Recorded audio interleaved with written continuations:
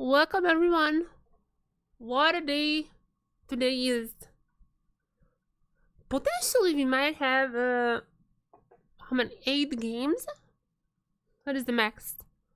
We might have 8 games today, which is just crazy. It's a crazy number. And we might have it. It's crazy to think about even.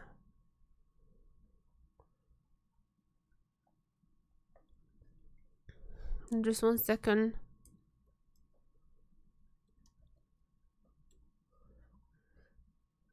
I'm pretty sure there's like So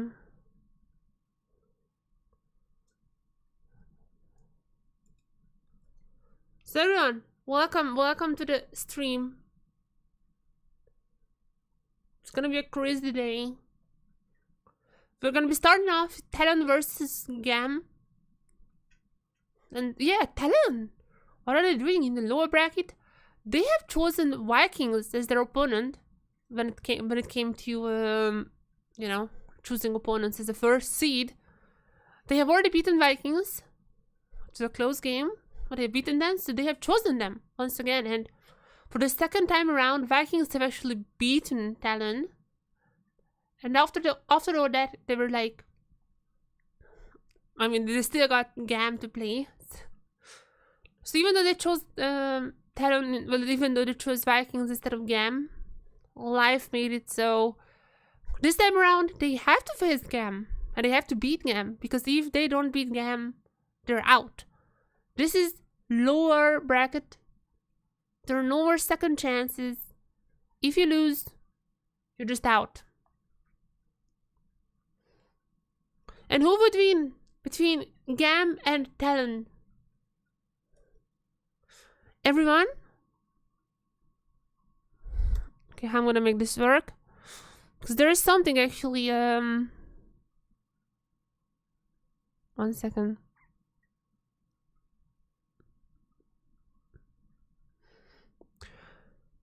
So everyone, I have a new system that I want to test out now.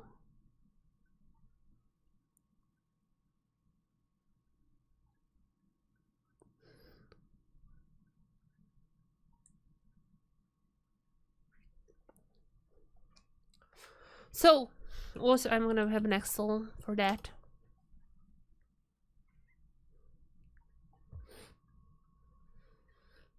Let me have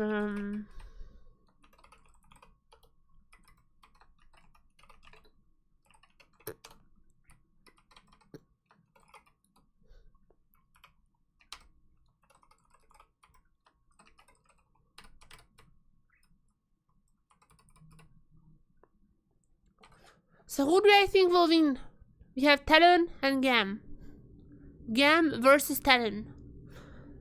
Everyone, I mean, I feel like this is maybe the last, I'm not saying easy match to necessarily assess, but like, this is the last match where I think there is a favorite. Out of TLN, CF and Vikings, I think all of them can just take it, the whole thing, and just get to FST. But I feel like TLN is gonna be stronger than GAM, and I feel like TLN is actually gonna be winning in this. I'm gonna predict TLN to win this first match. But I'm not the only one actually who's gonna be predicting. There is gonna be a little addition to the stream. I hope everyone is gonna be welcoming with open heart. Very only Kurami!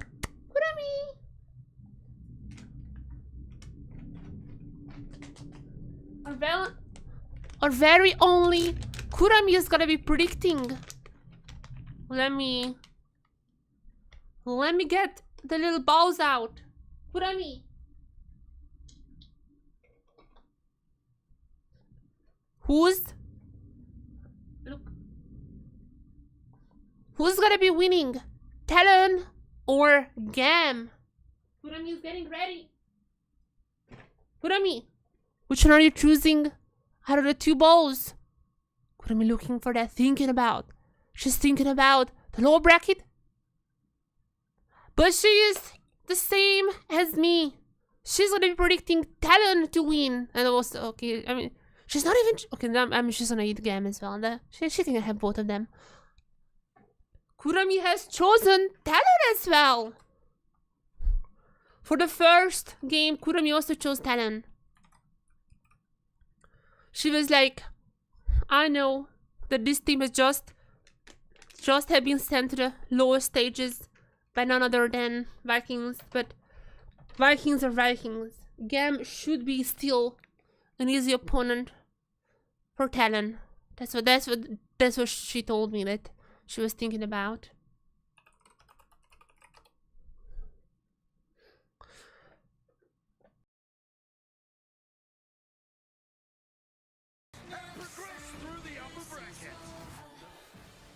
After each game, we're gonna have another prediction, but this is for the big one.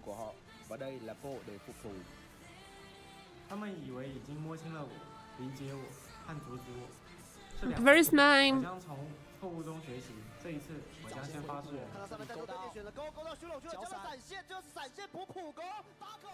Okay, I'm gonna need to I forgot that. There you go. How to set up my setup. I also desperately need a Red Bull because I'm kind of feeling dead right now. CFO pull the trigger and driver finds the angle.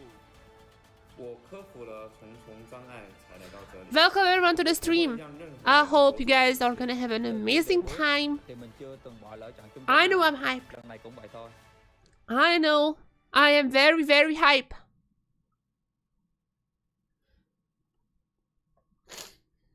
Oh my Jesus Christ, I need a Red Bull. I feel like I'm super dead right now.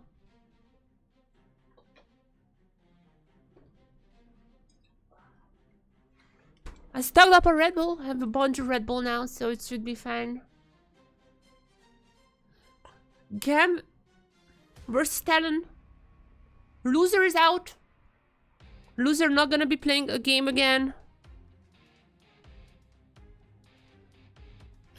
I need to get the little...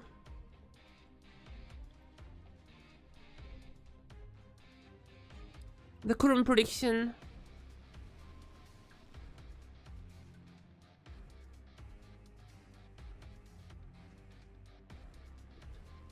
GAM, oh yeah, GAM is the highest. Wait, are they high? Why is GAM the higher seed? I don't understand how. Maybe they're close to like a Brock versus or something. I don't know.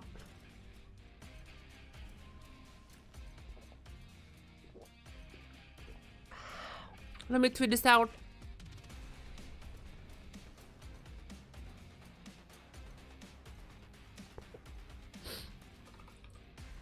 Kurami has made her first prediction today. She predicts Talon to win the match, but she will give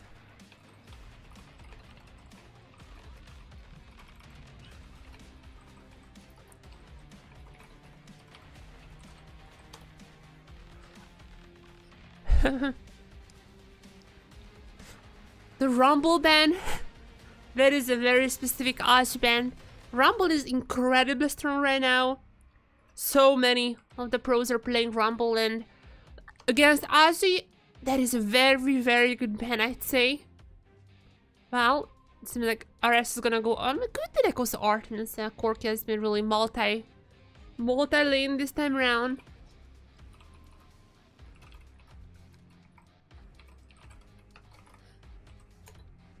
Let me just make the little tweet, just very quickly. So far the draft is pretty normal, nothing too crazy. This is just the BO3. We're gonna have actually a BO5 later today. That's why it's possible to have even like 8 games today, which would be crazy, but it's possible.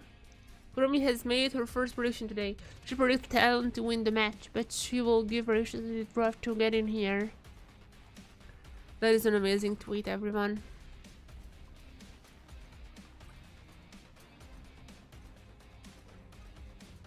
Warriors as well. Lilia logged in for Levi. Obviously, he loves those AP champions, and with that's probably gonna be Corky in the mid lane, I'd say now. I guess that he could still go for some other laner because the Gambest is gonna have a lot of AD damage, but it's probably gonna be Corky mid. So the other side, is it just their Renata? I mean, Renata locking is their Victor also. Could be. Could very well just be it. There you go, there's a Victor. Fofo has actually played some Victor games. I've seen their solo queue accounts. I've been checking their solo queue accounts, and it looks like actually Victor has been kind of popping off again. It's very weird how the meta evolves, because like there was one point in time when people loved Victor around the start of the season, then kind of like died out a little, I'd say. But it really feels like Victor is absolutely back. He's back in action. Bot lane Victor has never really popped out, but like bot lane Victor is also definitely like a thing.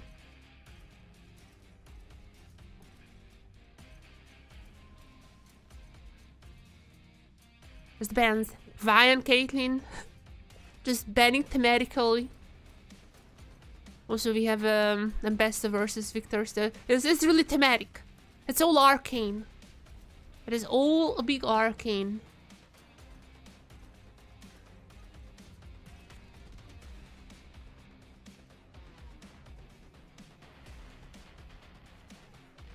Okay, I'm just setting up things. Okay. Poppy is gonna be logged in for TLN.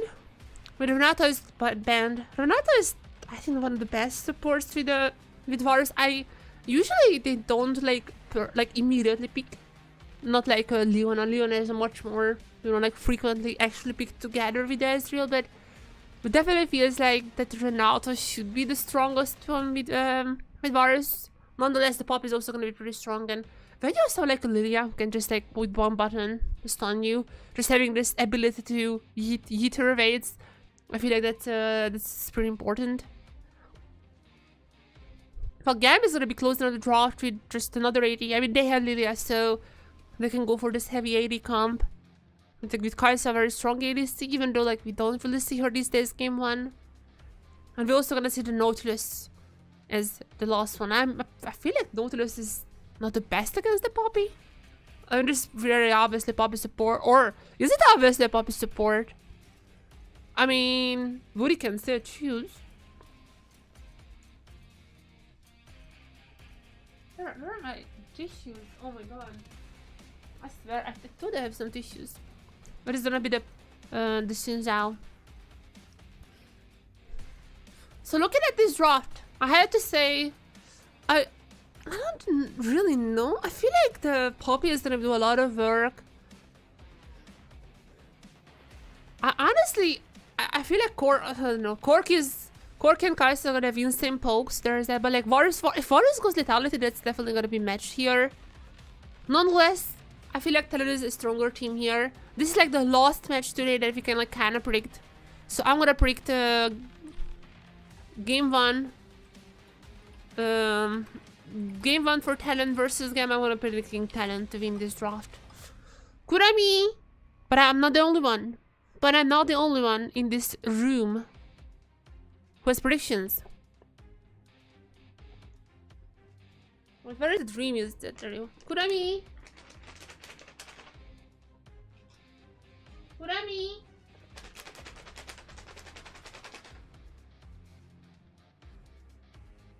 Where is she? A little bit don't see. Kurami! There she is.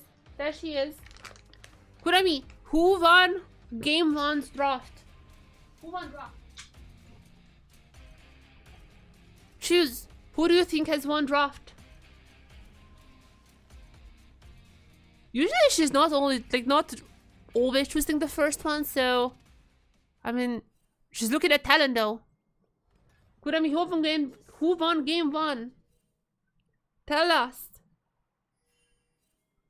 She's really thinking about it. I mean, this is a hard draft to predict, not gonna lie. Kurami, who won? She really doesn't want to say anyone, huh? Kurami. What? Kurami. Don't you want to predict?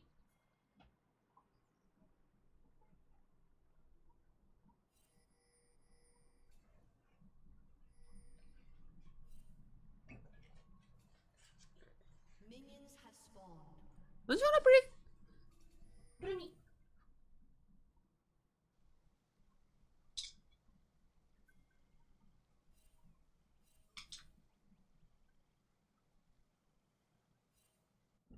Let's make it more fair.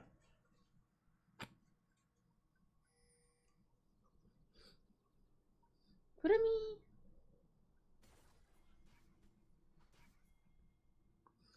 Is she not gonna go for that? I mean, the match is starting already. I'm gonna be swapping there if she predicts someone. Alright, everyone. Welcome to the game.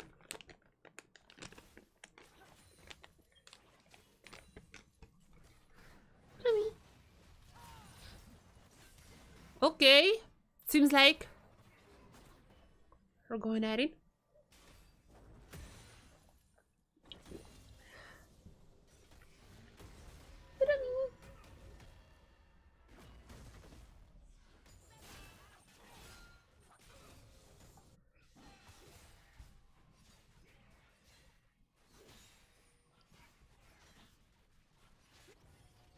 Oh, she's very curious about the camera. I feel like that's the most distracting factor here.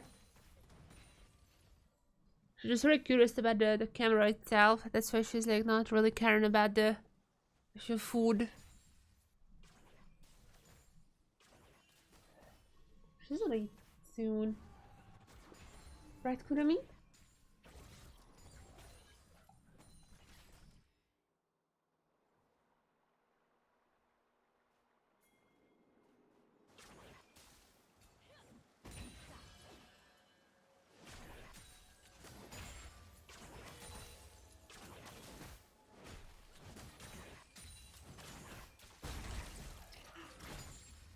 Oh, Kurami?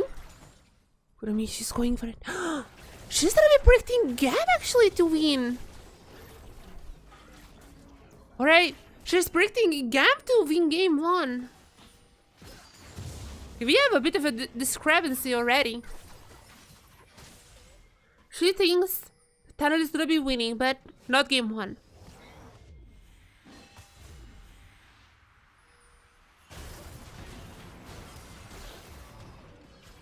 She thinks that game 1 is gonna go to GAM.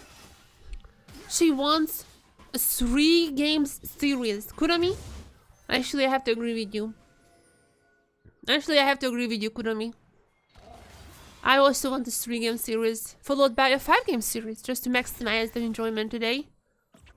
So, I agree. You're absolutely right here. But yep, so she gave TLN the match winner, and then game victory for GAM Esports. As now, oh, GAM is gonna be going for the milling gang. 3 versus 2, it seems like, but oh, the hook is gonna be missing, but it might just be better. The shield is already up for Poppy. It seems like Fulvo and Rudy are gonna be pretty good and just dodging everything, and they're gonna be retreating. That's it for now. No more advancements. However, the game is still equal. Kurami said the game is gonna be winning this one. We'll see about it. We'll see if she was right or not.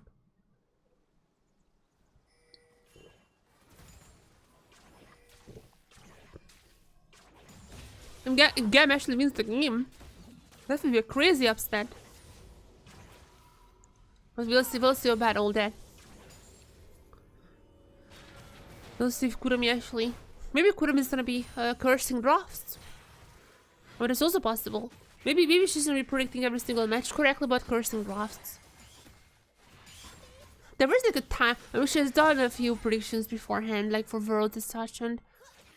There was like that one time when she was like actually pretty good, like 80% or something at one point. But there was also like one of her friends, like one of her dog friends, was also predicting. And he was like literally just 0%ing it, just cursing teams. Even like cursing offsets. But now, Dragon pretty early on gonna be taken by TLN, it seems to be the case. I mean, GAM is probably gonna go for grubs. The age-old trade. I don't really think that TLN is in any position to contest that. They're gonna go for the dragon. I'll just move on. Well, GAM is gonna get all these 3 grubs. So there's gonna be 1 camp for each. Again, I just don't really think there's any chance of contesting that for TLN. However, with Karsta in the area, might go for a gang here. Kia is gonna be well aware what's happening, but can't do anything. There's gonna be at least Elio coming in. Seems like for now, Karsta is gonna be retreating. Doesn't want to go for this 3v2. I mean, under threat with the Nocturne, that's definitely a little bit dangerous, I'd say.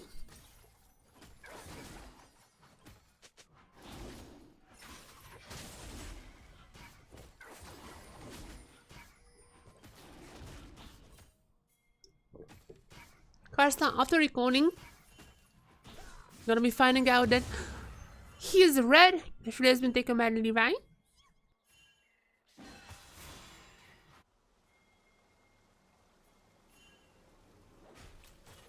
This is a pretty slow start, I'd say.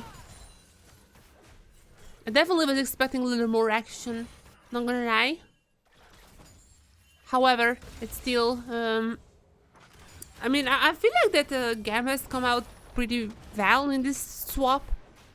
They're gonna get a few plates here as well. Well, even the best on the tops that got like there earlier, so Betty cannot match that, at least for now, cannot match that this aggression.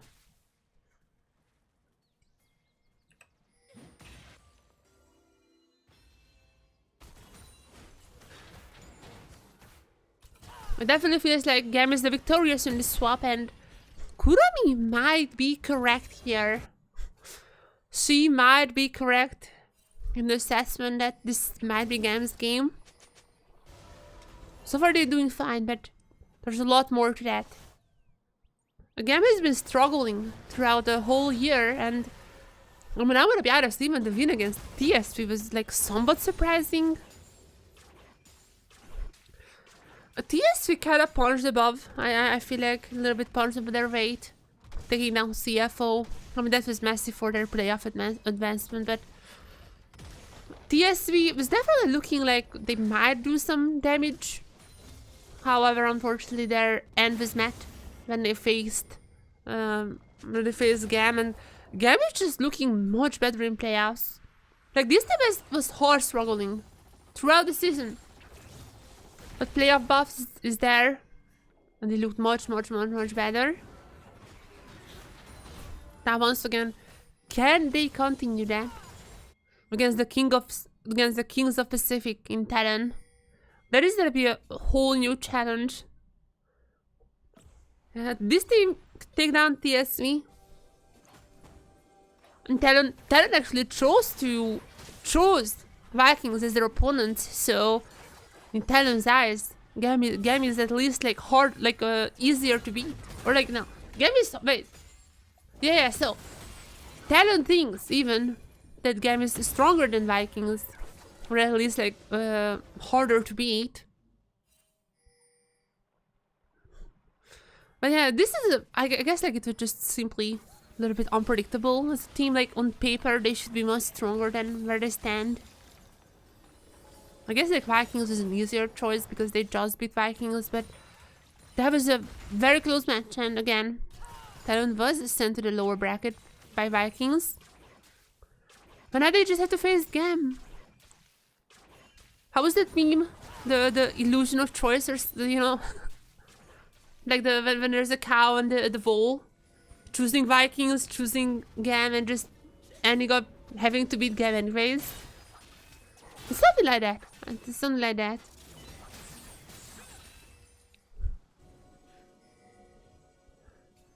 Because again, GAM a little bit better coming out from the lane swaps, but they're only gonna be picking up the second cam now.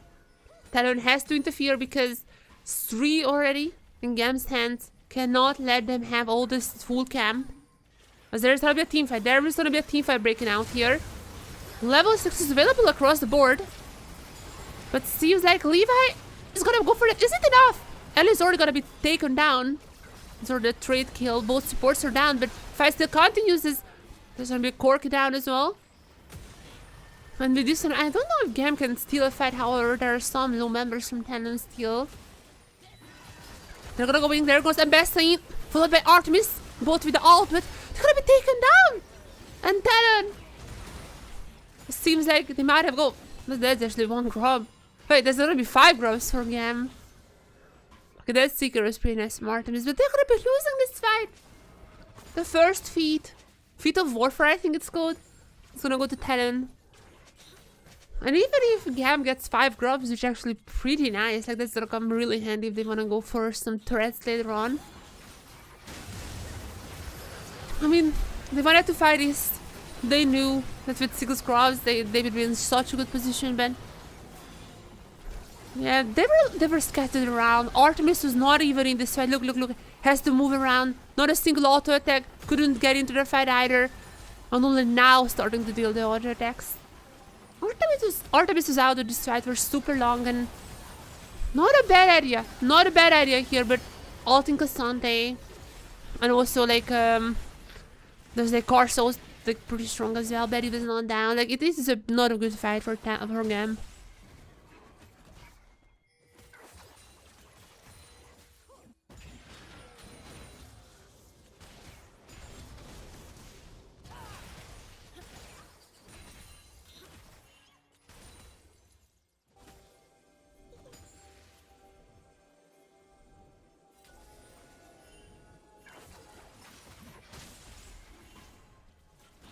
Dragon. I mean, in return, GAM wants to take the dragon. That makes sense. Just do not let Tannen get the stacks going. It's gonna be a hex stack. What is it gonna be? An Infernal Rift is coming. And what is the next move? Good is gonna be still pretty equal, by the way. Thanks to GAM doing really well in the lane swaps.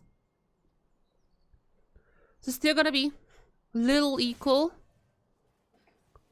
But GAM is definitely in a better position right now. I mean, except for the grubs, but I feel like it's still gonna be true. Startups already done for Fofo. The first items are definitely coming out for these players.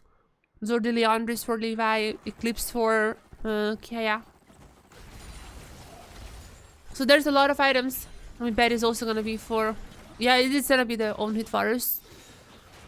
I feel like I might have like poke a little bit more just because you're playing against Corky and the Kaiser. But like, I guess like you don't wanna... I mean, I don't know if you wanna fight them in poke. At least the Kaiser is definitely gonna be beating you in poke, but I think the Corky as well.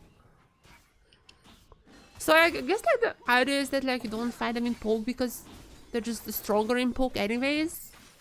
I guess like that's it. There's gonna be an on-hit virus. There's another fight might be breaking out your Corsa. Looking for an engage, but I mean in this small corridors, not that many wards from Tannen either, so I'm not gonna be risking it all. They're not gonna be risking it all for now. And once again, a little slower game. I feel like elimination game in the lower bracket, it's natural to expect a little slower paced games.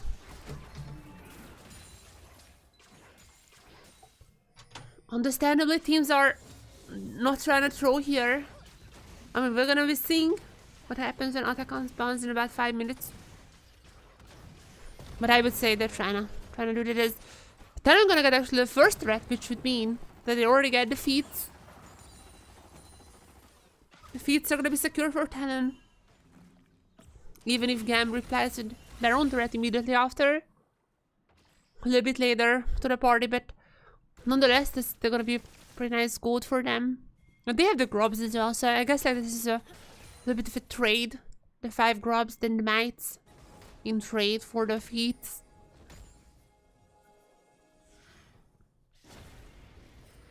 So these teams are pretty equal still. But I mean, look at the last fight. I feel like TLN looked a little more coordinated. GAM was just like scattered around, really not really coordinated, and I feel like that was their biggest issue throughout the season. So I'm not necessarily sure how much they can wake up here, how much playoff buff they can get. I'm kind of rooting for GAM, if I'm being honest. I just want Kurami to have like 100% prediction today. That would be funny. And oh, even the Herald is gonna be stolen. Levi is already down. That is not a good start for GAM. And Kurami might have predicted them to win game 1. But it seems like might just have been a curse. Elio incredibly low. It's gonna be Carson. Picks up the kill under threat, and RS Kaya running away, but TLN is just stomping. They got the Herald, and even without Knights, it's just every single lane now is up ahead. Kaya trying to catch at least the bot wave to get some gold, but yeah, Berry meanwhile gonna go for the turret in the mid lane. The turret is not gonna be standing for too long. Oh, Levi was trying to stun Karst, I think, but that is such a nice job from Karst. Levi using the ult. Stunning Levi. Just winning the smite fight there. Karst played this really well, I have to say. He was expecting every single move, expecting that stun. Expecting everything from Levi here. So definitely props to him.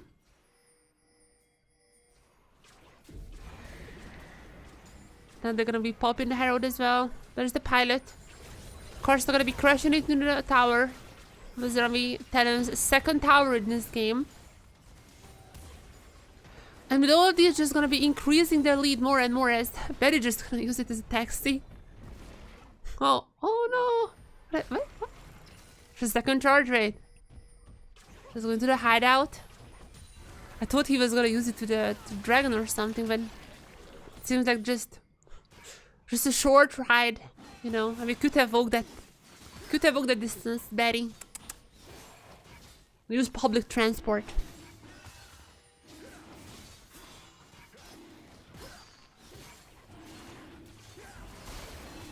Is Herald public transport actually? I know most of you guys would be like, of course not. We can only have one passenger. But think about it. There are also mites. Like if you have the mites, like those are also traveling in the Herald. And besides that, there was that one bug, if you remember, there was that one bug when like multiple people could be in the Herald or something like that. And it was like also like double the strength, so that was like a pretty game-breaking bug, but there is a bug like this. So you can have more passengers, you can have the mites. I'd say the Herald is a public transport device, isn't it? That is my current assessment of the situation. Where is it? Oh my god, I need another tissue. 1 second, guys. Hopefully nothing happens until then.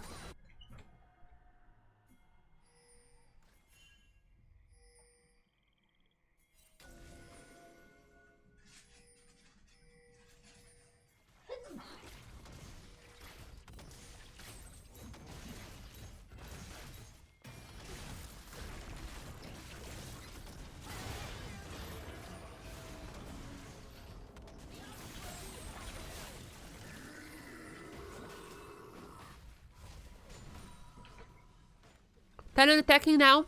The last remaining tier 1 turret from GAM.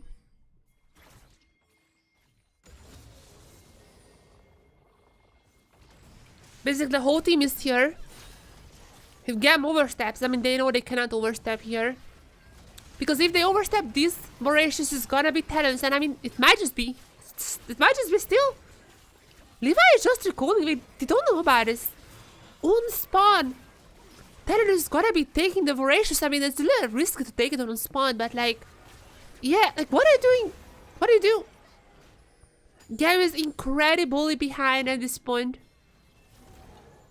They're so behind in tempo as well. They had no wards. Like, look at the wards. They had no wards in this Voracious pit. And TLN is gonna be destroying this game so far. Well played. They came out with a little bit of this deficit in the early games. The lane swaps probably was a little bit better for GAM, but at least for now, oh my goodness, Betty just gonna go for Kia. So for the 1v2, like this, gonna get a few turret shots as well. I mean, he has force life, so that's still, like, you know, he can do that. I'm not mad. Just go for it, Betty. So, just have a dodge in it.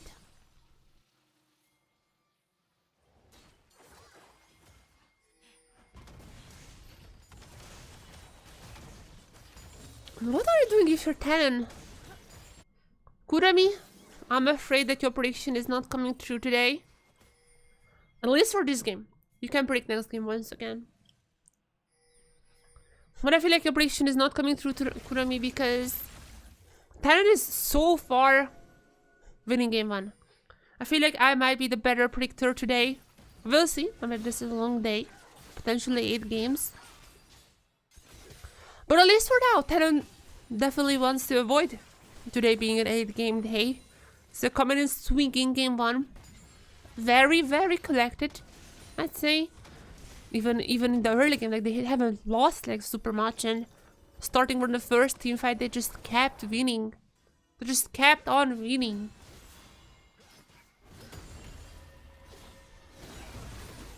So far, well done. Definitely by TLN.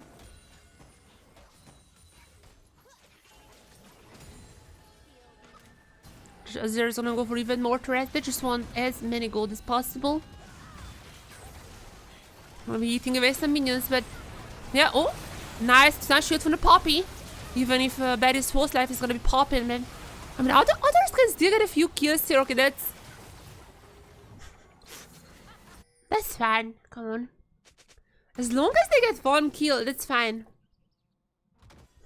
That is how I view Atakan. As long as you get 1 kill.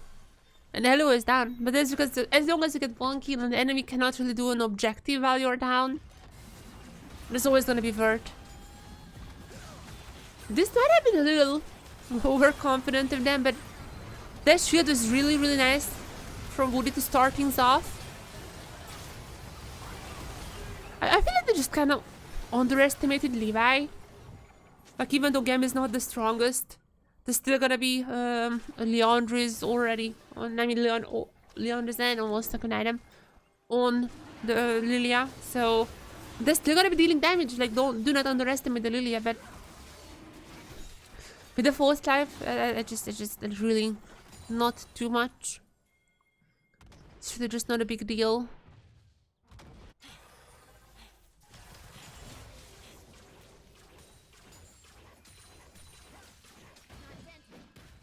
TLN is back. Actually, Corki has a little bit of a lead over Fofo. Cora, does it just farm? I think it has to be farm. Ghost of Victor hasn't gotten any kills so far, just assists. But Corki has been just farming everywhere where he can. Just trying to get up to pace. I mean, at least like keeping kind of. I mean, yeah, keeping the item number together with the Fofo, so there's at least like they're gonna have the Corki again. Like they have a lot of poke. The Koisa, the Corki, they have a lot of poke. If TLN just if TLN doesn't respond well to that poke, GAM can 100% out poke them. But like they have the Victor, they have the Varus, so I don't think it's gonna be that easy. Anyways.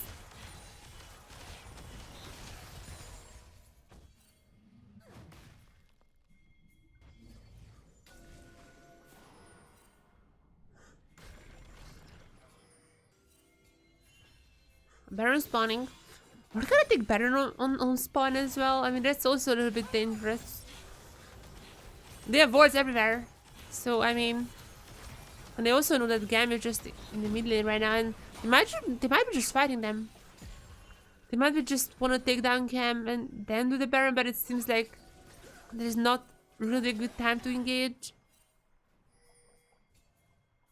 Gonna be leaving them for now, or... I mean, if they recall, I feel like GAM cannot really recall here, right? Then I can 100% do this dragon. This is an on-hit Varus. It's gonna be able to just burst the dragon out, I feel like. But it seems like Talon is not gonna be doing that either.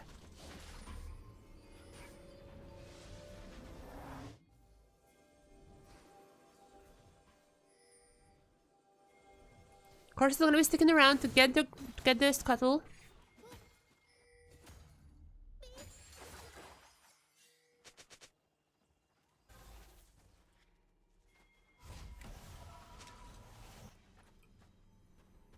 Yeah, I mean,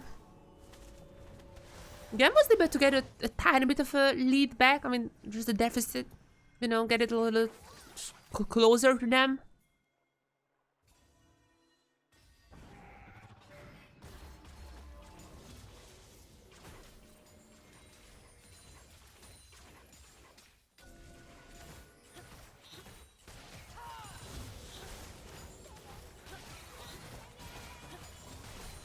But oh boy, it really feels like Talon is just absolutely controlling this game.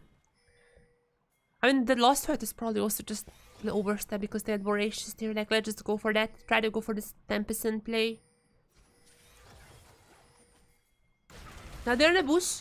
They're trying to, you know, go for someone. Trying to look for good engages. I mean, I guess like they don't really have like that good ones. The Xin Zhao, basically the only really good engage, or if there is anyone, if the Chain of Corruption who was hit is just gonna be missing right now. However, on the side, Ash is already fighting Kiaya. But they're kind of, once again, little everywhere. I mean, there's still a chance for GAM to go for some collapse. In that case, this is a good position, but it does feel like that GAM is just trying not to face Talon as much as they possible. Because Talon also don't wanna overstay their welcome.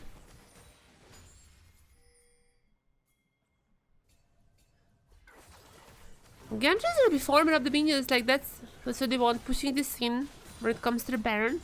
And also potentially the Dragon. That would be Infernal Soul for Talon. So I feel like this Dragon fight is gonna be even more important than Baron. GAM is hard protecting this Dragon. If they lose this team fight here, there's gonna be an Infernal Soul and also the Baron for Talon. So GAM knows they have to fight this. They know if they lose this one, it's game over. It's already not looking the best for them, but they know they have to go in as Levi, or they're getting low. There's an ultimate from Levi, and Cars actually gets pretty low. There's no casualties so far. Artemis not able to hit the low targets with the Seeker, but he's gonna be able to keep doing that. As long as he's sitting, the cooldown is gonna be lower. I mean, and best ultimate actually coming out, but not really gonna do much. Meanwhile, they're just gonna be getting the Dragon. They're just gonna be out. They don't want more. They don't want kills. They already have an Infernal, so they're just gonna be fine with that. Gonna go for the reset. And next target is gonna be the Baron for both teams.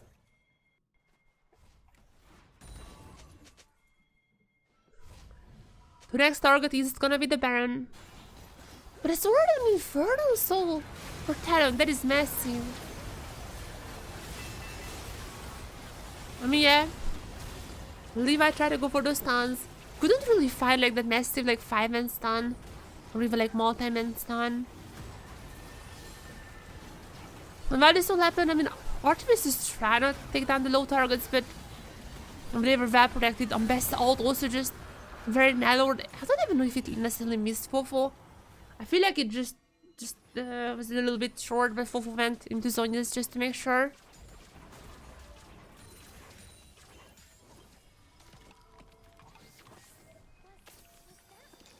Talon might be going for the Baron now.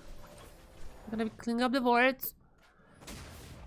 There are just no wards from GAM here. There's like one push, but like the Baron pit is absolutely Talon's. Karsa is looking for someone here. She's gonna clean up the wards, extending their territory. I mean, Talon is gonna be fine just waiting. I feel like they're gonna be fine. Waiting for a mistake from Talon. But Talon is also gonna be playing this quite slow. I'm gonna be honest, GAM is doing well. Like they're doing pretty good for what it's worth. They're gonna be trying to get as much gold as possible. Like they're constantly farming, The gold lead is about 1,000-ish now. Well, I mean, a little bit, definitely more than that. About 1,000-ish. Remember, we had like 2,000 or 3,000. So this is definitely a little bit better for GAM. Items are gonna be somewhat equal across the board. Mostly 2 items.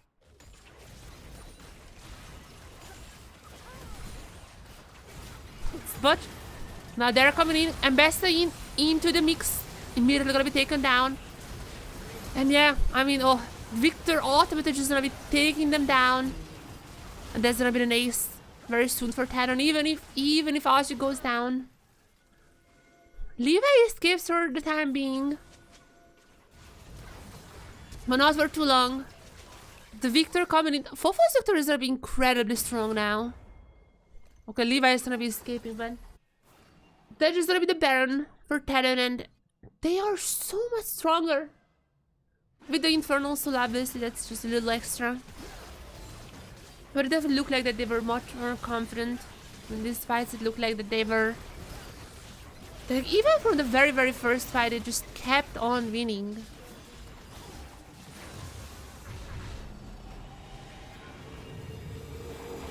And Talon gonna be taking the dragon.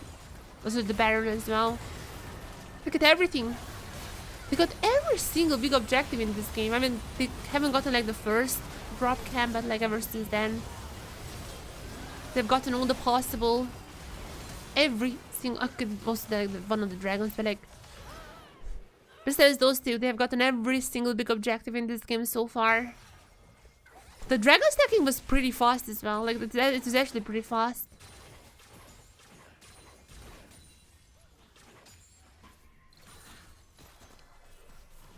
And we're gonna be in Elder territory very soon. We're still gonna have Baron, but we're Elder spawns, so... I mean, good luck fighting them, is all I'm saying. Good luck with that.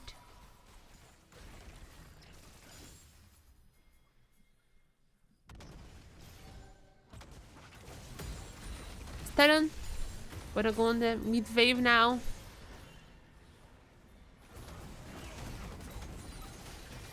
There's not the last remaining tier 2. There's one on the top side as well, but Talon is taking so many turrets. His course of fighting Artemis almost inside his base. They're just gonna go for turrets. Again, they're incredibly strong. Levi is gonna be taken down as well. I mean, he ulted, but like I don't even know how many people on that was. Not necessarily too much. Nice ultimate from Booty. Gonna be yeeting away the Corki, so there's not even that poke to take down any Talon members. Woody is also gonna be surviving this. There's not others. Just gonna go for some inhibitors and that's it. Not gonna overextend. They need to spend all that juicy gold that they have just gained on 3 items across the board again. Top lane 3 items, jungle's 3 items, and even mid lane also, yeah, mid lane. And Varus as well. But also might be another needlessly for Fofo very soon. Very gonna go for the Jesport as well. Yeah, 2 needlessly for Fofo. Very close to the Rabidons. That is an incredibly strong team. And no 4th item. Oh, sorry, there's one. There's one. The Jesport. There's one 4th item for the Elder fight.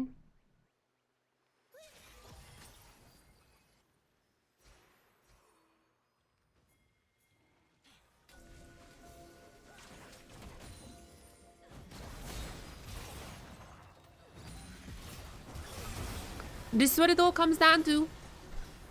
About 6,000 of a gold lead. But I mean, if you lose this Elder, then that's definitely not the...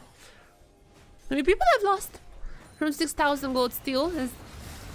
Seems like that's not gonna be Talon though. Zambesta ultimate is gonna be going in Kia. It's gonna do some damage, but not enough to take anyone down. Karst is already killing Elio. And even if Karst is down, I feel like the rest of Talon can just finish this fight. Norton is gonna pop the shield to get some minions there, at least to get some minions. So there's not a wave, then he can push in. But TP coming in from Fofo. Killing off Levi as well. Was Levi in the base? I'm not even sure about that. But Fofo just don't go for the minions, and he alone, Victor alone, cannot destroy the Nexus. Talon is gonna be winning game 1, and it was a very, very convincing victory as well. GG's. GG's.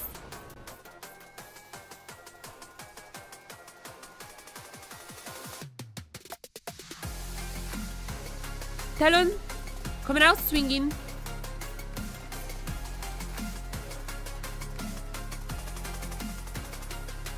Coming out swinging here.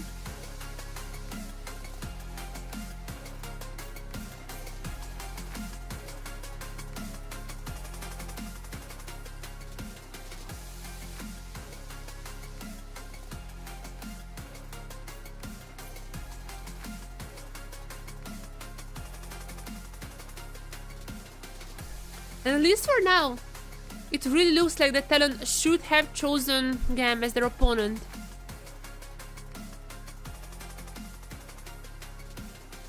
Okay, Maji? What is wrong? Is he just tired? Hopefully he's just tired. There's nothing like serious going on. But what I thought he was crying? Unless it's just tiredness. What is the dog barking for?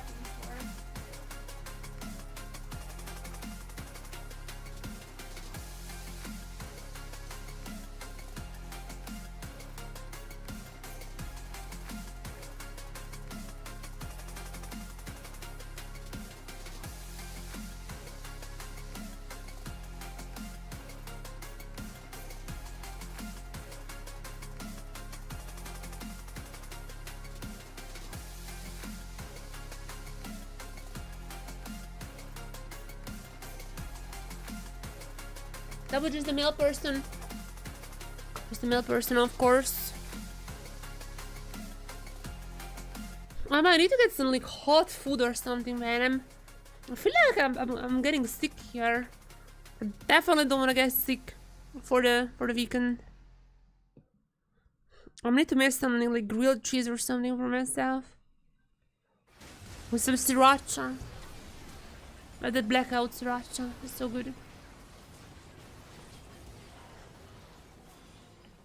So yeah, very, very convincing victory, I have to say. Very convincing victory coming in from Talon. Kurami already with one fun prediction wrong.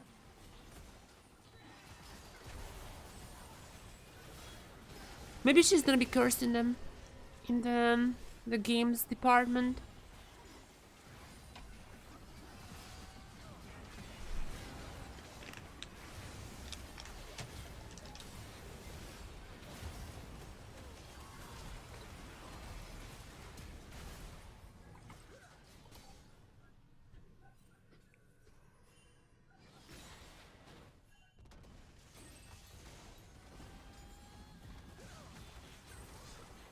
Alright, I feel like I'm gonna make some cheese now.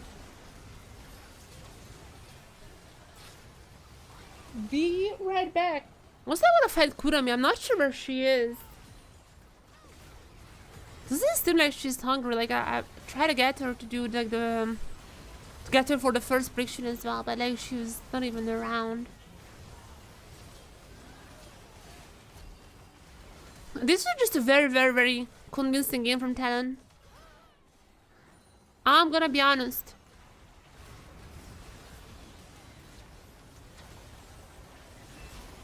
This looked like a very, very convincing game. This is kind of the Talon that I was expecting. Vikings was able to beat them down. Send them to the low bracket, and it might just be the case that they should have chosen GAM. It definitely seems to be that TLN should have chosen GAM.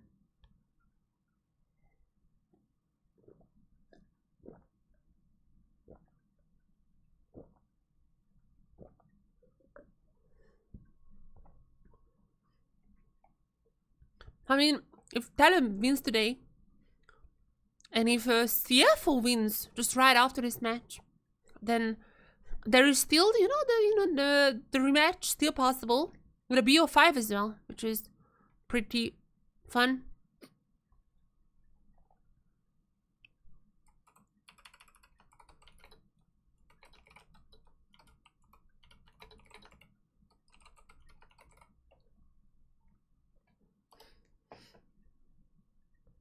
Alright, chat.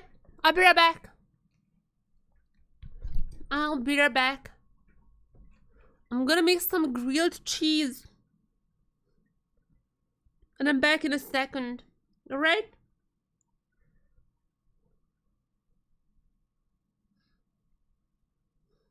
I'll be right back. Hello, Sharpie. Hello. Okay, while they're waiting, I'll be right back. I'm also gonna grab Kurumi. I'm not sure where she is. I'm gonna grab her. Bring her here for Game 2's draft. I'll be right back.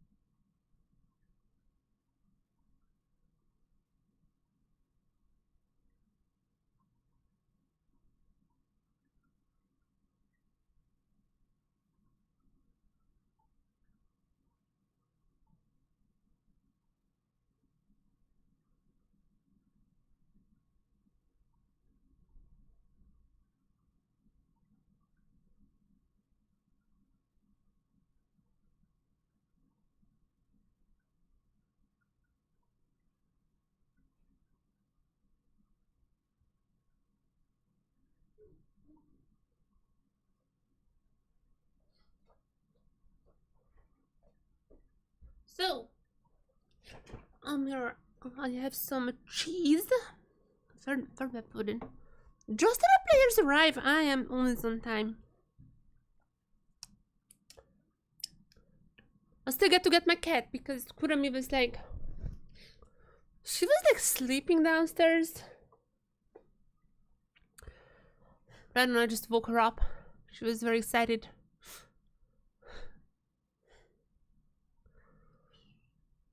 So, just as we are entering draft as well. What a perfect timing it is.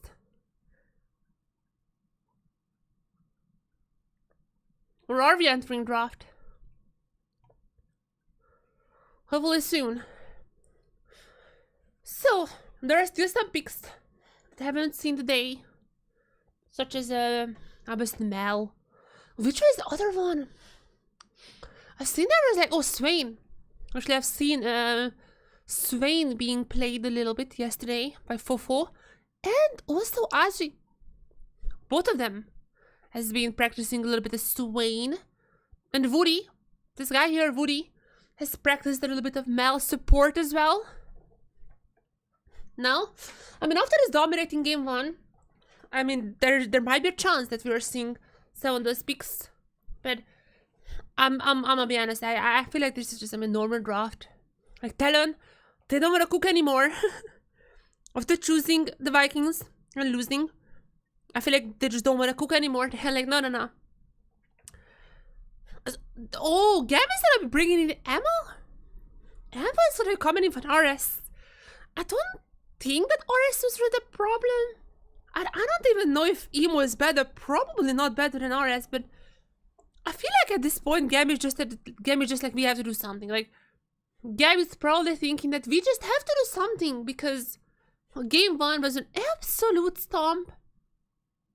And it feels just like they basically like, we have to do something. Like, this might be our last game for this whole year. Not year, sorry, for the whole season. This might be their last game for the whole season. They have to do something. They have to go for desperate measures, which might be playing Emo. Emo doesn't really have like a unique champion pool as far as I know. Like, I don't know any of the Emo's like super famous champions. So I don't think there's necessarily gonna be a draft advantage for them, but I mean, we'll see. There's definitely still gonna be a lot of stuff to pick here. Again, I kind of want to see the Mal. As far as I know, Betty does not play the Mal, but like Betty badly even plays ADCs. Betty usually plays like a lot of times plays support in solo queue, so that's not really indication of anything. But yeah, I mean, Woody played a little bit of Mal support. Fofo obviously really insane on the Mal. Which is kind of funny because there are some Mal nerfs, but like, I'm gonna be honest, they are not really nerfs. Like, they have nerfed the shield, they have nerfed the Q. The Q was already pretty strong, so I mean, you nerfed that one, that was fine. The shield, the duration is not gonna be changing much because you kind of use the shield as like a reactionary tool, not like a preemptive tool, so it doesn't matter. But they actually buffed the ultimate. They actually just buffed the ultimate. So, I don't know. I think next patch, Mel is gonna be even stronger. But we'll see about that next time around. I mean, that's gonna be FST, right? Like, we're not gonna be seeing more on this patch right here, right now. And once again, the usual bans. The ones you would expect, except for the Rumble. Aji's Rumble is not banned this time around, and it's not gonna be his Rumble either. It's gonna be Kea picking out of the Rumble. It really feels like he's one of the strongest top laners right now. Even in this like previous patch. There are the Orcasantes or Jace. Jace is still gonna be pretty strong, but it really feels like that these days top laners just really gravitate towards this Rumble. We have seen so many insane Rumble plays. I mean, his damage is just so incredibly high. And also like somewhat safe with the shield. So even in this top lane matchup. I mean, the Jaces might be the only matchup that he's like not the best team to ban. Nonetheless, still gonna be pretty strong pick when it comes to team fights. Because now, Vi also logged in. For all those engages for TLN. What is the reply? I feel like I'm feeling like Mel might be an option here, but might also just be better to wait a little bit more. Might be a better option. Is he gonna go for the Yone Emo? Was it Emo or Emo? I'm not even sure like how to pronounce it, but Emo. I'm gonna go for the Yone. Subbing in game 2 elimination point, and he's like, pick me Yone, pick me Yone. I can respect that. I can respect this guy. Just elimination point. Just pick me Yone. Now Fofo. It's the Mel time. I don't feel like Mel is the best here, but maybe playing maybe going with fire against fire, and there's gonna be Fofo's a Kali. So far quite the strong champions. I feel like this is gonna be a little more bloody match than the last one. Definitely feels like they're bringing out their best. Diona versus a Kali matchup, that's gonna be quite fun. But Emo, you have so much to prove. You have so incredibly much to prove, Emo. Against Fofo. I mean, this guy has been amazing this whole split. Now the Kali, well, I mean, good luck, good luck.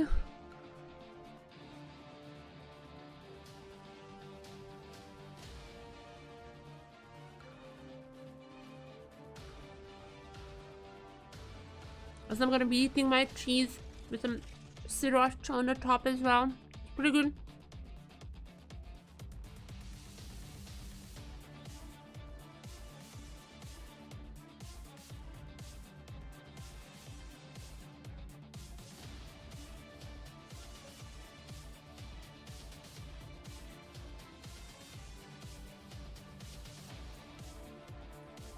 I'm not sure if it's like screams or what, but the Caitlyn Prio is insane.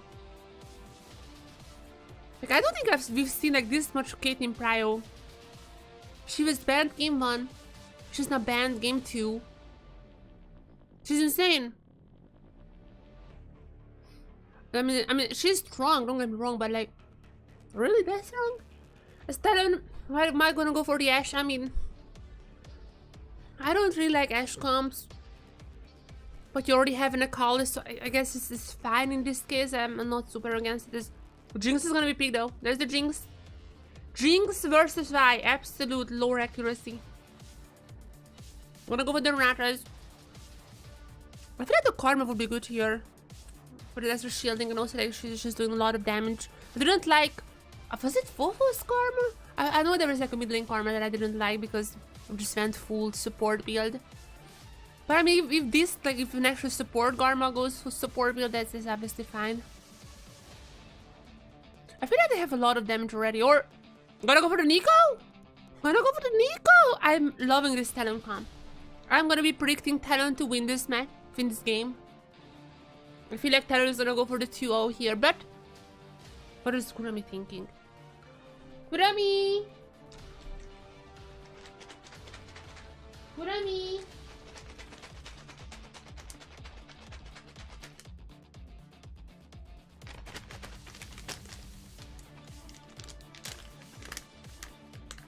We're still gonna come up for some treats.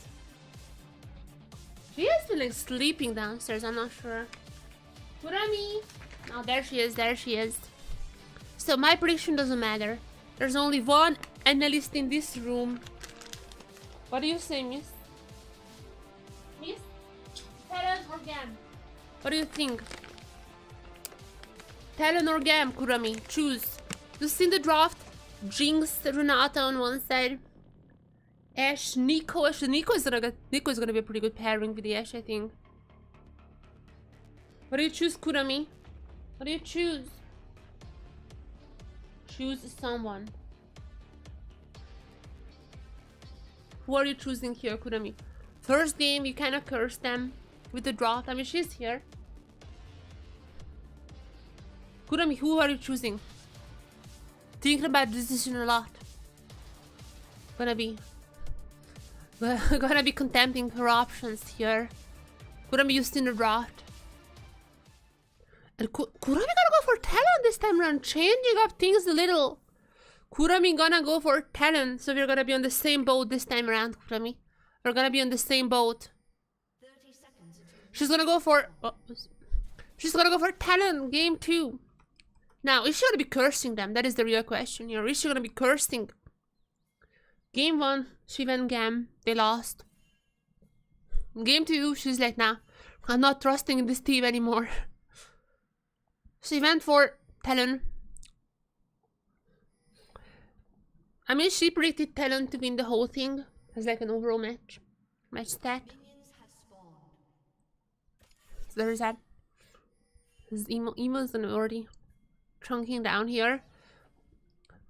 Okay, to be fair, the Ashe Nico comp is pretty good. Like, I'm not against those Ashe comps.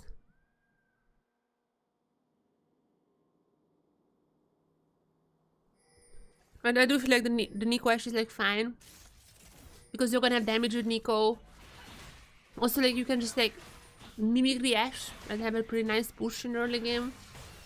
So those are fine. I don't like usually Ashe comps, but I feel like Thanos don't have enough damage anyways in this case.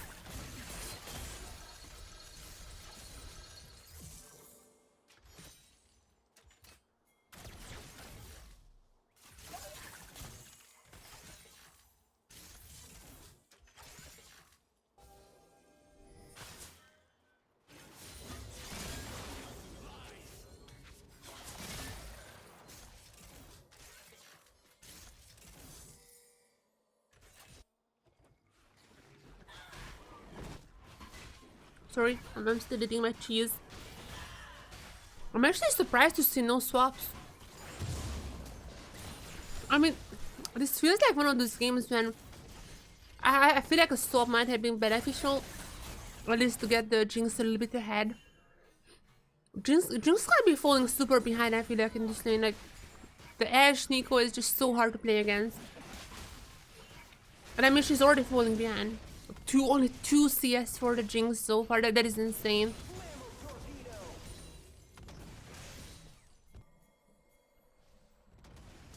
I feel like this should have been a swappable place. But for 40 flashed out. So there is gonna be that.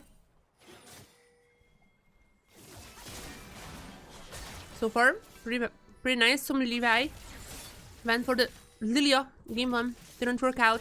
Now he's gonna be on stage 1 duty. I mean, Karsa though. Karsa gonna go, this is my jungle. What are you doing here? This is a lot of damage. Okay, Kia has to come down a little. At least to scare away Karsa. But now, Berry and Woody. The early power is just so strong in this combat. The Nico is probably... Oh! No, Artem is gonna be getting out, but every single ability has been used. For every single spell from the Jinx. This would be such an easy target to gank for Karsa. I mean, he's also nearby. Before the dragon spawns, might just be what he goes for.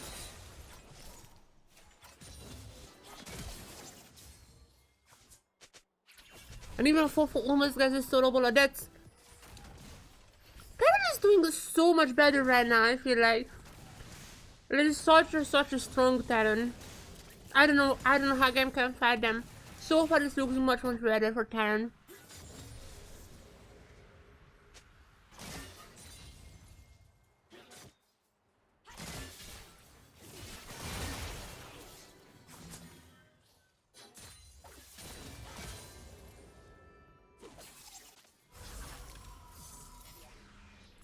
Counter minions. Wait, minions can emote? Minions can emote? Oh, is Emo gonna be counting the... Not counting the minions!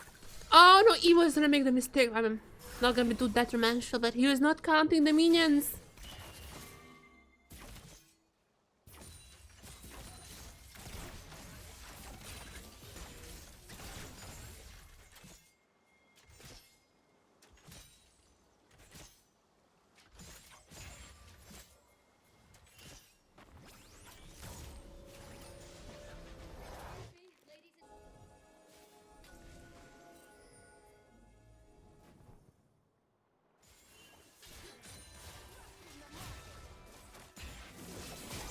Alright, I'm done with that cheese. Like grilled cheese. Time for some League of Legends. Also potentially another Red Bull because I'm getting kind of tired.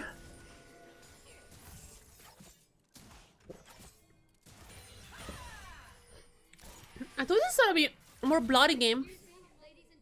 So far not much has happened, but to be fair, I mean,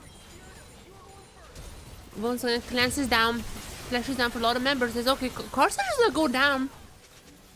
What was Carson? That was a bit interesting from Carson. Gamish is gonna get all the grubs as well. Okay, that was not a good fight from TLN.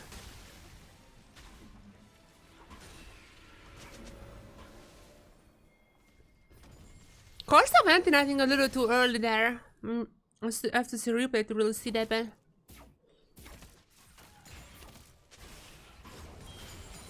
oh yeah, Carson was just like, I don't know, like that was way too early. I mean, of course there was the Renata, very nice handshake. But I feel like Carson was expecting that. He just thought that they can engage on GAM a little bit sooner.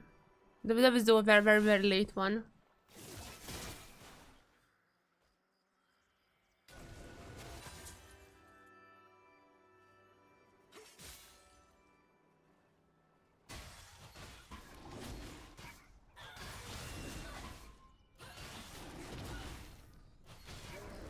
Alright. GAM this time around gonna get their leads. I mean, even last time they kind of got the leads because of the swap, which is the first. The objective fight was not really for GAM's favor. But I don't even know if GAM is like, you know, good players, because like Emo has almost gotten solo boloed. Artemis and Elio, both of them almost just died on the bot side in the lane, so I mean, they found that kill. But I just feel like there's like, besides that one, they kind of been struggling in the lane. I mean, at this one at least they're gonna be helping them a little to get that get the disadvantage back, equalizing all the lanes. But it definitely feels like that GAM is kind of needing to have a little bit of advantage. TLN's fights are much better. If GAM has an advantage in like positioning or items, I can definitely win some team fights. But it just feels like that TLN for now is better team fighting.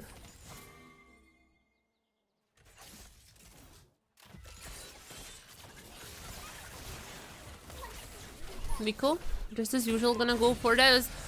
Look at the damage on Artemis. I don't like Ashe comms, but Ashe is pretty strong early game. As time goes on, she's kind of gonna be more and more of a utility ADC, but I mean, again, like, she is pretty strong early.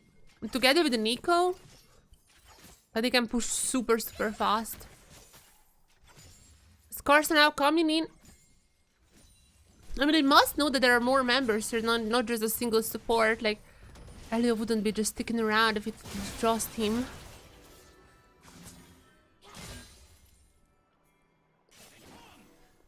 Carson is just running around, really trying to find where to go. At least, meanwhile, gonna be taking down the scuttle.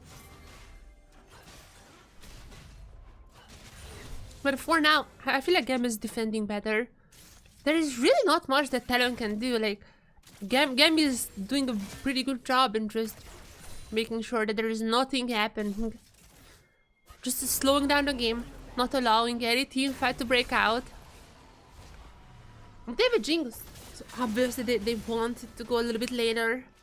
They want the Jinx to be on the maybe one, maybe even two items before there is actually any big team fight happening. The more GAM can just delay the game, the better chances they're gonna be having. And because of that, it seems like they're gonna go for the dragon. Even though, I mean, this is a bit 20-minute dragon. I mean, we can still just rush the next 3. And that's about the time when Jinx is peaking. But we'll see. That's not gonna be the fastest dragon anyways, as Meanwhile, Talon are just gonna go for the trade. The usual dragon for grubs.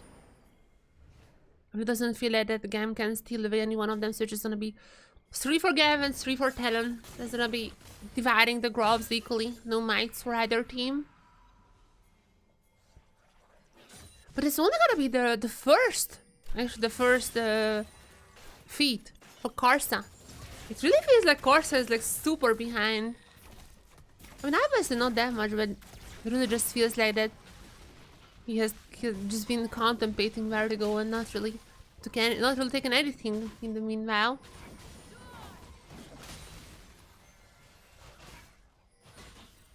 Is Levi even gonna be stealing away a little bit of campus? Aji here, ultimate still be missing. It's a nice dodge from Aji, but Aji without flash, can he do something? Because that's such a nice arrow coming in from Betty. With also Woody's ultimate, he's gonna be saving the day and also gonna get the pro the double. Or are they gonna give it to Karsa? I mean, someone should take it because Aji is very, very incredibly low. So they would rather give it to Karsa. Is there okay, there we go. Karsa gonna get the kill. 2 kills for Talon. That's what they've been waiting for. Just one small little mistake, Aji. Aji was the bait here. Kiaya got a little too aggressive, though that it's only 1v1, but there's others came in pretty quick. Also with Dash Arrow, like I was Dash Arrow can be anywhere in just a matter of seconds.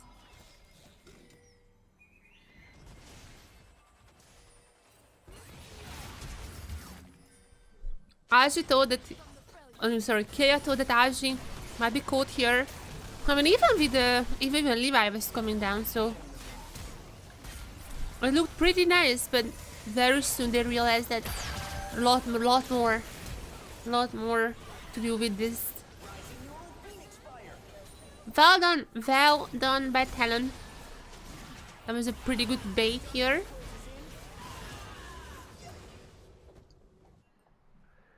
And with this one, Talon is once again ahead. Talon is once again gonna be ahead.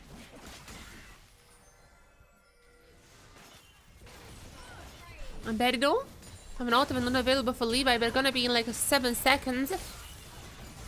Betty needs to be careful, but like he's just gonna be dying. Levi just gonna be dying before the ultimate. No, could just go for the ultimate. Karsa is down. Oh, the ultimate is coming in so clutch. They should have tracked the ultimate better now. There's gonna be 2 kills for Artemis. Jinx is gonna get the warfare feat. The war feat for GAM. They're also just one more camp away from actually getting the full feat. Getting the boots as well. GAM fighting back here. That was a massive mistake. Like, I feel like they were tracking the ultimate of Sejuani, but they were like, we can take Sejuani down in this meantime. I mean, their damage is pretty high, but Renato ultimate coming in clutch. And the ultimate literally on cooldown. Levi's ultimate was on cooldown. Because they'll be throwing it out. Such a well fought fight by GAM. But everything was on cooldown. Like, they were literally just seconds away from getting wiped off. But now Jinx is gonna get 3 kills. Meanwhile, Talon, at least Talon trying to go for the first turret. So it's all gonna come down to the camps. In a very short amount of time, dragon spawning, grubs spawning. Oh, sorry, not grubs, herald, but like herald spawning, dragon spawning. GAM just one camp away from getting the feat. They're gonna be a little later to the turret, but it seems like that and it's gonna be chunking this one down to like about half health. Is that a bit the dragon? Like, no, not really. People are not gathering around the dragon. It seems like that might just be a grub fight happening. The Herald, I mean, no mites, but the Herald itself would be pretty strong for any one of them really breaking this. Either mid turrets, maybe happen the top one, any one of them. Of course, gonna be stealing a little farm away here. Is Fofo also gonna be going for some of those farm on the bot side. And there's the dragon. Dragon started by TLN. We're using the ultimate to really close up the gap between Anji, but it's not just gonna be wasted ultimate. Well, TLN just freebie. Then the dragon for freebie. And this gonna actually just come down to the next camp, which seems like at least GAM is able to get the feet, to get the herald, to be able to push some of those threats. Or I don't know if TLN is in a way to fight this. I don't think so. Karsten is gonna be here, but also Woody is gonna be here, not even Karsten. We're gonna be a little late. And this is just gonna be the feat for GAM. Also, I mean, obviously the herald is gonna have. They're gonna take at least one turret down with it, probably. A lot of very low turrets on the GAM side. GAM also finally hasn't taken a single turret so far, so this finally might be their way to get some of that nice gold income. TLN is still leading, but again, like, they have a little bit of a turret lead, so that's not surprising to see. TLN playing the macro game pretty well, even if they lost the feed just now. They're just pushing every single wave, always on the side lanes, and even here just Betty getting but kind of like keeping the lane, like only 7,000 of a lead. The Jinx got 3 kills already. I feel like Betty is definitely keeping himself well. But what is the next move? Nearing 20 minutes and only 5 kills. What is the next move? There is... okay. The rocket belt has been built for Woody. So we might be seeing some of those like long engages, maybe even now. Maybe even now Woody coming in. I feel like that he's gonna be spotted. I'm fairly certain that the ward in the bushes has already spotted him. Yeah, I'm not sure how long they're gonna be keeping this up. Yeah, I'm not sure about them. But I'm fairly certain that... oh! Wait, what is the minion doing here? What? Riot Games is a bug.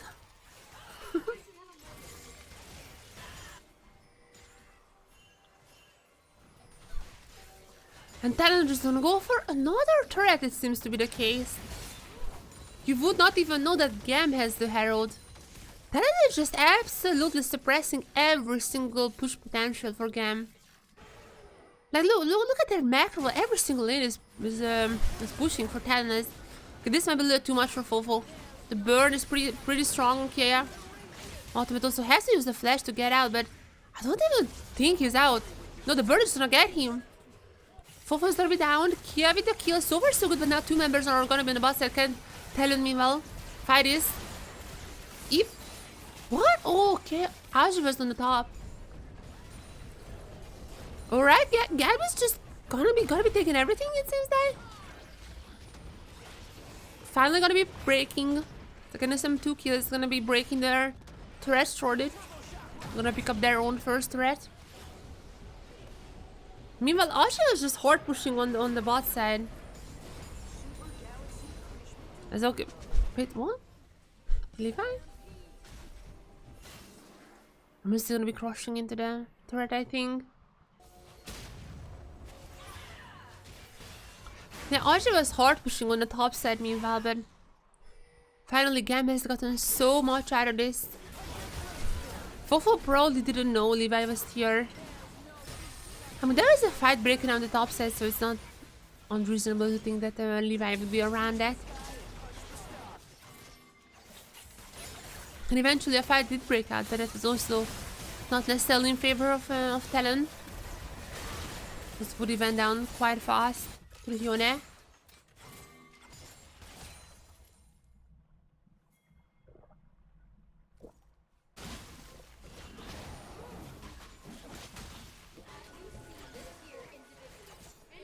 And GAM is absolutely bringing this game back. TLN at one point had almost a 2k gold lead. The 1.8k lead, but there's definitely GAM is doing well. GAM is bringing it back.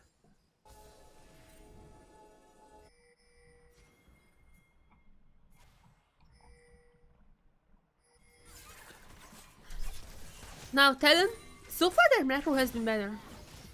Have to give them that. Some of their team fighting has been sus, which is kind of funny because game 1 their team fighting was the best part. This time around some of their team fighting has been sus.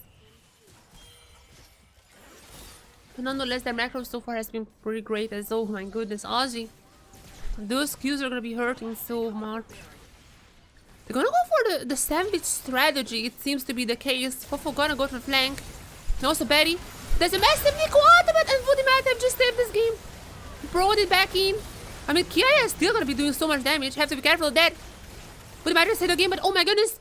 That Jinx. Laura Kiro Jinx gonna be taken down. Valley gonna be taken down. The Jace as well. And she's still going. She's still excited. Not gonna be hitting the stun. Or, I mean, there it is. I mean, Betty's still gonna be stunned. This is gonna be the ace for GAM. That's gonna be the ace for GAM.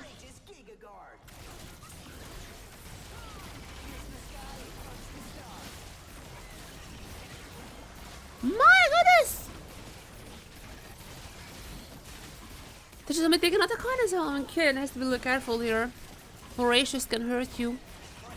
Okay, Kid, you have to be really careful here. Or maybe he's just dying for because execute.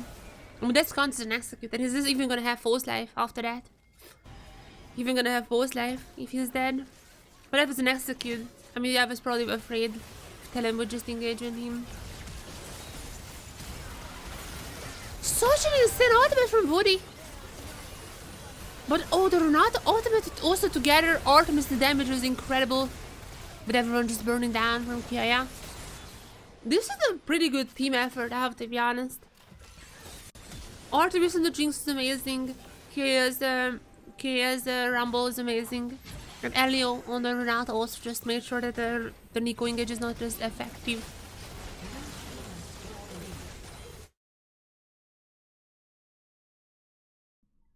We don't have a sound? Oh, we had sound, some of the previous ones. Maybe they don't know what they're saying in Vietnamese.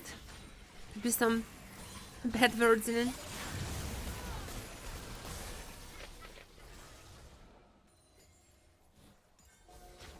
Yeah, it seems like GAM is gonna be equalizing the score, which also means that my cat is gonna be cursing these matches.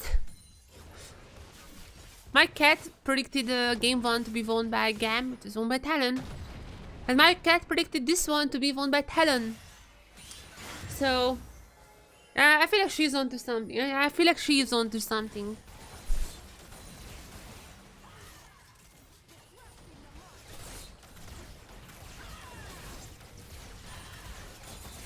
But we'll see. Oh, there's a stun, there's a Berserker. So many ultimate skills, but Fofo has not been feeling it this game. Even though I love his build with the Storm Surge and the Proto Belt. Even though I love this one, he has not been it. So many of these weird engages, like try to go for the flanks, but always getting caught out. GAM has the tools, like with the Renata. Also, if you're in Berserker mode, it's just much easier to use Sejuult or Yone ult on you.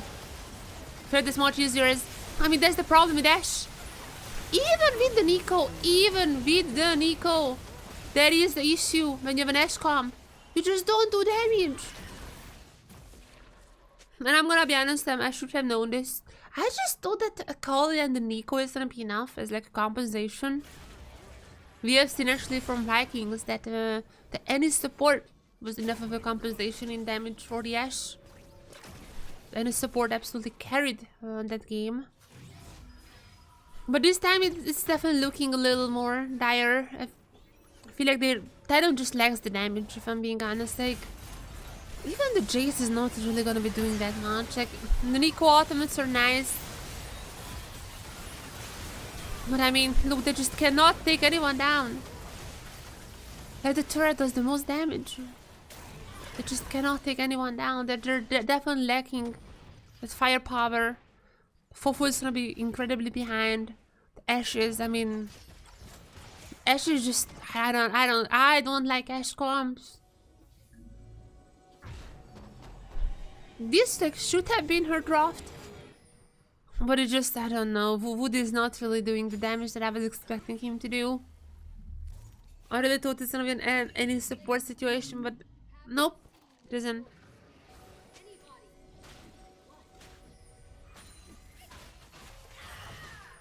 Teams seems like swapped roles, I'd say, in this game.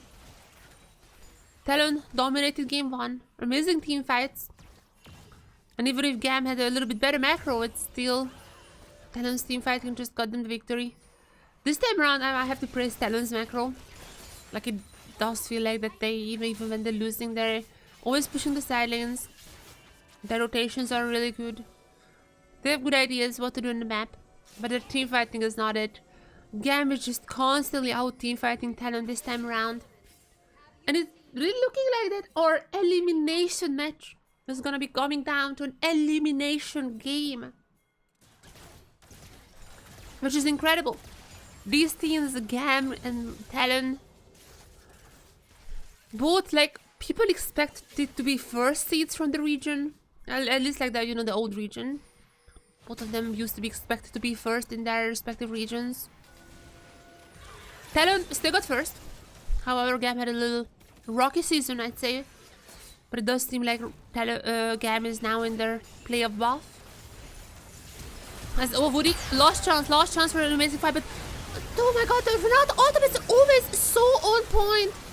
The Renata ultimates are always on point. There's a trip of Artemis and that's just game. I feel like 40 seconds and that might just be game. Holy, those Renata ultimates. I'm pretty sure, wait, Renata was last pick, right? Was she? I think Renata was last pick. Yeah, because like they were on blue. Yeah. So Renata was last. Oh, was no, sorry. No. Renata was not last pick. So Nico was picked into Renata. That was a big mistake, I feel like, from Talon. Yeah, the Nico was picked into Renata. And I mean, they're gonna pay the price. You're gonna pay the price for that as game 2 gonna be going to GAM. And my goodness, equalizing the score. We're gonna go to game 3. Elimination match, elimination game point. Very easy. Who wins the next match is gonna move on. Whoever loses the next match is gonna end their season. The game 1 was incredible from Talon. They just won in every single way. Game 2 felt like Talon was doing like some things right, but GAM is definitely out team food them. And with this one, we're gonna be going to game 3. And the 8th game day is still possible. The 8th game a day, absolutely on the table. To Ash did a like surprising amount of damage, which is concerning. I feel like the Jace should have just have way more damage than the Ash. I'm not sure the situation here. But it is what it is. Game 2. I'm gonna go for GAM. And it's looking like we might be getting 8. I mean, I feel like CFO and the Vikings are evenly matched. But we'll see. We'll see how that is. But just, like the 8 game dream day is still on the table. Still absolutely possible. As now, game 3, what do I want to see? I mean, actually, Miss Fortune has been banned for all the games so far. So the Azir. I don't really like the Azir. If I'm being completely honest, I don't really like the Azir. I just feel like that. I mean, he can be good, but like you kind of just go for the ultimate. Like besides the ultimate, he is kind of average. But I basically pick the Azir to go for those shuffles. And it does feel like that There are some of these champs like the Azir from Fofo and also the Nocturne from Levi that are just banned in every single game so far. Also the Misfortune from Betty. I don't remember like a pop-up performance from Betty on Misfortune. Maybe I missed a game or something. But yeah, it definitely feels like that Misfortune also been priority ban for GAM.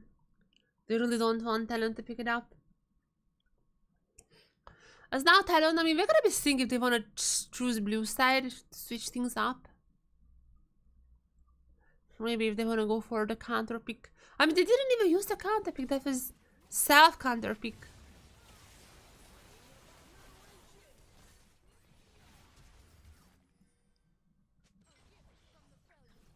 So yeah, I mean, again, that was a nice bait by Algi. At this point, Talon was still doing much better. But that was like the last time. After this fight, everything is gonna be going wrong slowly.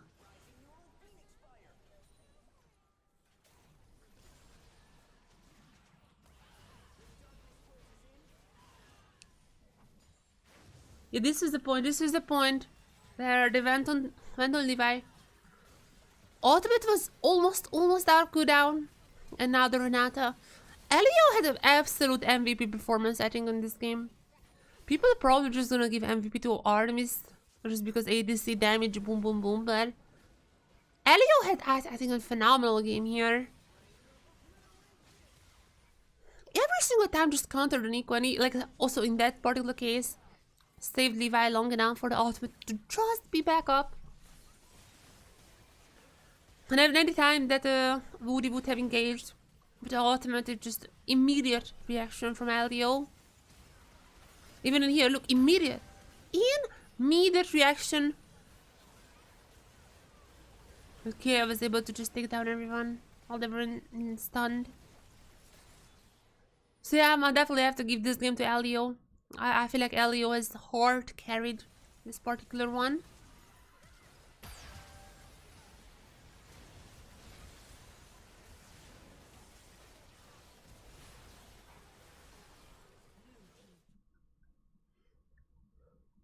We don't have a sound, we don't have comms. Last time around we had comms. At least I remember some from the Japanese, like on the Japanese matches. As we are gonna be going into Game 3. Game 3 openness. One more game to decide it all. Very simple. Whoever wins, just one game, one single game, whoever wins. Moving on to the best of 5 part of the whole playoffs. I'm gonna be playing tomorrow. Whoever loses is just done. Done, but not for too long.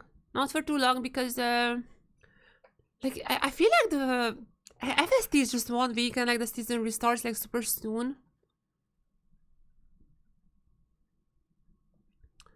When is the FST ending? FST gonna be ending like March 16. Okay, that's like still like a few weeks. There's still quite a lot of time without any gameplay. Yeah. We're gonna be finding out who's the LCP winner on February 23. And first time is already starting March 10 on a Monday.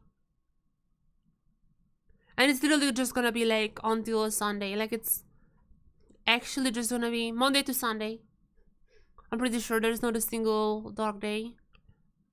Yeah. I'm really interested to see how the first end is gonna be going. I do feel like first end is... I feel like this is a not that serious of a format. The whole split one feels kind of not too serious. I feel like warm up. But it reminds me of lock-in in V-City lock-in. Reminds me of V-City lock-in, which was not a serious format. That was V-City lock-in was like this like massive single elimination bracket. Like literally just teams. It's just like shown in a circle, not even like shown in a circle. Massive single elimination bracket, and that was like not serious. Like again, it was just up to I mean, actually, the finals is unironically one of the best finals, but like, that was pure luck. That was like the luckiest tournament ever. That was just pure luck. That the finals was the best game in the tournament. Like, that was absolutely pure luck. So, I mean, there's that. Nonetheless, lucky was fun. And if first hand can be the same-ish vein, I'm probably gonna be enjoying it. But yeah, I just cannot really take Split 1 seriously. I mean, LCP Split 1 is pretty good. Like, I can 100% take LCP seriously. There was like also this like chart. I read like a chart that just listed all the, basically like how many games the least games played team played, if that makes sense. Like, what was like the team who played the least amount of games from that region? How many was that? And it was like 4, something like 4 for LTA South and like 5 for LTA North, which is crazy. That is a crazy low number. Imagine playing 4 games and you're out. Like, that's like, you sometimes play more games in one night. Sometimes you get home from work and you play more than 4 games. And imagine that's your whole season for months. So that's like crazy. That is crazy. And actually LCP was the number 1. I mean, not like we were the last on the list, but like, you know, like we played the most. Like, our last place team who played the least amount of games was Chiefs. But even Chiefs played like 18 or something games, which is, again, I think LCP's format is by far the best. We also have like a pretty quick playoffs, which, I mean, this is a double elim. I would have loved like BO5s across the board. That is like the only thing I maybe would have changed. Like, if, okay, it's not 1 week, make it 2 weeks, but just BO5 all alone. I feel like only 3 BO5s is a little bit, not that much. But once again, I mean, first hand tournament, also gonna have 3 BO5s in total. Like, majority of the whole tournament is gonna be on BO3s. So I guess like this is fine. We're also only gonna have 3 BO5s. And one of them is gonna be right after this game. So all in all, I'd say definitely LCP has the best format for Split 1. Like, I definitely enjoyed it a lot. But with that being said, it still feels like Split 1 is a little bit of a warm-up rather than like a real split. The real split starts with Split 2, obviously.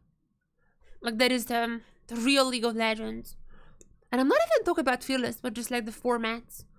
Like, every single league has like such a different format for Split 1. Like, again, the LTA format is probably the worst out of all the formats for Split 1. That's the fact that it's just a single like tournament is just really not that great. Also, one single best of 5. That format is my least favorite, definitely. But I like the LCP one. I feel like this is just a very good balance of having BO3s, BO5s. I would have liked more BO5s, but again, like, first hand is not gonna have that many either. Like, if you're winning every single game, like you, or like, you know, like, you're still gonna just have 2 best of 5s. So there's not as much. Basically, first hand is gonna have the exact same structure as LCP had, which shows that this is the best format. The LPL format was like fine, but it just, there are so many teams when you do groups like this and all best of 5s. When you do it like this, I only care like about a few teams in LPL, and it just felt like so slow. Like, it was like DoMB played like every other week or something. It felt incredibly slow. But I mean, like, what do? You have so many teams. The LCK one also just felt a little bit weird, like, with these groups. Like, you play just with the other group, man. Felt a little bit weird. But nonetheless, our LCP format, I feel like was a hit. We did everything we could given the time frame. Even if this playoffs is pretty fast. I mean, we had to have like 1 week break because of Chinese New Year. So there was that one as well. I feel like given the time constraints, we had quite a intense split. As now, do I see draft? Do I hear draft music? Of course I hear draft music. As we are gonna be in draft shortly to see the final draw for Game 3. TLN versus GAM. Tristana Bank. Okay, that's... We're getting to the weird territory here in Game 3. Oh my. Also, Camila from Kaya taking away some of those carry champions. Levi's Nocturne also has been permabanned throughout the series. So is Fofo's Azir. So permabans across the board. That's all. However, seems like Aurora is not banned this time around. And it's gonna be picked by Fofo, I would assume. So Ash can also play Aurora, so it definitely could be still a flex. My assumption is gonna be on Fofo. He has been amazing on the Aurora so far. I wouldn't expect anything less from him right now. That is already a strong start for Talon. Already a strong start. But there is gonna be the misfortune. GAM has banned Aurora for quite a while. Just like at Talon banned the misfortune for quite a while. Now both are gonna be picked here. Or actually it was GAM themselves who banned the misfortune, aren't they? I don't remember, but misfortune has been banned quite a lot as banned. Could be jungle, could be support. I mean, would he place the pen jungle? Oh, sorry, would he place the pen support?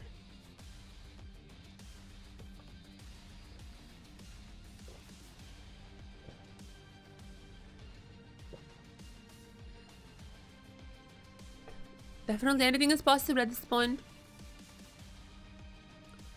Ezreal gonna be picked up by Talon. I'm surprised that Ezreal went unnoticed for so long. We had like Ashe Jinx before Ezreal. Usually you see Ezreal way before those champions, like game 1 even, game 1, game 2. But now, Talia is gonna be the reply. I'm not necessarily sure if I'm liking this too much. I mean, they're gonna have a pretty nice engage from GAM. I feel like Talia is not... I mean, pros don't deal damage. That's my main issue. Pros, if they have an AP champion who uses mana, pros are just gonna be building Seraph. Tier first, ladder tier stack, and buy Seraphs. Even sometimes buy an Archangel, like way too early. So I just feel like pros don't know. I mean, they prioritize tankiness and like sustainability as in conversion to damage, and Talia is not really, I feel like, bringing out her power. I feel like Talia is not really doing those like incredible Qs, you know, like those one-shot Qs that you might be seeing in solo queue or such places. And because of that, I'm not sure if I'm liking this. I mean, I guess like with the Vol, you can have insane synergy with the Misfortune, just like trapping people inside and use the Misfortune and the Wukong out really to just engage. So there is gonna be insane synergy for GAM.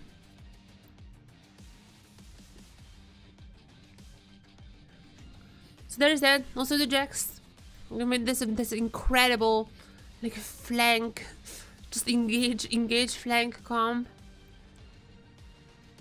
I mean, lots still gonna be depending on what Talon chooses here. Gragas top, I would say, maybe.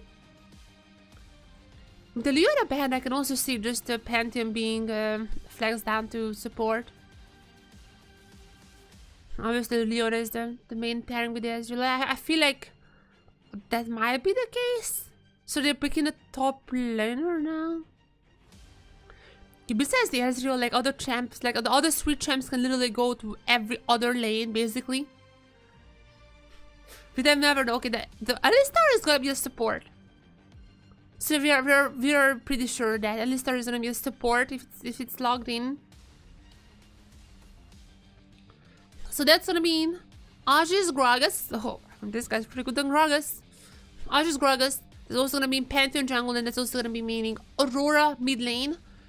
Now the reply is gonna be oh, that's gonna be Galio mid lane. Support. Wait, Galio support. Sorry. Galio support it is. All right. That's okay. Insane wombo combo potential.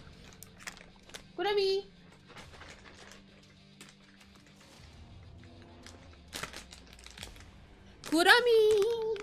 Time for dreamies. Kurami.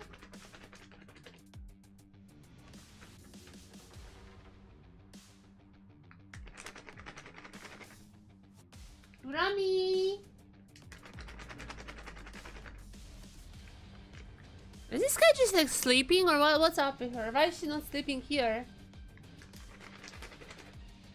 Kurami!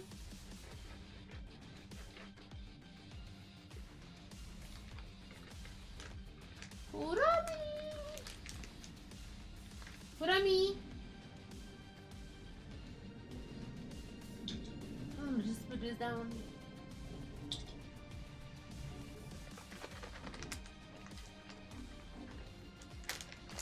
Where is she? Let me grab her. Okay, actually I'm gonna pre-gam. I'm gonna pre-gam here. I'm gonna predicting gam.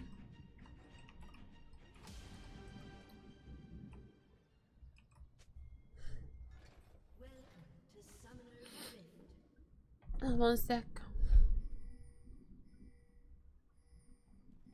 Talon already going for some level 1. What I mean?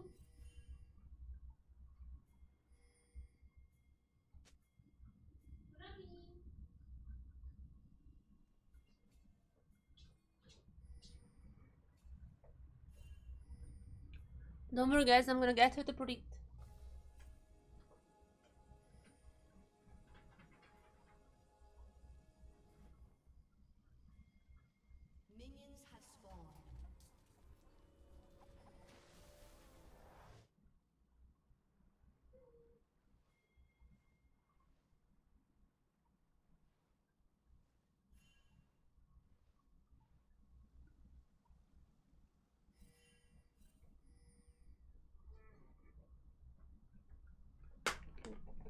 I got her. Wait, what? Why is not wait what? Why is my cam not working?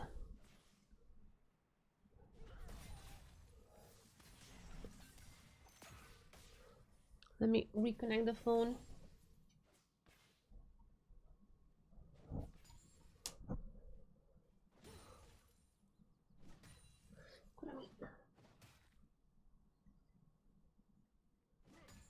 Where's my...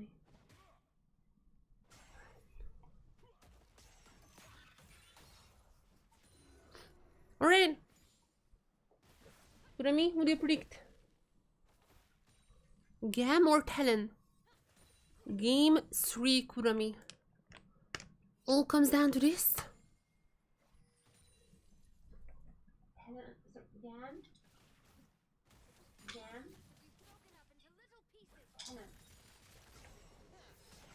Kurami, one last chance.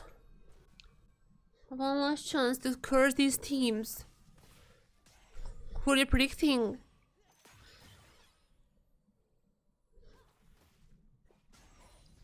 Kurami? Gonna go for GAM! Kurami predicting GAM actually to win. You're going against your own predictions. She has predicted Talon to win the match, but now game 3 gonna be predicting GAM. Okay, this is the same as me. Now you're just copying me, Kurami. This is the same as this mine. Let's see. Oh no. After Kurumi predicting GAM, Talon's gonna get first blood now. It might be even more as Betty is just gonna go for that. Kurumi, you're just cursing the teams. This is what you're doing here. Little cat, come on.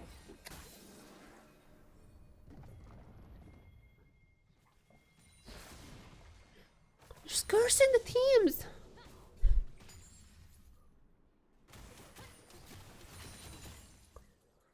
Kurumi. Now Talon is already gonna be up ahead. I mean, I still like Gamescom, I'm not gonna lie.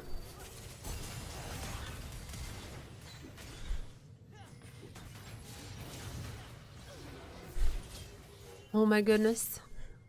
This reload is quite strong as well. Talon, gonna be up. No swaps. That's just good old League of Legends. No swaps, nothing like that. But I mean, there's still gonna be an incredible amount of wombo combo from GAM.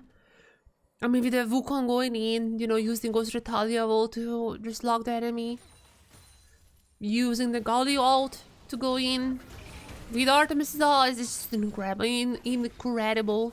Really, how strong this wombo combo is. But oh my goodness, so look on the other side, Ashi's Gragas. Gragas is like one of the best kind of like nocturne counters, but the same thing applies to like other hoarding edge comps as well, like the Wukong, like obviously the Wukong, Galio. The same thing applies to that one as well. It's just an incredibly strong, you know, disengage tool. The enemy comes in, you can just send them out back. Like Poppy, even like more than Poppy. I mean, Poppy is longer for single target, but obviously Gragas is multiple targets.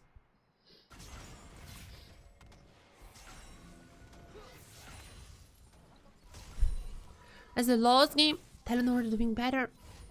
Let's see if the Kurumi is just like cursing them or blessing them. What it is.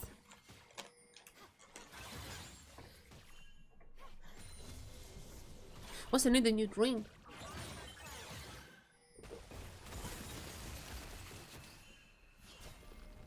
There's gonna be a hop, but again, there's gonna be another Seraph's build. So right there's a tier for the Talia. It's gonna go to Seraph's first, probably. Because now, there comes the engage. Now we're gonna be seeing this massive wombo combo. There's a flash shot, This Gotti also coming in. A little bit of a half from Ashi, but not gonna be doing too much. Because now this is the fight I've been waiting for, but Fofo coming in with the Aurora, so far so strong. Would it though? Might be going down. There's not a single kill for Talon so far. How are they losing this fight? At one point it looked like 5 for them. How are they losing this fight? Look, even if it's a replay of that, what was happening here? I'm not sure. Asian Bet is still sticking around, so might be able to steal away some of the grubs. Or at least just harass Levi out. I mean, 1 for 1 in terms of grubs so far. So like at least they're gonna get the last one to get 2. So 5 grubs still potentially possible.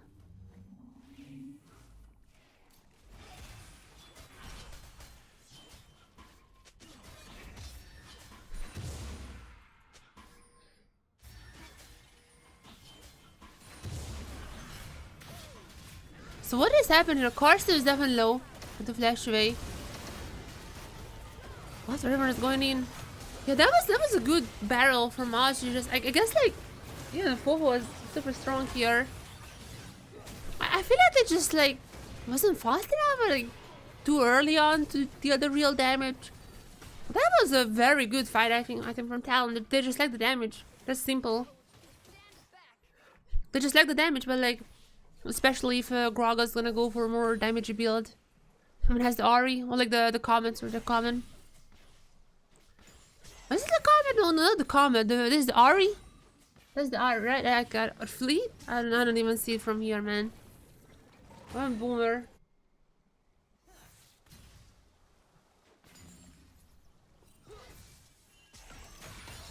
But yeah, thing is, I mean, obviously this comp is still gonna be strong as we're entering the first items soon, and especially if Aji goes for the more damagey build. I'm not expecting like the Stone Search or anything like that, but Grief Maker and such. There's still a chance for this Gragas to be stomping. Because now there's gonna be Corsa lurking in the darkness. I mean, it's gonna be found out.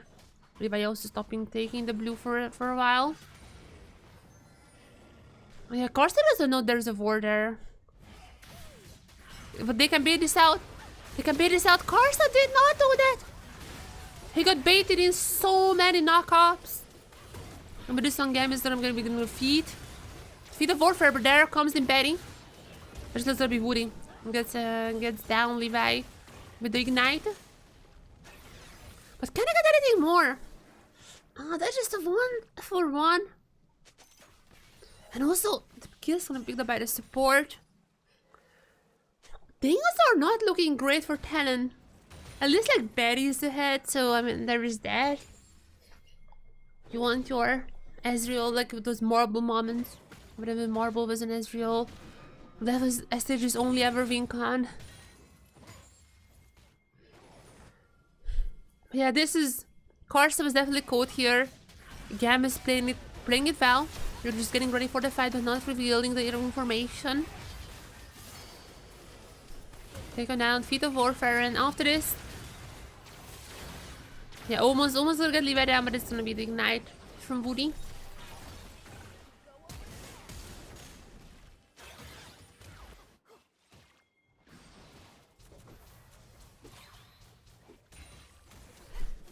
And I mean, Talon got something out of this fight, but again, I feel like the kill went on the wrong target.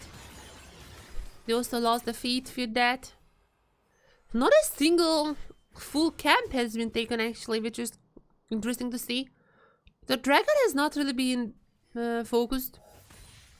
I mean, even last game it was the around 10 minutes when the first one was taken, but it seems like teams are not even near that or focusing on it at all. Talon has like the scuttle, but that's all. Nothing else. And it feels like this is not gonna be a super dragony game, but after this might get Dovan. I mean, Woody is gonna go for the but still, there's a flash. I mean, oh, there's Corsa. Corsa turned it around. Like, he might have flashed, but doesn't matter. But there goes Wukong. Actually, Wukong is gonna take down Betty. Wukong is taken down. Also, Corsa. Levi is just killing everyone here. Levi killing everyone. As GAM. Massive victories across the board. Another one for Levi. Holy, are they actually gonna be taking down Talon? That would be a crazy upset. Like, don't get me wrong, GAM has gotten better. Like, this GAM that you're seeing right here is definitely much better than the one you could see a little while ago. Definitely have a little bit of a playoff buff, but taking down Talon would be massive of an upset. Talon would be out just like 2 match losses. They're just out from playoffs like that. I mean, Talon themselves thought GAM is stronger than Vikings and they lost to Vikings, so I mean, there is that, but my goodness, this is so far not looking great for Talon.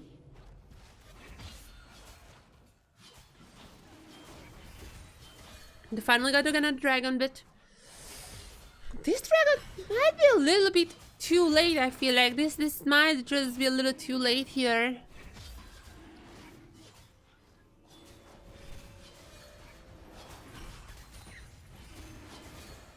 I'm not sure about this. I'm really not sure. 30 minutes in. I'm gonna get the first break. At least like one camp for them. Meanwhile, GAM, by the way, got 3 more grubs. So at least they're gonna have mites. I mean, Fofo is still gonna be strong on the Aurora, so there is that, but like, the Wombo combo coming in strong from GAM. Coming in hot. Ozzy? I'm looking for Kiaya. And also, this is gonna be a strong, strong Gragas. I'm gonna go for a little tankier build, but definitely gonna be, we shouldn't be careful. I feel like this Gragas will definitely be able to one-shot people. There is some nice ultimates pop. But still, the man should all focus on is this Ezreal. The only one still with the lead from TLN. And I mean, we have seen Marble. Like, Marble was the prime example of how an Ezreal can still 1v9 games. How good Ezreal can do that at least. I'm definitely trusting in Betty that he's gonna be able to 1v9 some of these fights. TLN is not like super behind. It's basically only Levi who has a massive, massive lead. But besides Levi, the others are either behind in some cases, like with Artemis, or just about the same-ish. So the game is not over just yet, but GAM had such a good start to this game. Such an incredible start. Elimination game. One more game, whoever loses out for like a month. And whoever wins is gonna move on to the best of 5 part on the playoffs.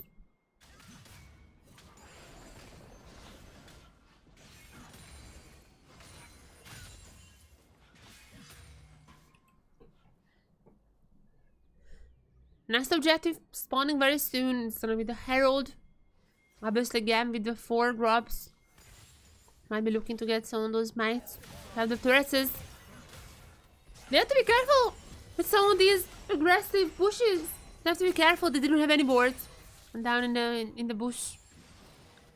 Didn't know who was there. They were way too confident, I feel like. Because now TLN slowly but surely moving to the top side. Moving to the top pit. To join the Herald fight. Both topners have teleport, obviously. So they can also join at any time. I mean, Emma can just like do whatever he wants because like Tele Ultimate. Also, I mean, has DPS, but Tele Ultimate can just make him join the fight anytime he wants to.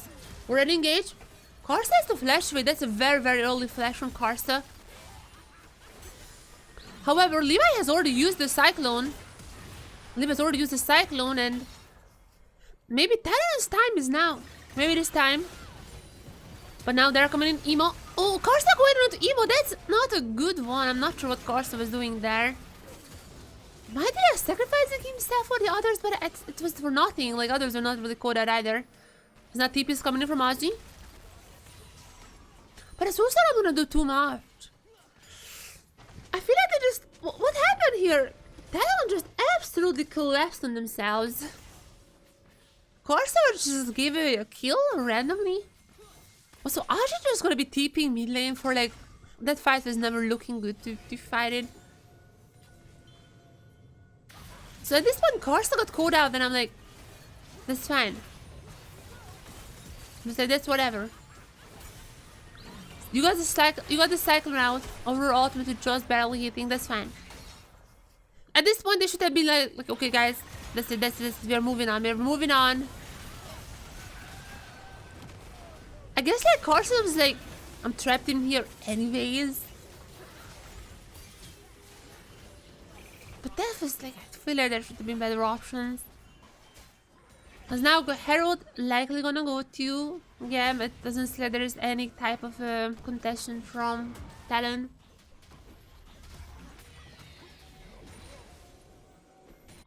And this game is really just slipping away from GAM's hands. Oh, sorry, from TLN's hands. Another engaged coming in, but this is not a good one. Bet is already incredibly low. Now, oh, the Gragas ultimate might be helping out a little bit. It's like not really used. Ozzy though, Ozzy on the side, almost killing Levi. It's gonna be actually Betty. Even if Ozzy goes down, at least Betty gets a shot down onto Levi. That's gonna be quite a hefty shutdown. I bet he's gonna be happy with this. This Talon is gonna be really happy with this fight. I mean, still a 2k lead, but like, as long as you feed Betty, I feel like this is gonna be fine. I feel like Ozzy did well there. A little bit risky on that Gragas ultimate. I mean, you guys are gonna be seeing it. They're not playing like they're in the lead. They are playing like they are in the lead. Now, this is a little, you know, like a crazy ultimate. Could have really just killed Betty there, but in the end, it was working out really well. Just a shutdown for Betty, and Kia's gonna get some gold, but as long as I feel like as long as you keep feeding Betty, this is all gonna be fine. Just keep doing that. Now, dragon. There's a dragon. I'm not sure how possible it is to get this soul anymore. I mean, literally, the match has to go to 30 minutes and every single dragon has to be taken on timer. So I'm not sure how possible it is, but nonetheless. There's a fight breaking out near the dragon pit. As the dragon has just spawned. I feel like GAM is just gonna be taking it so they can just be like, there is like an actual mathematical 0 chance that you guys are getting any soul before 30 minutes. They might be just going for it. I feel like Talon needs to fight this, but like they have to be really careful because they're behind. They're definitely gonna be behind. And if they lose, oh, there's a steal actually coming in from Karsa, but is it even a good one? I'm not sure. Karsa somehow still alive. The shield was actually helping him quite a lot, just neglecting all those misfortune damages. It's now Betty and Fofo. Those are members. Betty, look at Betty, look at Betty, Betty, triple. Oh, is it? No, ultimate, no E. Okay, that's not gonna be. That's I got a little too hyped. No Panthers this season.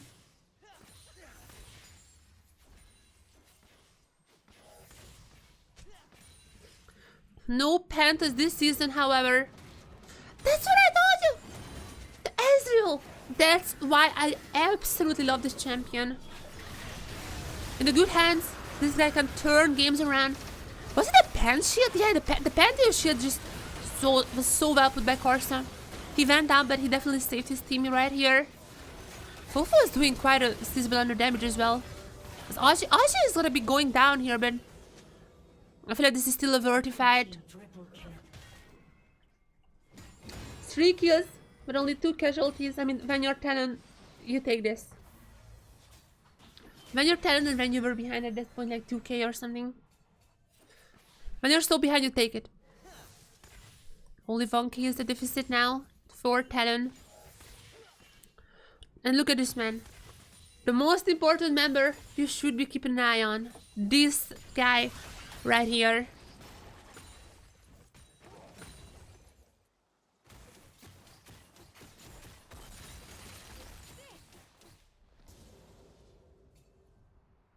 I feel like as long as Betty is alive, I guess like Fofo as well, or the Luden's companion is down for him. But yeah, I feel like as long as Betty is alive, this team has a chance. This team has a chance to finish off this game with a victory. Talon can still stay alive. And then next game either face a CFO or Vikings. Whoever loses the match right after. Sorry. So now, next objective is Rabidata Khan. GAM has the feed, by the way. Took quite a while. GAM has the feed. Next objective is Atakan. However, I mean, I don't think they would want. I don't think GAM would want to fight on the top side. I feel like as long as they're in mid lane, they're fine with that, because if they fight to the top side and if they lose some members, Talon just immediately gonna be rotating to the Atakan, and they don't want that. They don't want this game to go away like that. Because now, even ammo coming in to get this turret. They really want this turret.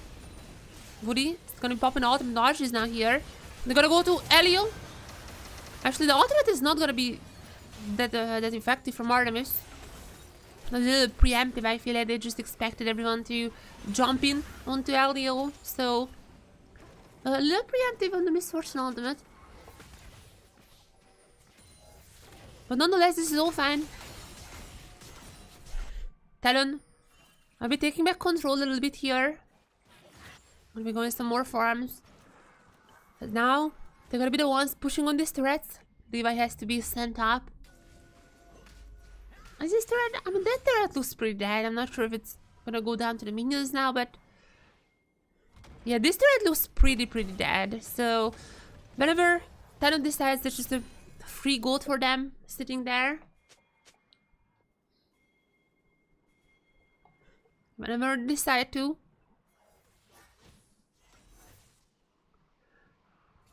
Yeah, teams are gonna be a little more careful this time around. Anytime, you know, there's a fight near the Atacon.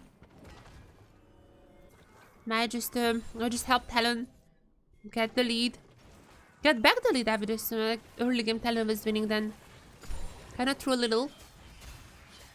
But now second items are gonna be coming in. There's gonna be the most Leandries for ammo. Storm Surge for Fofo. Oh, I love this guy. Seraphs? No. Who needs Seraphs? Storm Surge and Companion. That is what Fofo is going for. That order is gonna be actually pretty strong. Like, actually, I feel like Talon is actually gonna be winning this fight now. As long as Barry and Fofo are up and alive and healthy, I mean, they should be just winning the fights, aren't they? And it's gonna be starting up the dragon. I mean, they know. They need to stack this. There's like their only chance. Oh, Fofo is gonna be pretty low. Gonna pop the ultimate to move around this. Meanwhile, there's gonna be Levi stealing away the dragon, and also Fofo is down. And I feel like this might just be over. This might just be over. I mean, Betty is still trying to damage Betty. Betty? I'm not sure you can do this alone. Or can you? Betty, no, Betty's gonna go down. One more, there's an E. Just out of range. Try to get the kills, but I don't think the queue is gonna be long enough. I mean, Betty and Woody are still gonna be alive, but this is just a massive victory for GAM. Once again, gotta get the dragon as well. Gotta be stopping the dragon stack. And I mean, Cloud 12 wouldn't have been that interesting either. Cloud Soul is kind of whatever. But they stopped it. Betty is gonna be incredibly strong. But oh my god, Fofo got caught here. They were really hard focusing on the dragon, and Fofo just got caught in the process. I don't even think Fofo could use the single Q. Get those Storm Surge down. And Betty, I mean, he had to do his best. Triple forwards as well. Betty had to do his best here, man. Those 2 kills that he got, he's definitely gonna at least keep Talon in the game a little bit longer. But now, Riven is jumping onto Elio. That's a pretty good pick. Another one with Betty. And now they're gonna go for Atacon. It's a little bit risky, but at this point, Godid is equal. So, there's that. Godid is equal, however, I just feel like Vanya is such an insane wombo combo comp. You're always gonna be a little bit on your toes. Good turret. It's a pretty fair trade. Also, oh, they're gonna also get the Baron. They have Force Life. I mean, they can definitely go for the fight here. With the caveat that if they lose, then GAM is gonna be the one with the Baron.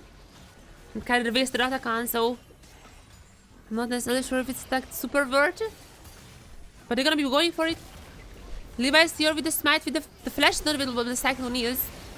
Levi gonna go in. Levi is not stealing away the Baron. There's gonna go to Talon. And a few Force Life have been popped, but Betty is still fighting here. Is Betty gonna go for more? Meanwhile, Kiaya on the bot side. Someone stop Kiaya. Just knocking on the inhibitors. This Jax is gonna be just split pushing for days.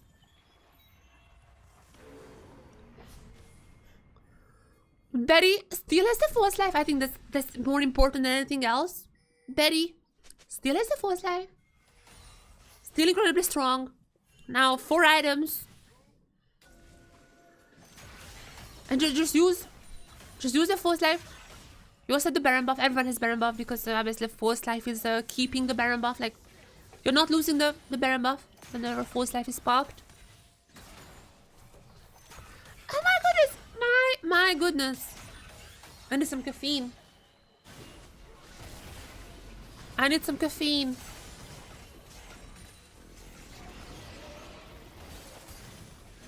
This is a risky play. If GAM gets the Baron here, then you basically just nullified your Otacon. All the Otacon that you have worked for this or nothing, but at least it's the... Oh. Meanwhile, what was happening? The cars are going pretty deep in, but there's Betty. Just keep Betty alive. There is still 4 lives. There is that. But Levi's gonna go down to Betty. And Betty! This guy might actually win the game. Betty, with an unironically 1v9 performance here. Gonna go for more. 30 minutes into the game. The showdown, though, 30 seconds across the board on death timers. Yes, also this is not a good teleport from Kiaya. Oh, they might just be ending. Tele might just be ending. Kiaya. Oh, I mean, there's a bit of a help from Elio. I'm not sure they can end like this. I mean, they still have Baron buff. But there's another wave coming in. Betty is so strong. Oh my goodness. As long as Betty is alive and dealing the damage, I feel like they might be doing it. They're doing it. They're doing it. Oh, the Nexus is left. Holy moly. Can I save this? Can I save Levi? Pretty strong coming in. Gonna go for the stuns. I mean, Audrey's still there. And Betty. So gonna go for the Nexus. And then we're gonna be advancing to the POF stage in the low bracket.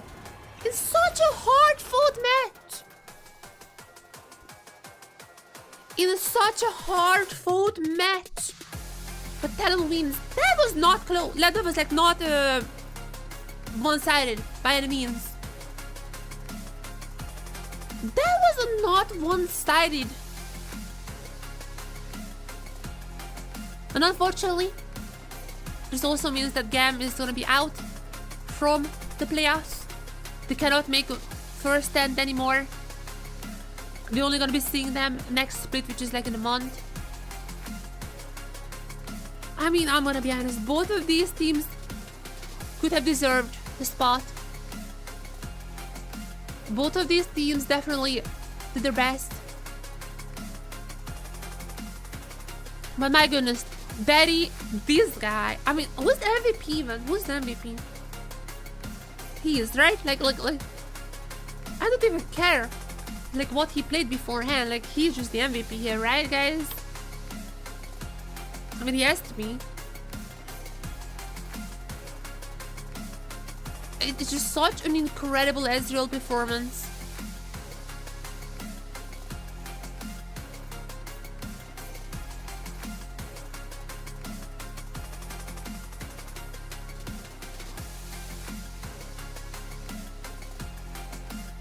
GG's.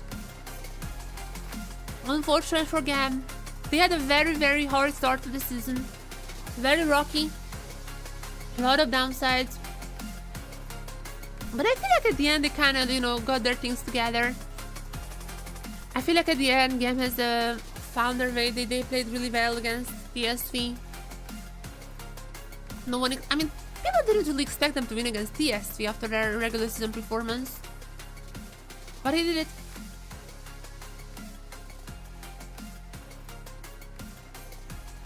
But he did it. TLN now gonna be moving on to face either Vikings for a rematch or CFO. And who is it gonna be? Who is it gonna be? It's gonna be... We're gonna be knowing in very, very short moment. We're gonna be knowing shortly now.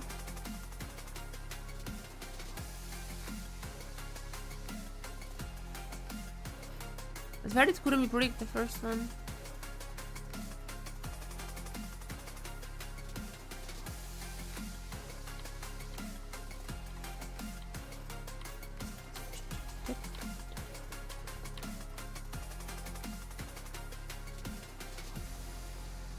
I'm gonna be tweeting it out.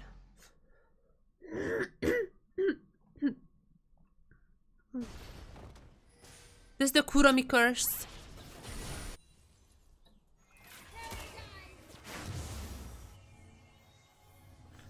Patented Kurami curse it is. As now we're gonna move on to the best of fives.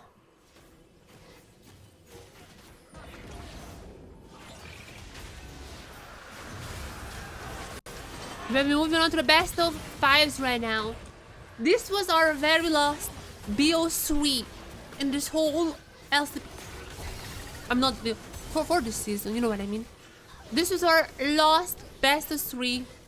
Now only 3 matches left, but all 3 are gonna be best of 5s and MVP. Who else could it have been? This guy has been. I mean, why you put it? That's what I don't understand. Even with the like marble. Why you putting this guy on Ash? Ezreal is for him. Look at this guy. Absolute master class carry.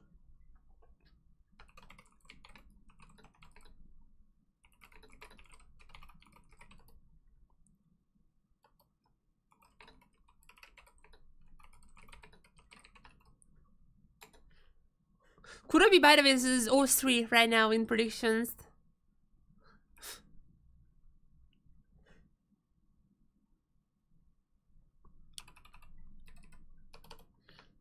LCP.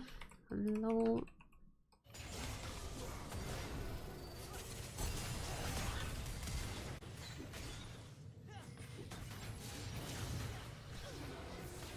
Alright, let's see.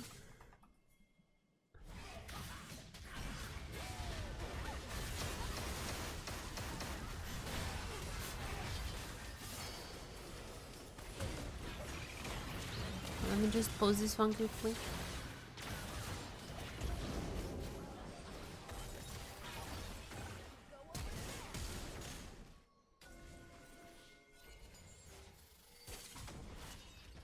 Alright everyone, I mean highlights.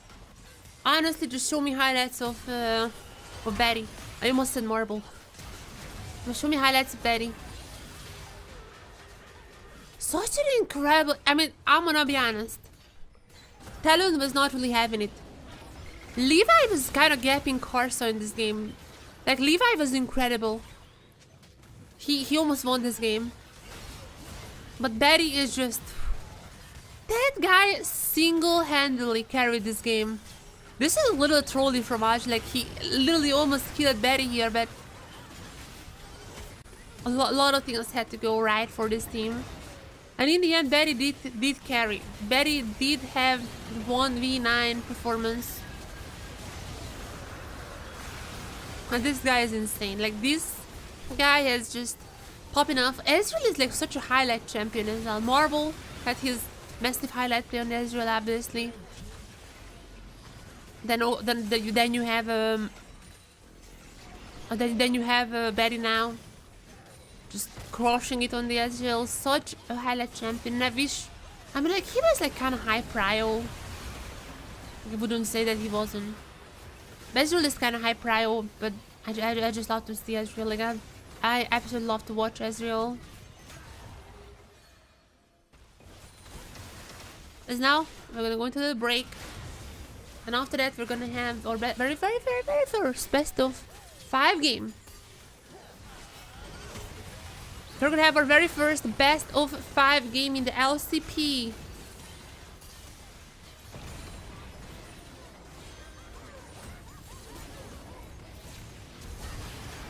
Yeah, I cannot wait.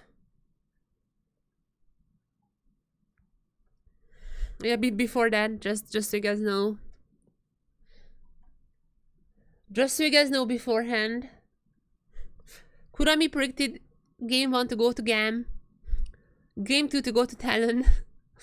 And game 3 once again GAM. I feel like she's cursing teams. I feel like she's just trying to curse them all, you know. I feel like that's her little trick here. But now, everyone, we are moving on to best of fives. Personally, I'm not the biggest believer in best of three fearless. I feel like best of three is just like, I mean, even game threes, you know, even game threes are kind of, I mean, it's like a normal comp, but best of fives. Best of fives, I feel like, is the real deal. And now we have it. We're gonna have the first best of five. CFO playing on one side. Come on. Come on, give me Vikings. Give me Vikings. I'm gonna be waiting until you give me Vikings on the graphics. Against Vikings on the other side. Now, Vikings have surprised everyone, I'd say, when they actually beat TLN in the previous round. TLN was, to be fair, I always said that TLN, Vikings, and CFO, these three teams can beat anyone, including each other. So I feel like these three teams, either of them can get first, either of GAM, either of them can get to first end. I don't know who's winning, like actually just so close. However, Vikings have done it. Now they're gonna be in the upper bracket. So yeah, TLN has just won, by the way, in the low bracket. So they're gonna be playing against whoever loses here tomorrow. So this is the best three teams. I mean, I have to agree. 100% have to agree. These are our three best teams right now. And anything can happen. I honestly wouldn't even be surprised if every single game, like, I honestly wouldn't even be surprised if every single match goes to 5 games. I mean, I don't even know how much of a chance there is for that, but all these teams went to their length every time they played against each other. All these three teams, I think, would represent LCP well in the first 10 tournament. We'll see. The rest is going to be starting, by the way. I mean, that's kind of normal. Usually starting, and usually driver is playing in game 2, game 3. We'll see how they're going to be going this time around, but just so you guys know, I don't know what's happening here. I don't know. I don't know what to predict. But I'm not the only one. But I'm not the only one this time around who's going to be predicting. Because we have a new segment. Kurami! 1 second, I'm gonna get my cat. Kurami!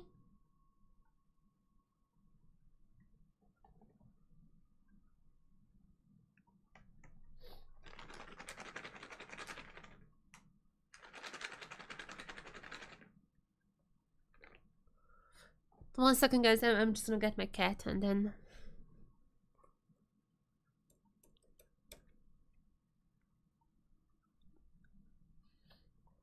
Kurami.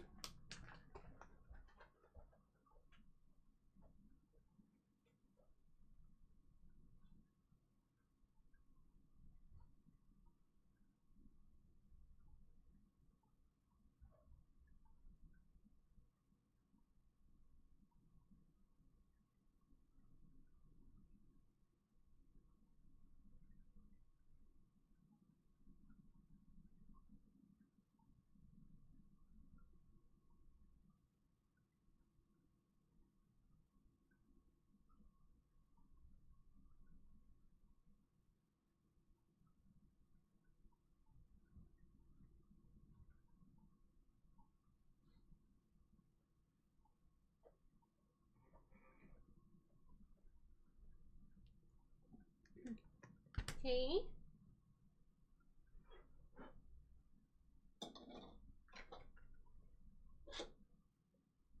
Our next two teams.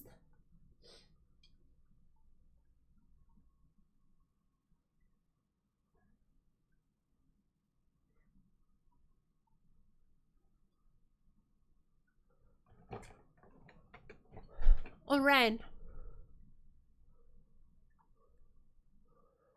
In our new segment, it's gonna be Kurami who's gonna be predicting which team is winning. Sorry, you didn't hear anything about it. In this new segment, we're gonna have Kurami predicting. Kurami, show yourself. Kurami, show yourself. There is Kurami. She is gonna be predicting alongside us who's doing the game. And also, yeah, she's gonna be predicting alongside us who's doing the match. And also just every single game when she sees the draft. So, who wins the match? That is my first question for you, Kurami. Who's gonna be winning the match?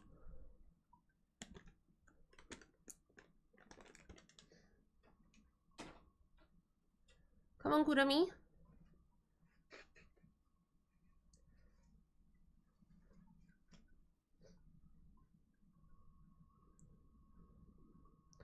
Okay, she's now just brushing herself into the camera. Contemplating. Come on, Kurami. Kurami! Gonna go for CFO? And Kurami is gonna be choosing CFO to win the match. To close out our very first BOs. To close out our very first BO. Okay, I mean, she's gonna be beating both of them. So Kurami is gonna be choosing CFO to win the very first BO5 in the LCP. She's also going to be predicting every single draft. And just so you guys know, she has correctly predicted the match, like the TLN who's going to be in the previous match. But she has cursed every single draft prediction. Like every single, like she's currently 0-3 in draft predictions. So it seems like it's a little bit of a curse. We'll see which team she's gonna be cursing today. Yeah. We'll see which team, or like, we'll see which draft is gonna be. I can't even talk, man. So we'll see which draft she's gonna be cursing this time around whenever we see it. But at least she says CFO is gonna be winning, which is actually not what I'm gonna be predicting.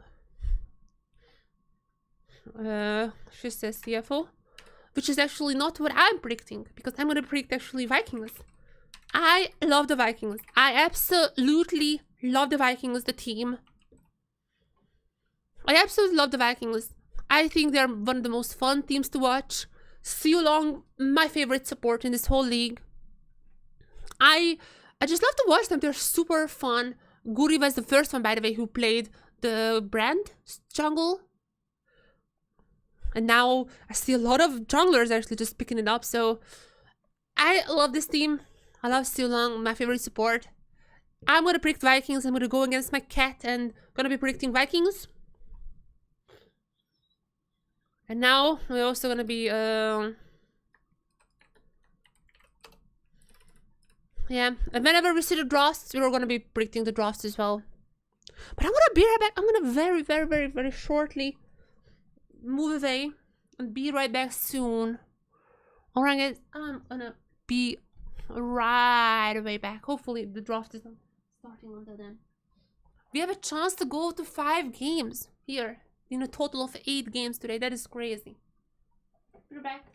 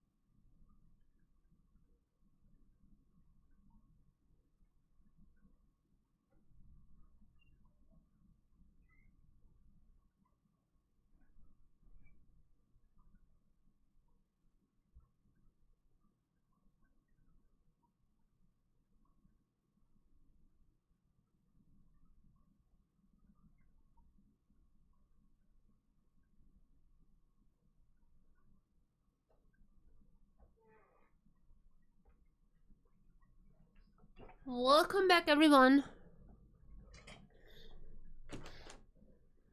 Welcome back.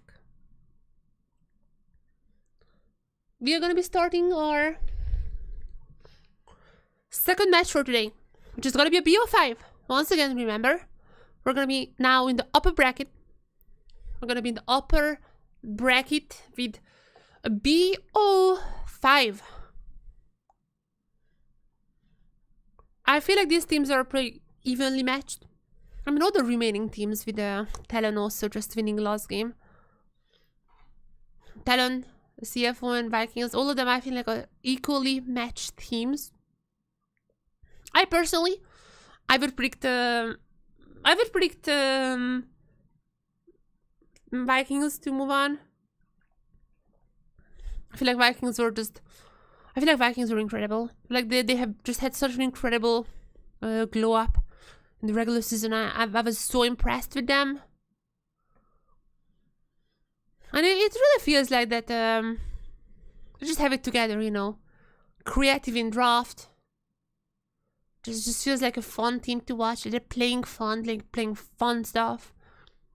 I feel like they just have it. Just like, you know, like they just have it. But we'll see.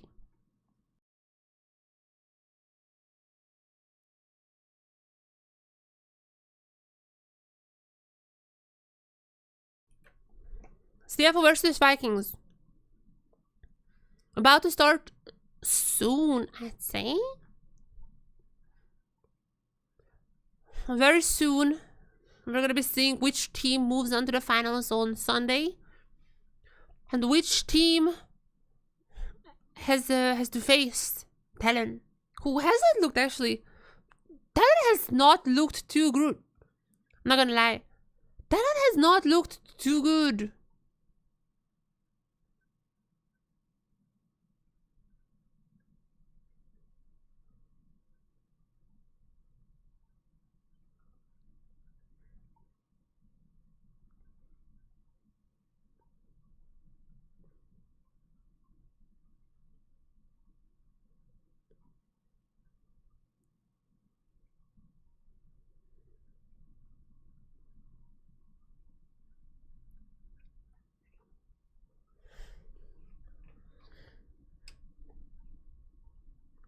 Alright, let me just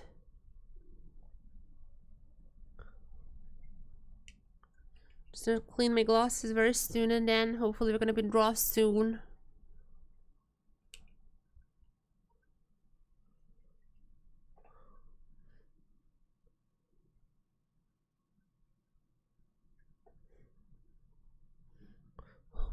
Hopefully soon.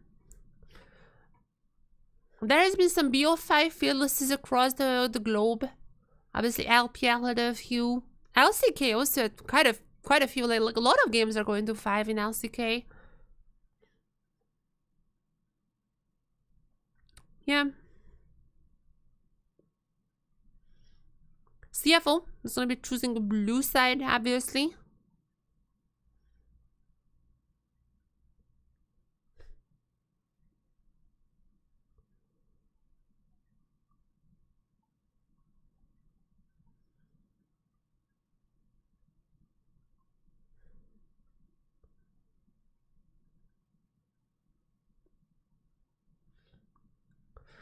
Hopefully, I'm gonna be dropped soon. This is gonna be a very long day. Like it's 11 only starting now. 11 a.m. here, which is like supposed to be like the start time usually. I mean, we have 3 games, so obviously it's not gonna be the start time now, but that is gonna be the usual start time for just in general, like for the next upcoming 2 days. But yeah, anyways, hopefully we're gonna be soon there.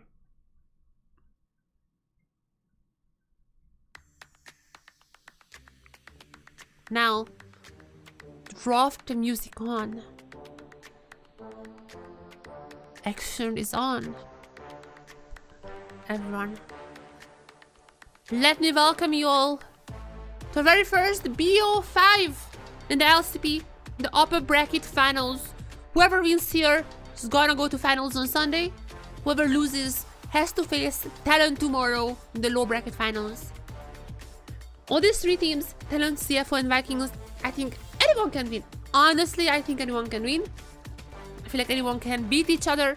They have all beaten each other various ways, in various matches. They have all already beaten each other previously. So I'd say we have our best three teams in the top three. I feel like this is gonna be a banger weekend coming up us.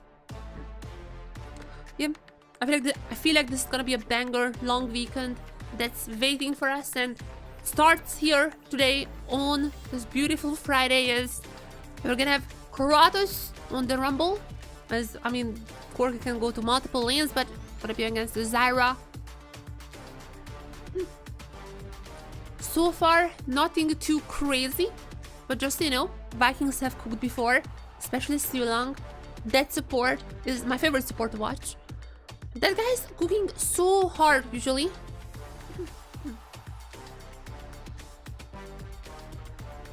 That guy usually cooks incredibly hard. And if there's a Leona pick, I mean, I guess like just a Ezreal here. That is the most common comp. Ezreal Leona is Nocturne logged in for Vikings. I'm liking this. The Nocturne together with the Rumble, such an insane combo. Just pop both of them in team fights and the enemy is gonna be deleted off the map.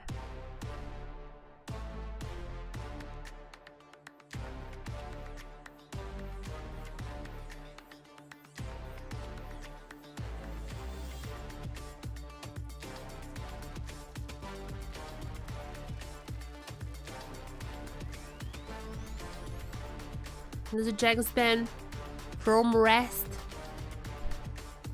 There's a Cassante as well. There's the Shen ban.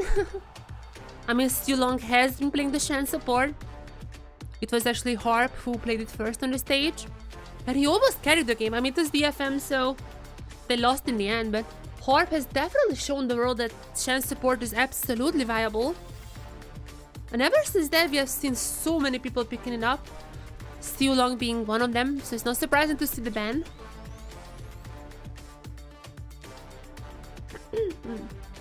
Yeah, Shen together with the Nocturne would have been an incredibly crazy combo. So there's absolutely an understandable ban. Suicide, the Misfortune, I wanted to just say the Misfortune, another one of those champions that are just incredible together with the Nocturne. Also have the Galio, but Vikings themselves ban the Galio, so we'll see. Orianna, I guess, still alive. We'll see who's left. They're gonna go for the support first. Just waiting who to pick in the mid lane, but I guess that Orianna is still up. And we'll see if CFO would wanna steal it away potentially. Actually, we have seen some previous teams trying to like steal away the Orianna from the Nocturne comp. And just because Orianna doesn't fit their comp, I can't talk. And just because Orianna doesn't fit their comp, they just not really been able to win with that. So stealing it away is not always a great idea. But I mean, we have some poke here with Ezreal Jace. You might want something like that as, oh, that man, just be a mid lane Jace, or that's sure not gonna be Gnosis, right? They're just trolling here. I'm not gonna go for. I mean, no, it's just gonna be the Ornn. It is just gonna be the Ornn. What is the reply? Is it just the Orianna? Are they potentially gonna go for AD? Are they potentially gonna go for an ADC maybe? You can put Corky mid lane with the Rumble, you can have plenty of AP damage. I feel like anyone is fine as or a game on Zeri. That's sure, or a Shogun. Alright, I mean Shogun got famous for his like worst performance when he got a pentakill. So I mean, seeing him now in the Zeri, that I might try to do something similar here. We haven't hit a penta so far. Oh, that I got a phone call. What the hell? What is this for?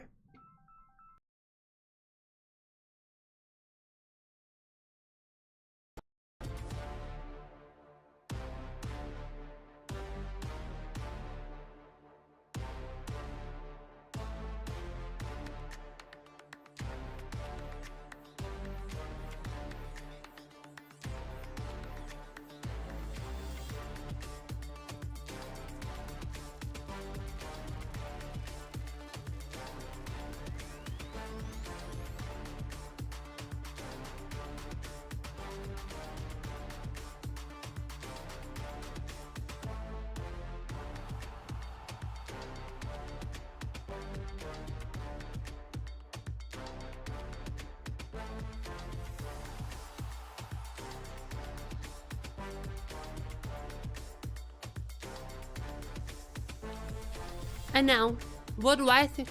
Now, who do I think is gonna be winning? I'm gonna go for Vikings. I feel like the Zeri Corky combo is incredible late. But my prediction doesn't matter. Kurami!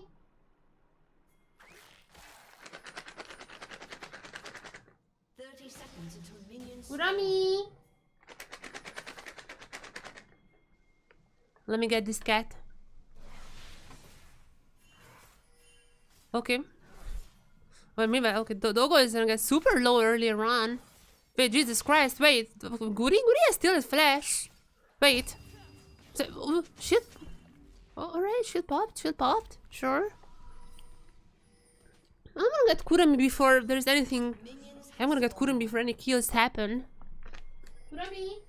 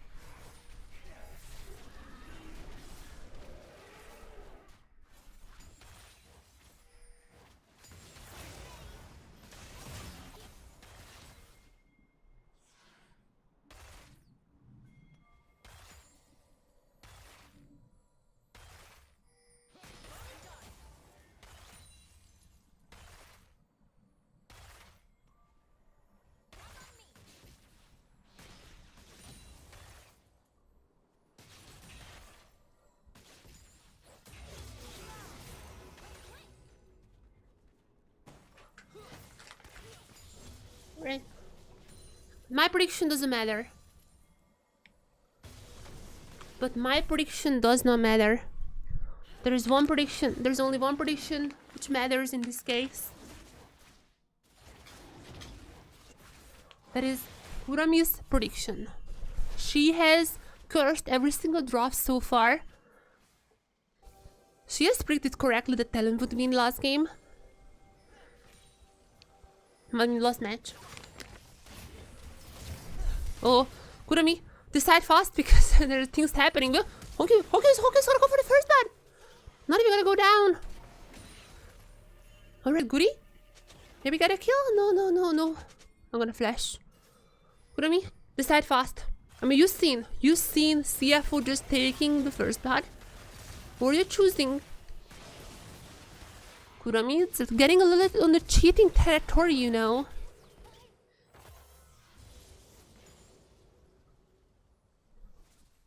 Oh, gonna go for Vikings. Gonna go for Vikings. It's just about the Vikings are gonna get another death on their table.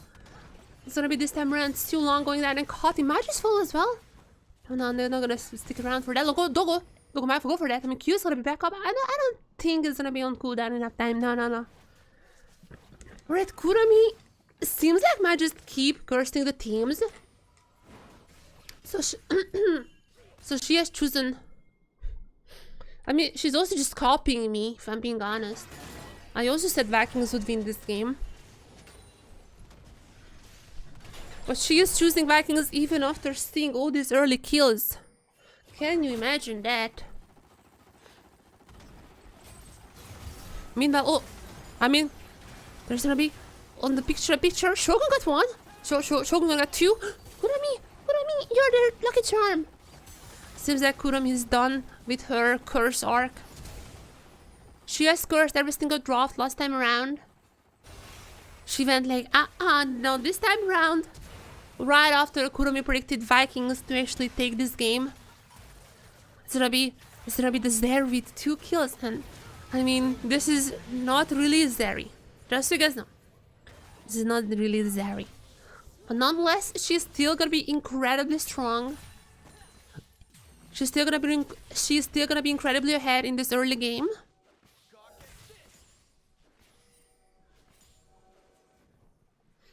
Oh yeah, that is a little bit worrying to CFO. But I mean, Zyra has 2 kills now. They also have the Ornn, so at least they have some kind of late game. So at least they have some kind of late game insurance. But you have to be careful because Shogun, this guy, famous for his pentakill at Worlds. And I have a feeling he would be happy to repeat such things. Yeah. And I have a feeling he would be happy to repeat such things here in LCP as well. Having our first pentakill.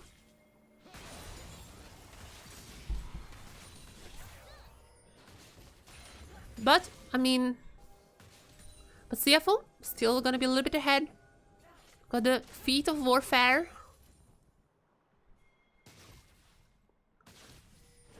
And they're actually kind of pushing in this mid-wave, so... I mean, they're gonna have... So they might be having the first threat soon as well. They're gonna be rotating to the grubs, it seems like. They're gonna be focusing on those. But Vikings, they're gonna have a few words about that as well. Oh, they are in a massive, massive man disadvantage. Kratos is the first one being tagged. Ultimate pop from Guri. Wait, gonna go for the retreat. Gonna go for some revenge here. Doggo gonna use the shit. Doggo is gonna still be alive. And Doggo is gonna get a kill on the Guri. The barrier is gonna be saving Doggo. As he was playing on the edge, and I feel like there is no way that the Honku goes down here. This is just a massive victory for CFO again. And by the way, they got the first grub. They're still on the grubs. Can Shogun steal the way? I feel like that was not for Shogun. Now that went to CFO as well. Can I get the 3 of them? I feel like yes. Yep, there it is. 3 grubs for CFO. Got a kill on the top side. I mean, I have to be careful the Zeri, but like besides that, CFO are doing fantastic here. That looked a little bit risky here, but still Guri popped the ultimate, and also this is a pretty nice ultimate from Kratos as well. Shield is gonna be helping Kratos here, but I mean the barrier on Doggo, that really just pushed them over. This really just pushed them to getting this kill. And with this one, Doggo gonna be quite ahead of the others, but not against Zeri. That's still gonna be a pretty equal lane. I mean, both of them are quite strong in their team, but against each other, they're somewhat of a similar level. Though, at least for now, still gonna be keep pushing the turret. Only one plate, and he's not stopping. Slowly but surely, CFO is gonna go for about a 1k lead in the early stages, which is nothing. Like we have seen just now, TLN, how many times they split around the 1k lead, even the 2-3k leads. So that is absolutely nothing. But nonetheless, CFO so far playing this pretty well. Scotty.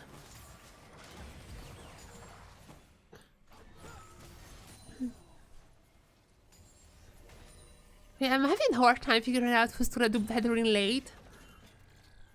Because like Ornn is gonna be really, really good. Just enchanting the Ezreals, you know, also the Jace items, that their poke is gonna be incredible. But on the other side, you have Zeri and Corki,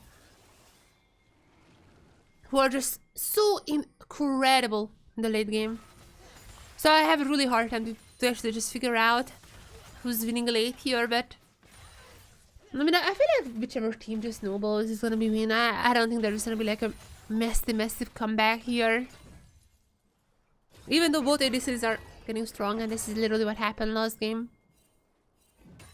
Runjian, they have the Leandris now.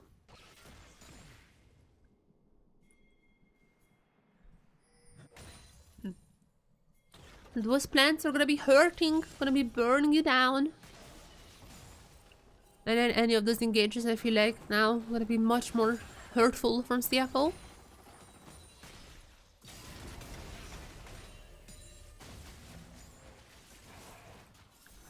Dragon has been... It seems like teams are trying to start a dragon. There's not a single team who could just... But so far no one has taken it, Val. It's a bit of a brawl on the top side, but Ornn versus Rumble. I don't think there is gonna be a kill there, as Goody coming immediately onto, I feel like Junjia, but I don't see the names. I don't recognize the champions. This is Honkyu on the Jace, but Honkyu somehow still alive for a little while longer. It's gonna be Kari with a kill, and it feels like Kari with the double. Still long with the recon, just styling here, and even if Dogo can maybe get something here. I mean, we have seen this before. The Ezreal can make some incredible plays, but it's not gonna be this case.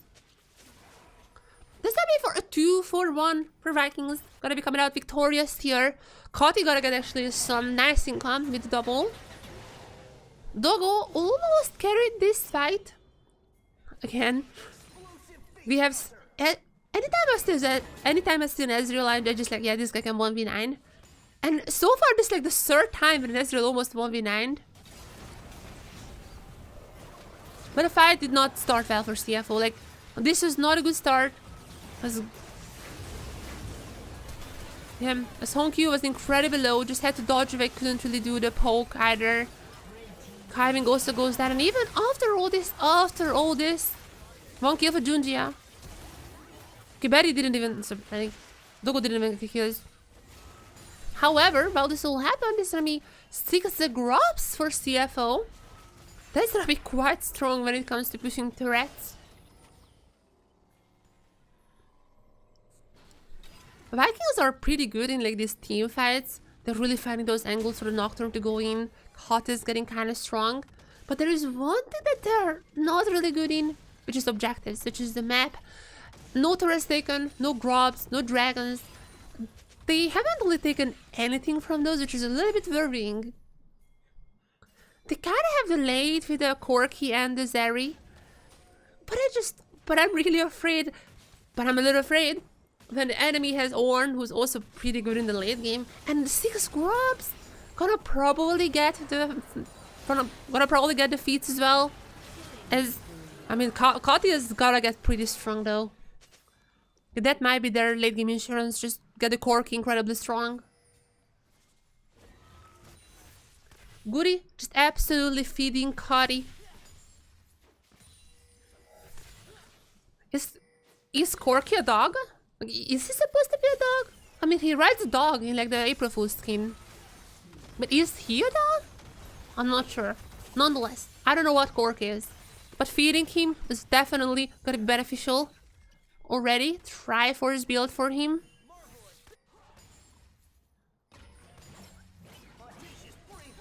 And Godly is kind of like back and forth. It's never really been more than 1k. It's basically equal. It's basically completely equal right now. But if you're thinking about the big picture, this is a very, very worrying sign for CFO when Corki is this fed. But even Shogun is doing fine. Like, sure, the Ezreal is a little bit in the lead, but nonetheless, like, it's still gonna be pretty good. As at least like they're gonna be taking down Kratos, but Kaiving is the one getting the kill. Things are not looking too good, that's what I must say for CFO. Despite the leads, despite it being a pretty equal game, it feels like that they're kind of relying still on Dogo just pop off. And the biggest threat is gonna be Kati and Shogun, and I don't think they have really answered them so far. But nonetheless, Vikings gonna get the first threat. Yeah. But nonetheless, Vikings actually gonna get the first threat, it seems like. I mean, 1 dragon already under them. At least maybe they have a chance for defeat, but I mean, I don't think, but doesn't matter. First threat, still gonna be pretty good for them. At least something they get in the macro sense. Finally playing the map a little.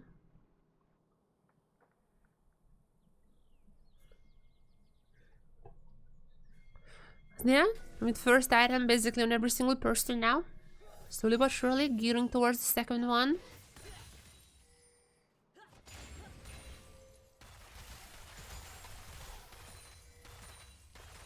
This is the time when I think CFO should still fight. Ezreal is already incredibly strong with the Triforce. I mean, Corki as well, but like, this is like about the last time when you can realistically fight the Zeri. She's gonna get really strong in 2 items, and even though like her best is at 3, like 2 items Zeri can already do some damage, so I do feel like So I do feel like CFO is kind of nearing the lost times when it's still beneficial for them to fight. Until the Orn items comes in.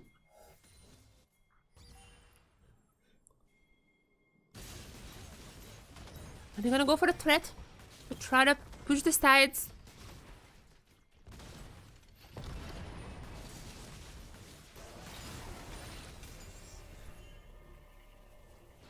Yeah, I mean... Once again, not much to fight for. Herald only spawning in 20 seconds. Cutty going for the flank here, I think. Or is it the flank? I mean, it has to be the flank. Doggo just gonna be jumping out. There's no ultimate pop back Goody. Vikings seems like just wanna clear the wave before the Herald spawns. And with the static for Shogun already built, it's gonna be pretty easy to do so.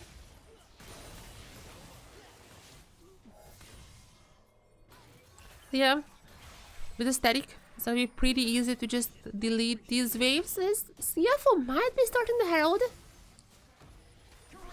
They have 6 grubs, so if they get this Herald, it's literally just 3 turrets. But they have to be careful. Those rockets from Kari are already getting quite strong as now Goody popped the ultimate. It's gonna be a smite fight. Oh, they're gonna be flashing out. It's gonna be actually Goody who gets the Herald. And also the Ivy, that one, but there comes Orn. Orn is gonna be... I feel like missing the ultimate. I haven't seen it really being used. Not sure what happened there. I haven't paid attention, but at least I got done Goody. There's gonna be something, a little bit. Losing the Herald, I think, is pretty... I feel like losing the Herald is pretty big for CFO, but they got some kills, it's always nice. I mean, it might have been a great... And it might have been a good choice to flash out here. That's Lord Mem... So what happened here? I mean... Oh! Charmed! With the Rakan. Oh, he was charmed with the Rakan. Nonetheless... I don't know who's winning. I feel like CFO is doing like fine, but I'm still afraid because the core keeps getting really fat here. Also with the Zeri, but like, I mean the Ezreal is kind of matching her. I'm more afraid of the Corki with those rockets.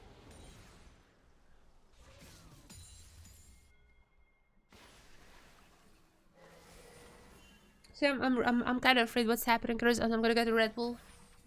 I'm gonna get a Red Bull. Little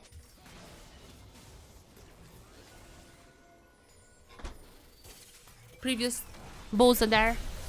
Ultimate coming in from Kiving. Also ultimate from Doggo. That's not gonna be doing too much as there it is. Double ultimate chaining the ultimate. Goody and Kratos. And so far it's actually pretty good, but now there's a retaliation. Zeri pops. Zeri pops off. Come on, Shogun. Can they do it? So far it's a pretty good fight for Vikings. They got 2 down and only 1 casualty. But CFO got the turret, so... I mean, this is still somewhat equal, I'd say. This is still somewhat equal. I really don't know who's winning. I mean, literally, gold is absolutely equal. 1 camp away from finishing the feat. And Zeri... But Zeri Corki getting strong, which is a little worrying if you're CFO. As I mean, this fight, they're not really paying attention, I feel like, to the Nocturne. Like, these Nocturnes are so good. And even if they take down Goody here, it just, they're losing so much in return, I feel like.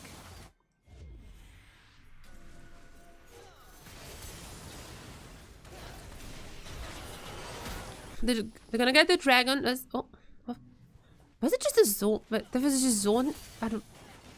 Never mind, they're gonna get the dragon, I guess.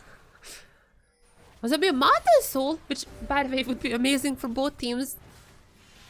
Both teams have incredible poke.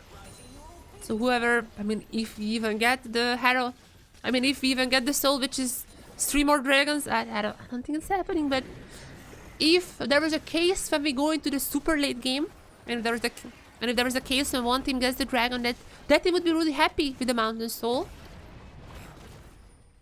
But I don't think it's happening. It's just, I don't think even these comps are gonna go to 35 as... Oh my goodness! Junji just got caught out.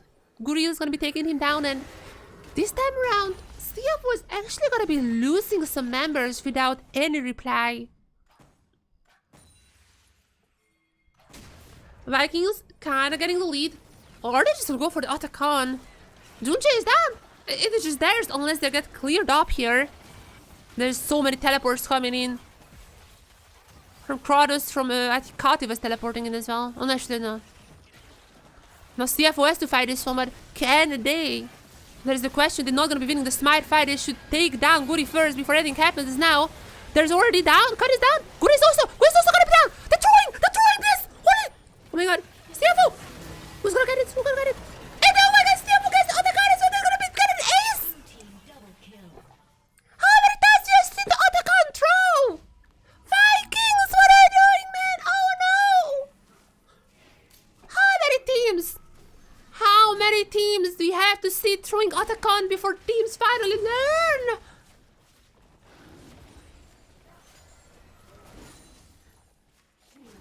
Holy!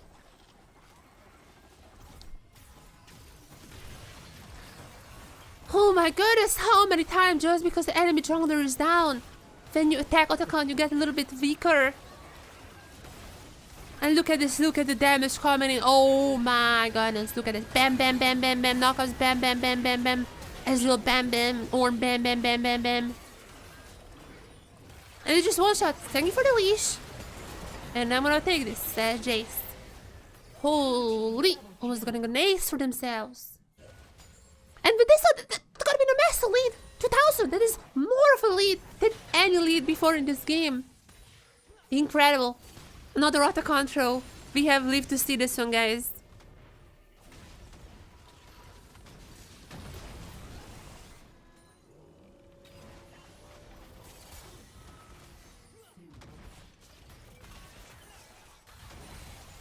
Another Otacon throw. They're gonna get so many threats with this one as well. And what started as a about equal game, just like this, 3000. Bam. 3.4 actually, 3.4k. Actually 3.4k, 3.5k right now. Incredible performance. Oh, by the way, and also Otacon granting them the defeat. That was the last objective. So, I feel like Kurami's curse is going strong. She predicted Vikings, by the way. Seeing Vikings actually get dove on the threat, she was like, nah, I'm predicting Vikings still, and curse might live on.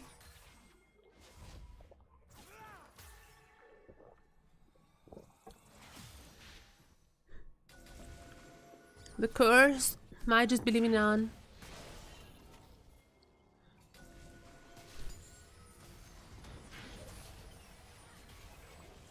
Now CFO engaging on the top turret. And can Vikings even fight them at this point? It's 3 items for the Ezreal. Across the board there are like about 2 to 3 items. And there is no one who can really manage that from Vikings. Maybe Corki.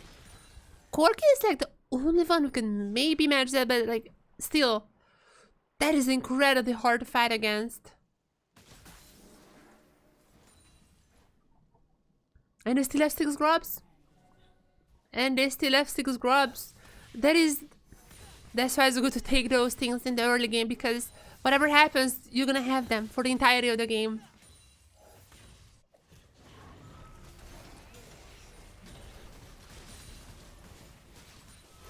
Now, False Life. Their False Life might be down.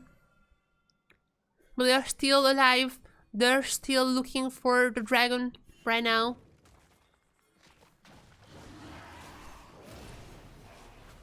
And my only question is really, what can Vikings do? Zeri just got the Bloodthirster, so at least she's gonna be on 3 items, but look at the other side. Look at their Triforce. Okay, that's Kaiping might just go down here. Well, okay, that's, I mean, happens. But nonetheless, Triforce, upgraded Triforce for Ezreal on the other side. So what do you do here? You just didn't get blown up from a distance.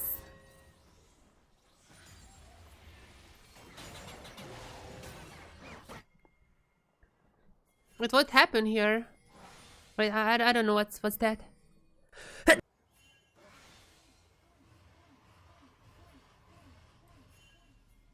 Wait, they're just like following up Goody? Why are you watching Goody from the base? Oh, just that's it? Like just killing? I mean, like Kiving was out of position. No question about that.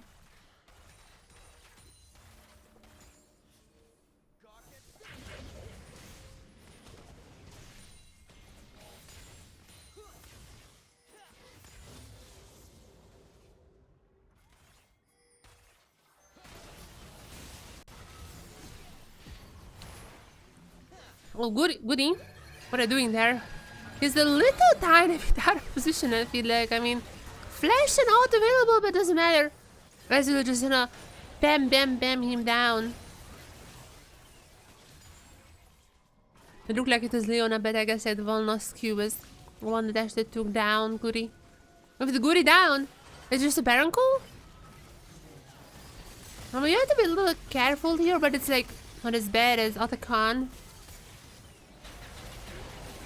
There's no way that enemy steals, so unless you get aced here, that's probably gonna be your Baron as Still Long going in. The E is not gonna be hitting on anyone, and now there is a reply. Kati, oh, okay. Rumble actually almost stole the Baron, but no, not gonna be happening as he's gonna be going down actually instead as Doggo. That's just one more Q. That's just one more Q, but Kati gets to get it. There it is. Doggo's gonna get a kill. It's other side of the map. Now Vikings just try to run away, but there's Honkyu. There's still Rest. There's a be Honkyu actually with 1 and 2 and gets the double. And even one more. Oh, wait, okay.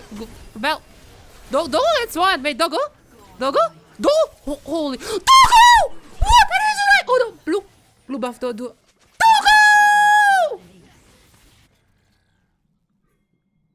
Oh my goodness! Holy! This guy! Anytime I see an Ezreal, yeah, every single time there's an Ezreal in an LCP, guy just absolutely pops off. Marble, pop that on the Ezreal, but got a quadra kill. I mean, just last game, Betty was also popping up there on Ezreal, and now Doggo is the one following this trend. Holy moly, we have so many incredible Ezreals here, and it's just gonna end the game. That's 27 minutes, and they're just ending the game.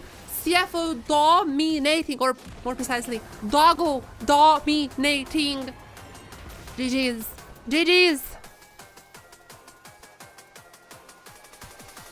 GG's for CFO. And you know what that means, guys. You know what that means? Kurami. Now 4 curses so far. Kurami just cursing the drops. 4 curses so far, every single time cursing the drop.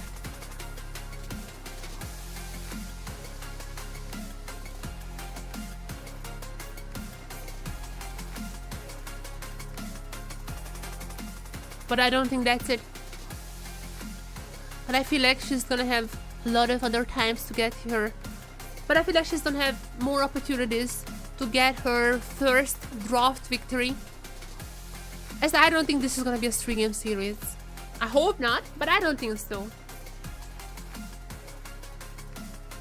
It really feels like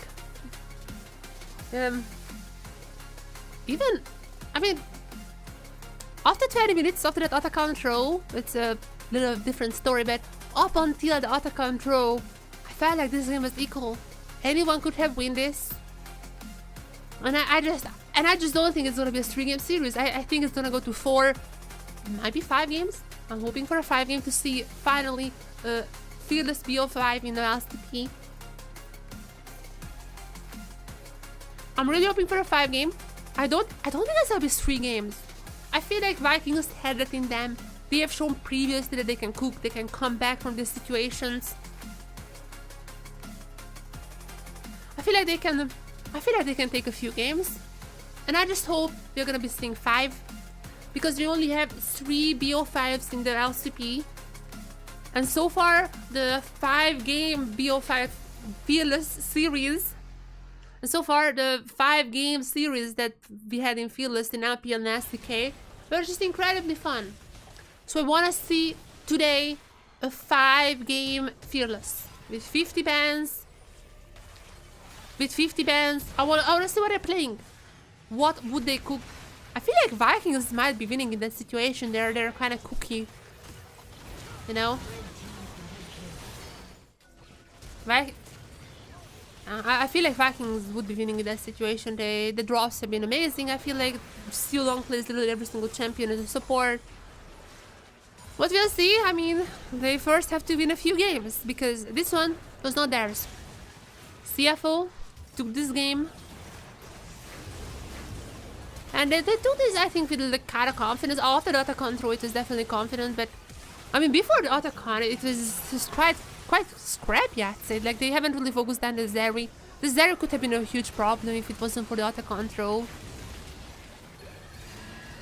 The Zeri could have been a messy problem. But in the end, it's like, doesn't really matter. They ended the game before that.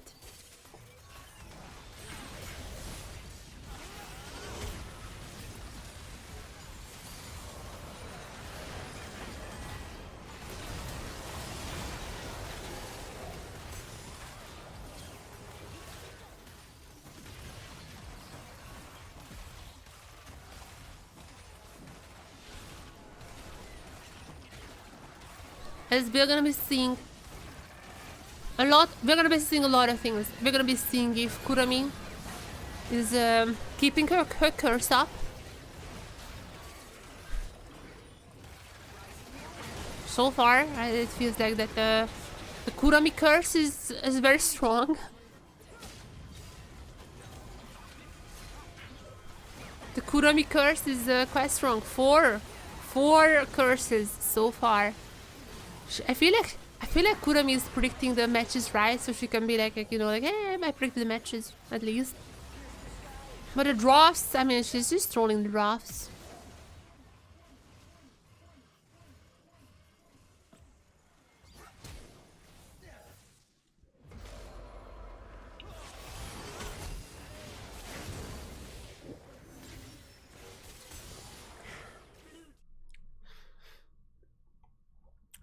I might be bringing some Coke here because I don't want to just drink Red Bull today. I have a lot of Red Bulls, and I love Red Bull. I have to say, I just love the Red Bull. So, if anyone with Red Bull want a sponsor, no, I'm still gonna bring us some Coke here, so I have that one as well. Just normal soft drink. I mean, I need caffeine, but like, this is my second Red Bull already, and I'm gonna have an even harder day the upcoming days. Today is a little bit chill, you know, it's like starting early. I mean, for now, chill. I need to edit this video later on, so that's gonna be the hard part here, but for now. Chat, I'm gonna be right back. I'm gonna go to get some Pepsi, and then I'm back.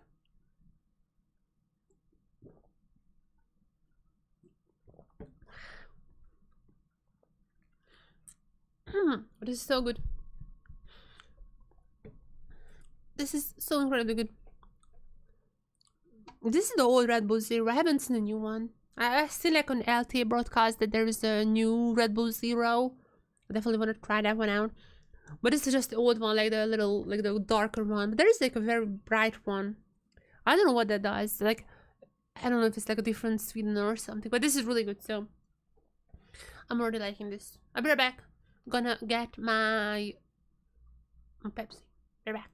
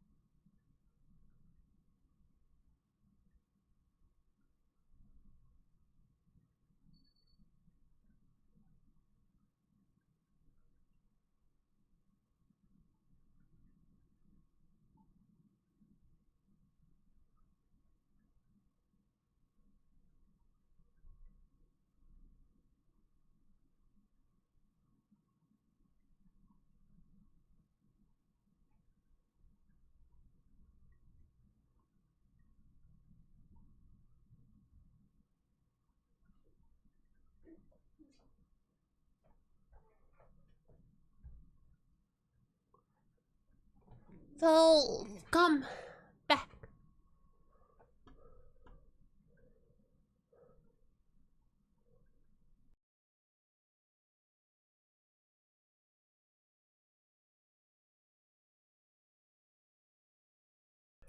Am I in time?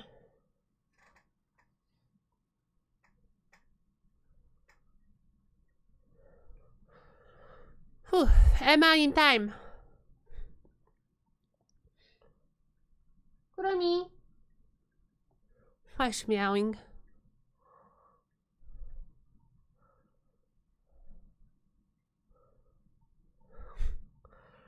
This should be in draft soon. We should be in draft very, very soon. To finally see, can Vikings fight back? I absolutely love this team. I absolutely love the Vikings. I have predicted them actually to win the game, the match.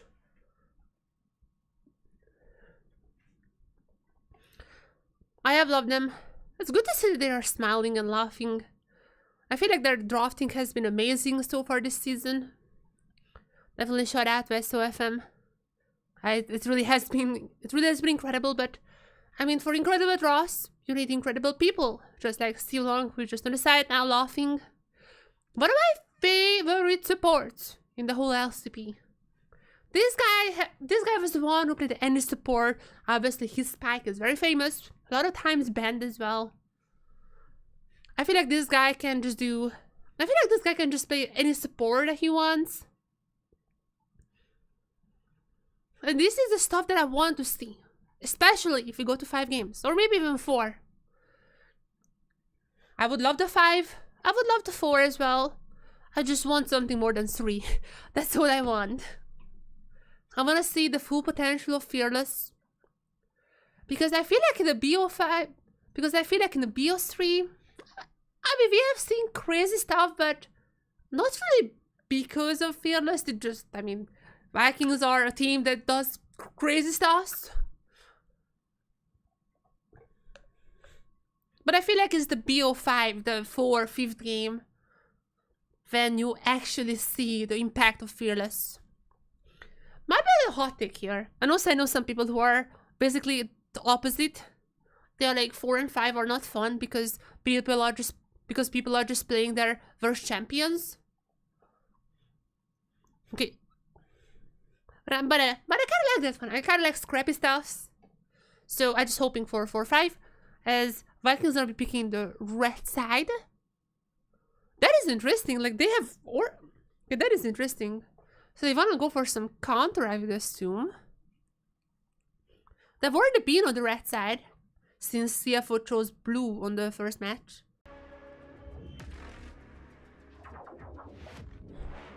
They're coming in the draft and well, obviously brand immediately banned. Goody's brand is quite strong. There's a brand.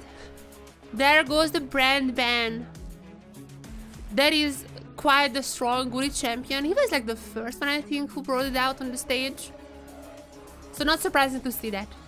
And also not surprising to see the Cassante versus Ambessa matchup. That's how top lane is nowadays. Jace has already picked last game, so it's Ambessa Cassante, baby. That's what it is. Yeah. It is Ambessa Cassante, baby. Welcome to the top lane. Has Varus also been picked by Vikings? We'll see if they wanna. We'll see if CFO wanna steal away the Renata or they're gonna go for the Misfortune. Gonna be locking in their jungler in the Xinjiao and the ADC Misfortune. Now my question is, are they gonna go for the Renata here? Or they're gonna go for the Pantheon? Oh, right. Once again, Stu Long is like literally playing every single support, so obviously he's also playing the Pantheon support, but Guri also playing the Pantheon jungle, so this is still a flex. I can see this draft going anyway. As now, Talia ban from Vikings banning Talia is what I mean. This is Vikings banning the Talia. From Talia Misfortune, still pretty strong combo.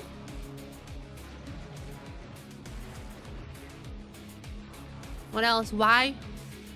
There's Y ban. Seems like at least CFO expecting this Pantheon to go to support. Steelong is the type who would play Pantheon support, so I wouldn't be surprised, but like he can literally play every single champion I think on support. So also I wouldn't be surprised if they pick up the Renata to pair with the Varus. Or just pick up the Pike. Or just pick up the Pike, you know. He's an incredible Pike, so that's a possibility. I feel like one of those should be at least banned here. It's gonna be the Oriana.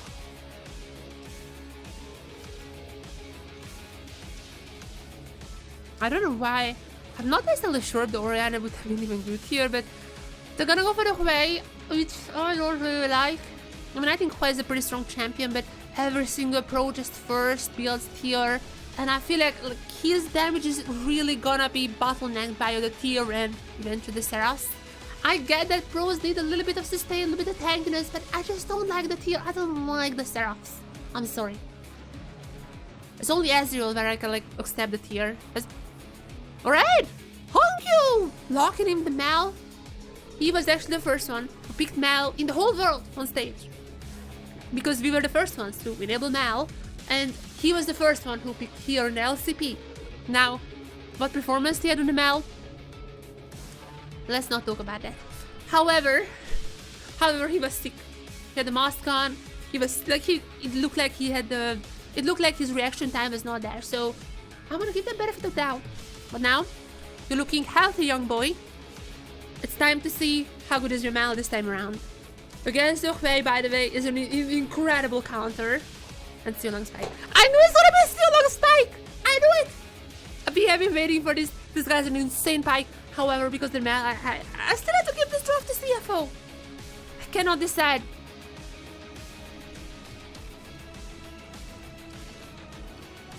Oh my god, chat, I cannot decide. I don't know who's doing this draft. I think a little bit CFO. I would give it to them, but my opinion doesn't matter. There's only one person, or rather cat, whose opinion matters in this stream. Kurami! Let me grab her. She's like sleeping downstairs. I don't know why. She usually sleeps like right here. I'm not sure why she's downstairs. Kurami!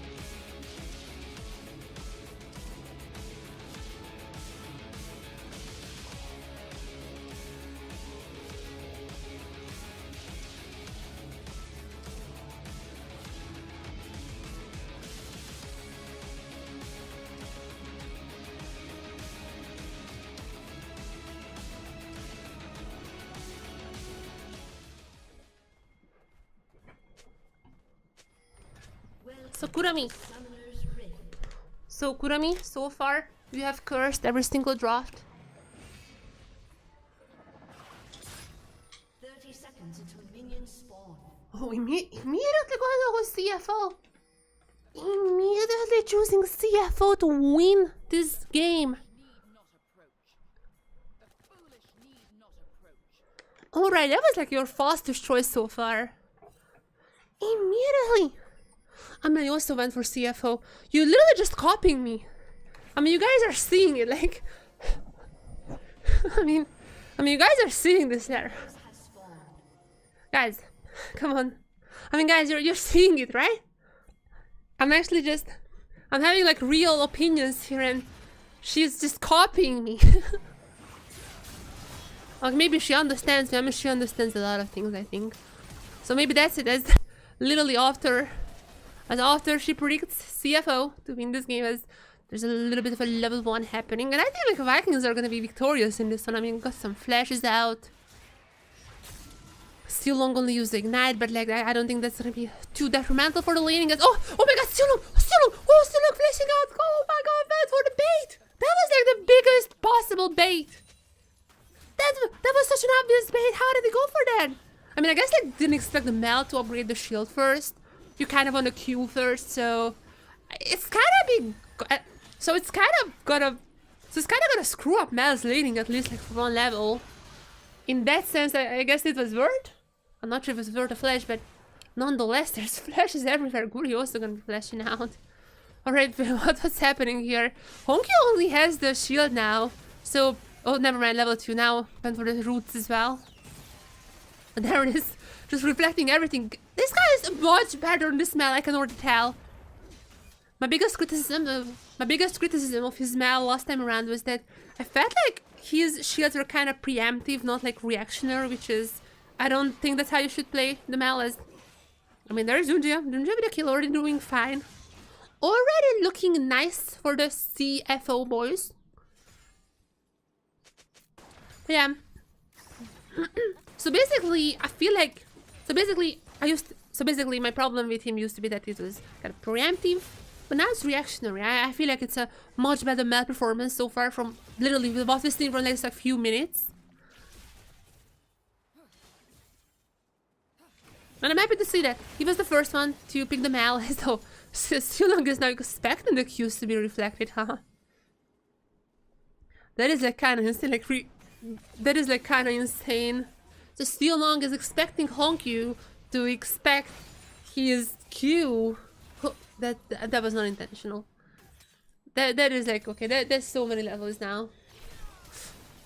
Mel is just a fun champion. I really like watching Mel.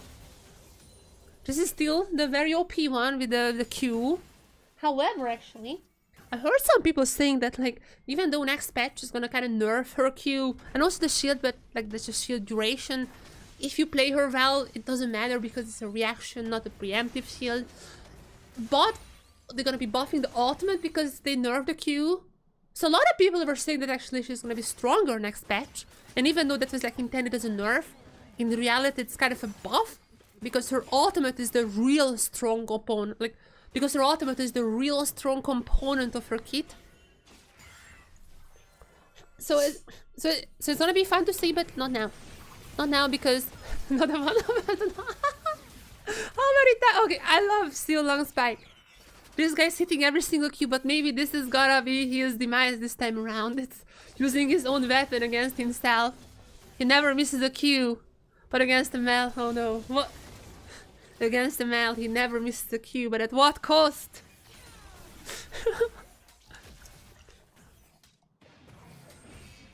And Pyke is like one of the few hook champions that actually Mel counters, because there are some weird cases when, for example, the Nautilus is kind of, if you Q a Nautilus Q, you're gonna be the one pulled. So a lot of times it's not worth. But the Pyke hook is one of the few ones that actually is good to shield because you're gonna be baiting in the Pyke.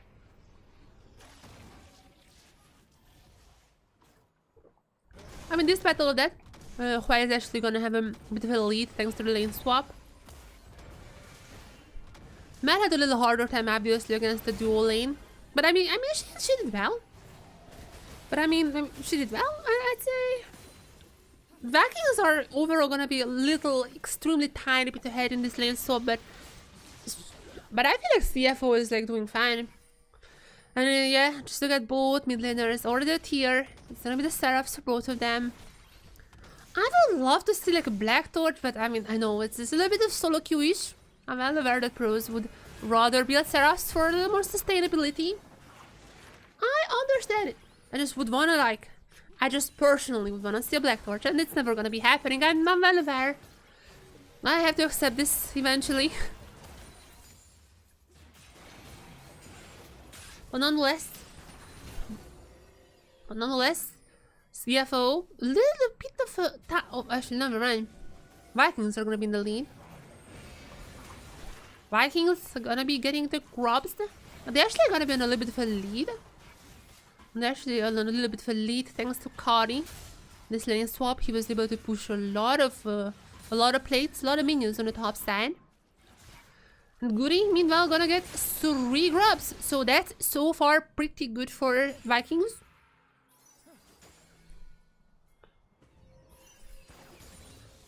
But once again, I'm not sure how much I trust this way. I really feel like the Seraph's way is not as strong as like the ones who still Sudoku just popping off. And the kind of same goes for Mel, but at least like Mel ultimate is still gonna be strong even with the Seraph. So I kind of feel like CFO is gonna be winning, but it's gonna be close. I hope it's gonna be close. But on the other hand, Kurami has predicted CFO very fast, very, very fast. So I'm not sure about that. She has been cursing every single draft. With the 4 so far that we have seen, she has cursed every one of them, and I'm not really expecting this to be different, as Doggo is gonna get way ulted, but it's not that strong at this time around. On level 7 on the TR, so yeah, it's not gonna be one-shotting anyone just yet. However, I mean, it might be enough to get a few plates here, as that Misfortune Ultimate is definitely gonna be helping out, but the plates is gonna go for Vikings nonetheless, as Doggo is gonna get quite low here. Nonetheless, Vikings coming out with a tiny bit of a victory, getting the plate, getting out healthy, and Huey just still stomping this lane. I feel like lane swap is working so much better for the Vikings.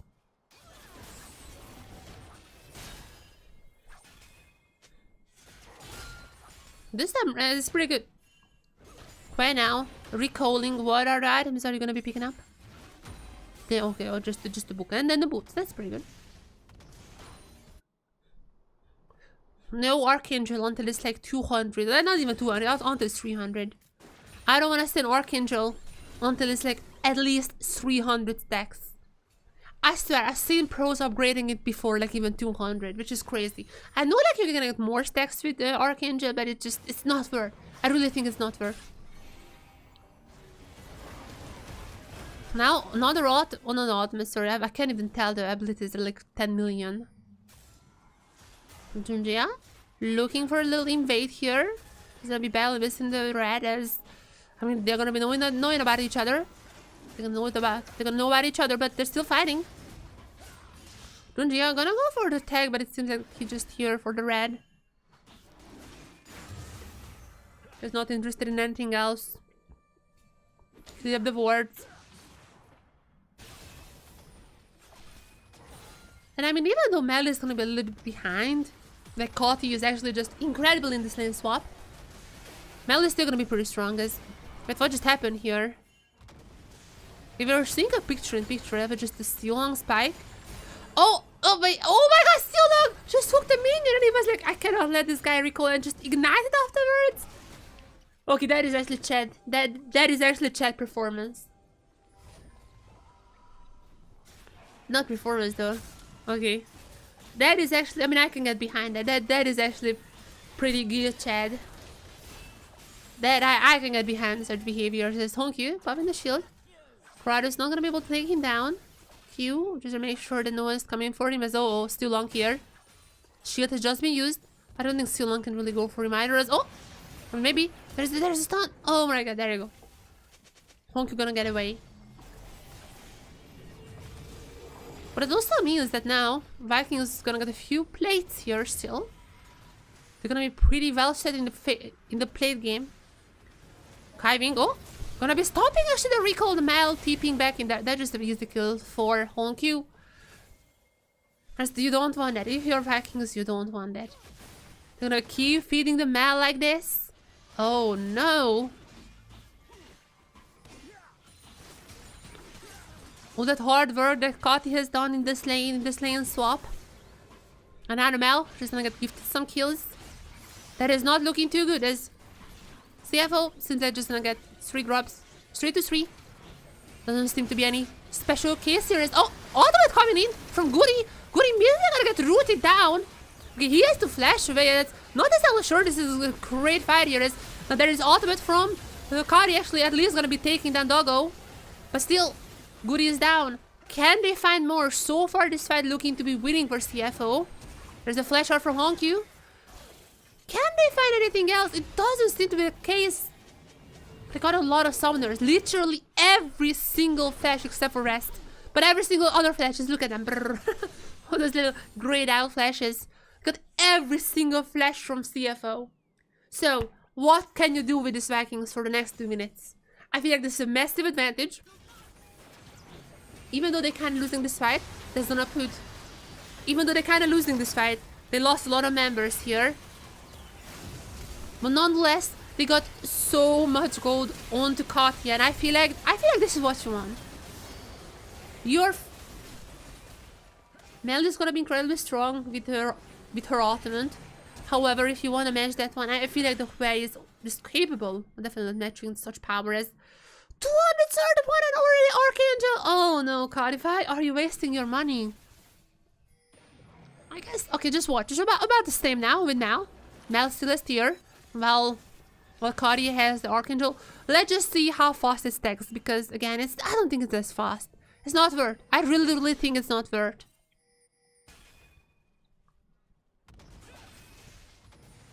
Kratos gonna be on the ball lane. Viking still has a tiny bit of a lead. That is mostly because the cut is just stomping the lane and no the lane swaps.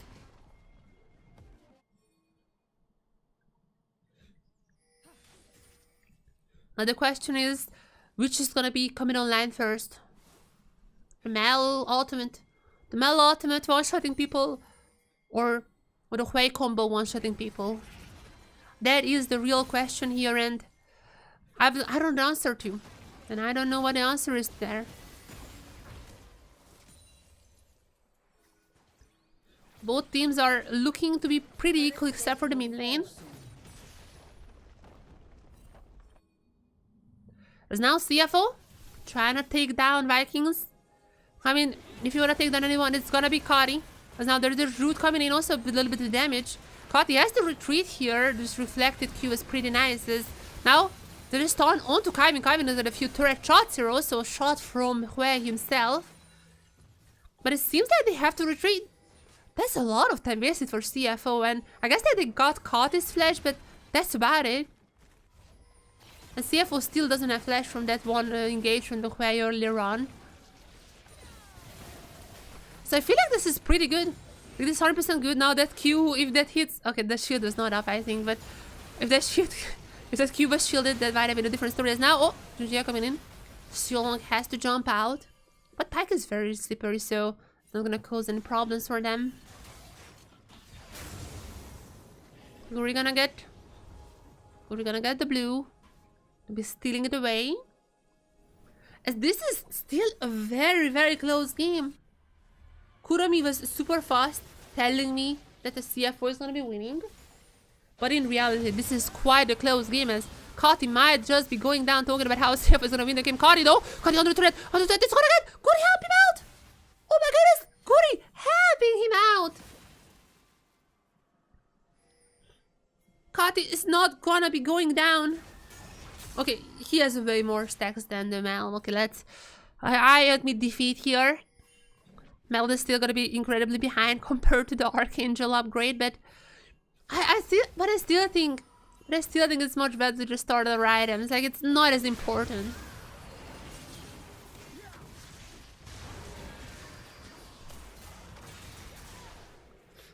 I don't think it's as important. Scotty. Gonna get a turret. Gonna get a Seraph upgrade right now. And oh boy, a 1.6k lead in just the mid lane. And Mel, Mel is still gonna be strong. I mean, she's a little bit behind in items, but as soon as she gets her items, those ultimate executions are really gonna be strong. It just... Yeah. It's just how you're gonna get them down. It's just the Hui is gonna be even stronger. Those combos are gonna be one-shotting people very soon. And it really feels like Vikings might have just found, finally, the game they were looking for.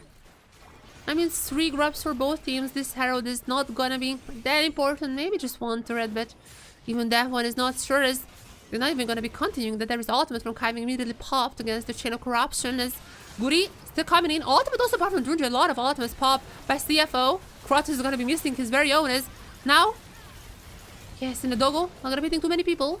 But Vikings gonna be using this time to pick up the Herald for themselves and maybe crushing to the mid wave. I don't know, not sure about it. Still logo, that's that. There is. Every single time he's baited in. I swear. He's like every single time baiting and just using the Q. Like this is legit like the 5th time or something when he used the Q that was reflected. And immediately to the root and the kill with the ultimate. Oh my goodness. That is... I don't think he's gonna be learning from this. I think he's gonna keep doing that. You know that urge when you're playing Pike. I just need to go for that. I just need to go for the Q. I can hit it. I mean, nonetheless, they're still gonna be ahead. It's not the worst thing, but you gotta make the... But you're definitely making Mel's life a little bit easier here. She's behind. She's behind by quite a lot. But all of these little kills are helping her catch up to the Hui. Those two mid laners are probably gonna be the focal point coming to the next team fighters. Leandre is down for Hui. That is quite a big upgrade. I don't think Mel can really get in until the next team fight. But also, I guess like the next team fight is about in 2 minutes for the Otacon, so... I don't... If CFO plays well, they're not fighting here. They just wait out until the Mel is getting the Leandres. But yeah. But Vikings really pushing that fight. Now, trying to take this turret down. I think poking them out as a lot of damage coming in from the Vikings. Quay is just dealing incredible damage from outside the turret. But the wave clearer is gonna be pretty strong for Honky with the Q. So they couldn't stay around. For too long. The threat is not really gonna be getting down like it's half health or something. And with this, Vikings next target probably this threat. I feel like this would be the time to have a fight here before Honkyu hits the Leandres, but I don't really know if they can really find a fight. Like Otacon is the next one, but that's only in 40 seconds, and I'm pretty sure Honkyu is close to Leandres. So they probably have to fight against the Leandres Mel, which is... That's gonna be hurting. That's really gonna be hurting. She's probably gonna be matching Kati.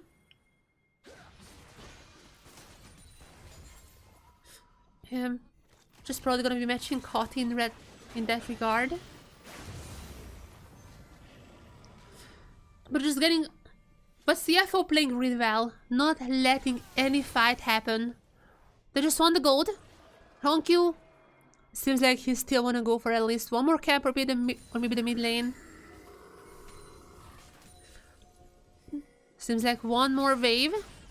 It's gonna be him picking it up. No, not even that. Just still sticking around. I think it's a good fight for Vikings. If you wanna fight, it is now. As ultimate actually gonna be reflected back to Kari. His own weapon against him. Damage is not gonna be that high, obviously. Like, I don't know how the stats are working, but I would assume it's like the same as with Silas. Like your own AP is partially used and Mel is not doing that much AP damages yet.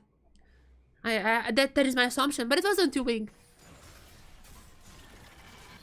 Is there still a cap here to fight? Is there still a cap here to fight?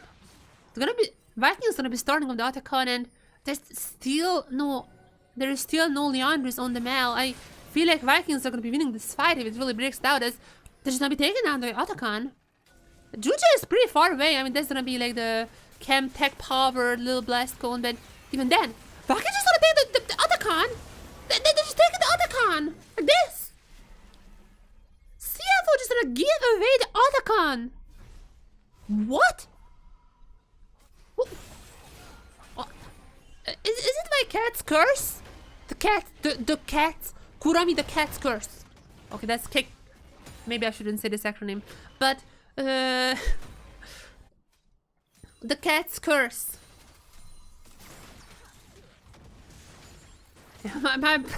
My brain really switched. My brain switched really fast.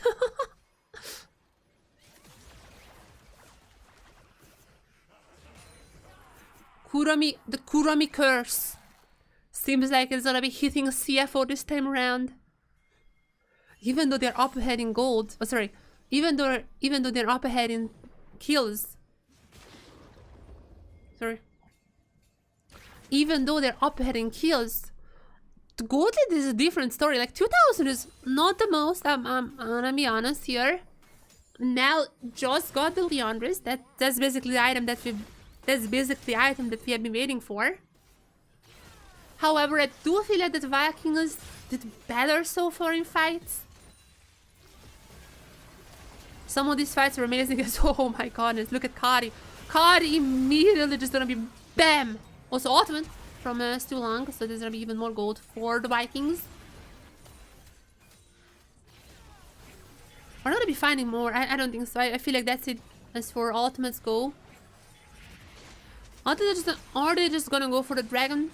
Second dragon, 32 minutes into the game. I don't think it's really gonna go to soul, but I don't know.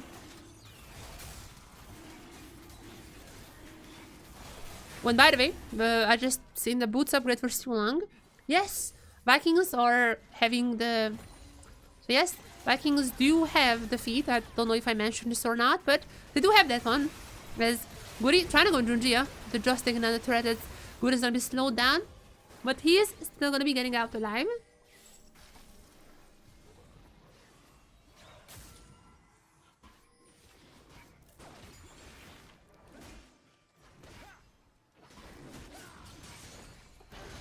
And Vikings slowly but surely building on the gold lead.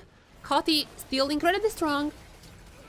Already trying to build up that third item, and so Rest is gonna get ulted down. Also, a few turret shots. That's gonna be a lot of damage. I don't think he's able to take down Rest. I mean, that's still like a Sante, but I mean, that's enough to force him out and even chase him maybe a little. Okay, I don't think that Rest is dying here, but nonetheless, I mean, he absolutely cannot stick around. Still long just gonna go for... Oh, that's... Wait, still long? Wait, okay, that's, I mean, a little bit crazy. Just jumping around. Yeah, even warded that bush, but it's gonna get cleared up immediately.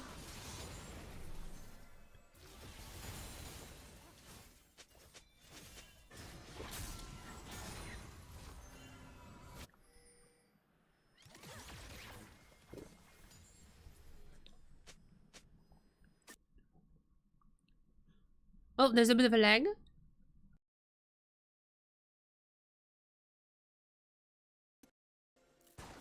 Just so you guys know, it's not my internet. My internet is fine. That lag came from Taiwan. Or maybe not, actually, I don't know. But my stream was fine. CFO. CFO getting more and more behind us now. Okay, the rest, I think you're dying now. Last time around, you were able to get away. You were able to do some Cassante gaming, but I don't think you can Cassante game yourself out of this. Zabiguri with the kill. I think Su Long got the reset there. Yeah, he got the reset, but I don't think he's gonna be using the next one. Still gonna be extra gold. Once again, extra gold for the Vikings. But it's still gonna be extra gold for the Vikings. Is it extra gold even? I don't think so, right? It's just when the Pikes gets the kill. Whatever. Vikings with another kill. Actually gonna be equalized with the kill score just now. But they are far ahead in terms of gold. 5,000 now. Look at this. Look at this graph. They are pretty dominating, actually. I mean, they had some moments when it's a little flip, flip, flip. But overall, they had to lead basically throughout the game. The only question is, can they close it out?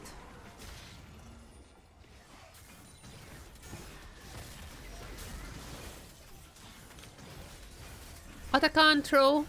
Not happening. There's no more Atakan. Okay, Seolong is actually just trolling at this. They're gonna be abandoning pattern. We're not doing pattern. I love this guy. Actually, Oh my god, Vietnamese Hillsong. First the Malva, now this. You know what? I can respect that. No, I can 100% respect Siu Long. This guy plays the wildest champions. He's going for the wildest plays. He doesn't care if he dies. He doesn't care about anything. He sees the bigger picture and not such mere small details like that. I absolutely respect this guy. And also really funny. That's really, really funny. Was it Unbreakable? I'm not even sure like which is the like normal pike build, but I love to see some damage coming out from him.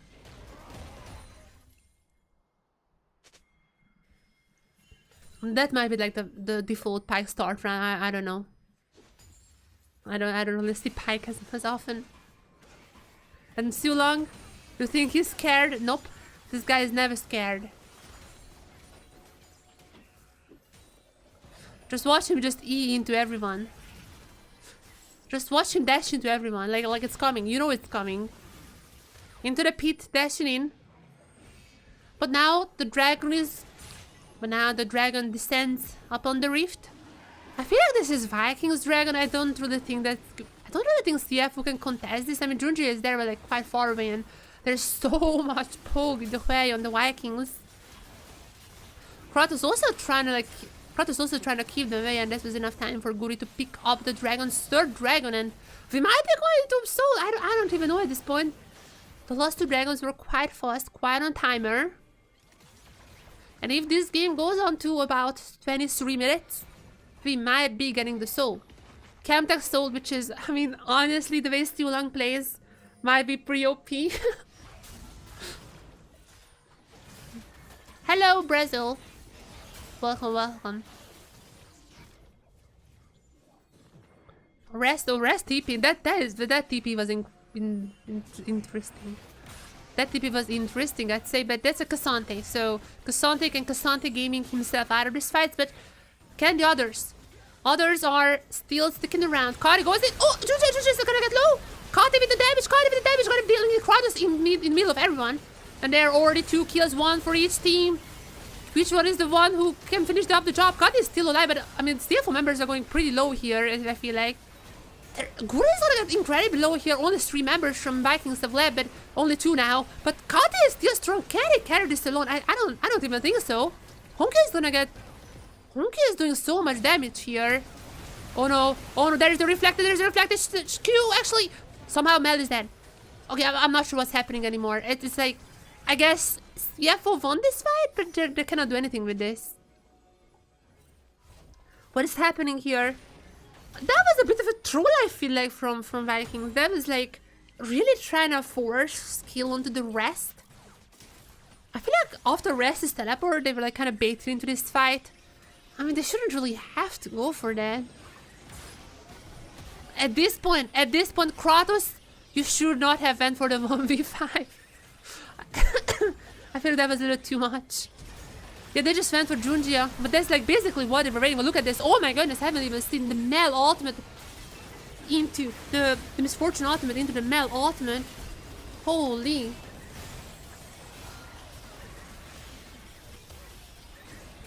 Honky is doing actually magic here. I haven't even really seen Honky just killing everyone. We were too focused on Kari, but Honky is incredible. He's definitely redeeming himself from the first Mel performance. As this time around, look at this, look at the reflects here. Bam, bam, bam. Just reflecting it up back to Kratos, back to Kari. Back to Kratos, back to Kari. As now, Vikings still up ahead in gold. Still up in gold.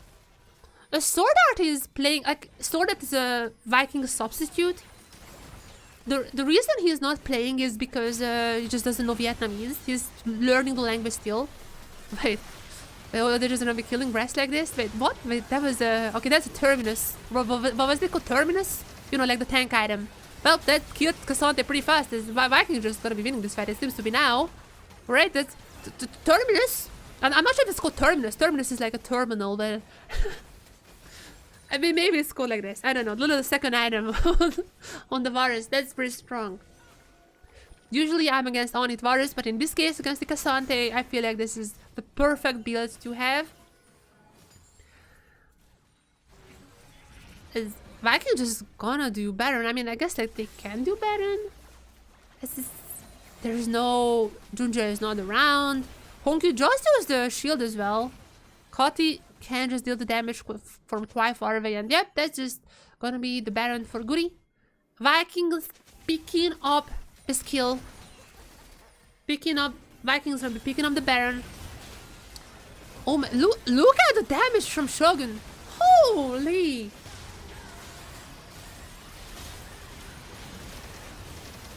Oh my god. Actually, Vikings have like 4 substitutes. Like, except for Kratos, except for the top lane, they have substitutes for every single role. They have like Sansan sub jungle, Chica sub mid, and they have I forgot who's their sub. Oh, Style. Style is their sub ADC, and obviously Sword Art is their sub support. But they never use substitutes. They have 4 substitutes, but they never use them. CFO though, CFO does use their top sub, but Vikings have 4 subs, never ever using them. And I guess like even SOFM could be playing jungle.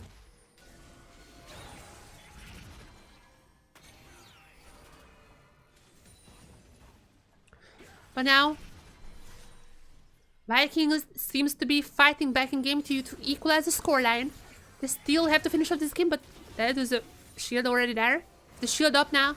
The shield down for the Mel. I feel like this is the perfect time to start a fight here.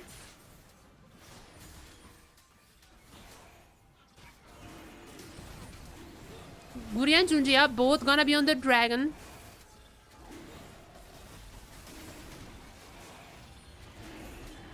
Ultimate coming in from Guri. Gonna be stopping them. Oh, actually gonna go on Honkyu. Honkyu's shield is down now. Shield was not useful. And there's already 2 kills for Shogun. Are they gonna be continuing this? Shogun already almost got a panther actually in the last game, but now... Sorry, that was 2 games ago, not Shogun, whatever. Shogun gonna get a triple... Okay, unofficial triple here. And now, Vikings gonna go for the ace. Only 1 member standing here. Not for too long. Vikings gonna go for the ace. Gonna get the dragon. Actually, it's gonna be Camtech Soul. I thought that we're not gonna be seeing Soul this game. But it might be. Camtech Soul also perfect for them because Steel Long loves to be very low. That is like the perfect soul you can have for them, but that's a soul. Vikings have Academy for Ages. I don't know about the qualification system. I don't even know if like LCP teams are gonna be going. Also, I don't know. I don't know about VCS teams. I know VCS have been announced, but I don't know which teams participate. I only know PCS and AGL. I don't know if VCS teams have been announced. I feel like just it was only announced that there will be a VCS and that's it. Oh no, sorry, it has been announced. Team Secret has only Team Secret, it seems like, yeah. So there's only Team Secret who has a... Oh yeah, only Team Secret who has a Academy team, it seems like, but I don't know if this is like their team or like if they can promote with this team. Yeah, but there is no... They don't really have Academy teams. Oh, Kiving. Gonna go on to Goody. Goody is actually gonna be quite strong, and also the shield is probably gonna do some work. There it is. Shield pop for Honkyu actually. And it's gonna be down now, but can Vikings win the remaining of the fight? And I think the answer is gonna be a yes. As now, double for Kratos, but even Shogun on the side with a lot of damage. And I mean, death timers are almost a minute at this point. Is it the end? I feel like they have the minion wave. I feel like Vikings have the minion wave. Only lost Goody. Still 4 members strong. Still have the main carries in the way and the Varus. Are they gonna go for the end or are they gonna be safe here? I feel like they can go for the end, but no. They're gonna be safe. they're down one game in this series. They're not gonna be risking more. This is actually pretty good from Kiving. If Guri was alive for the upcoming, if Guri was alive for that push, they probably just end the game. I mean, oh my god, they had like 5 ultimates literally for Guri.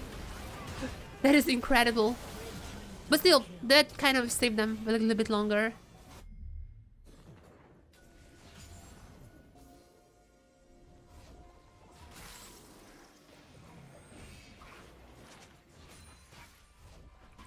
But if you're CFO, what are you doing now? 10,000, the deficit that you're in. Enemy has also the Chemtech Soul. They have an incredibly fed Varus. They're kind of focusing on the Hui. But Hui is not gonna do that much damage. Again, the Seros build is not the strongest, but I understand you need a little bit of a sustain, that's fine. But nonetheless, it is gonna be Shogun with the real carry here. 4 items, also GA, also Jackshaw. Literally full build. He actually full build right now. Level 18, full build Shogun. That Varus is gonna be incredibly strong. And I don't know how you deal with this if you're CFO. Like, you really have to reflect the chain of corruption into a root, into just somehow trying to get him down. But even if you take him down, he's GA. It seems to be an impossible case to win this game now.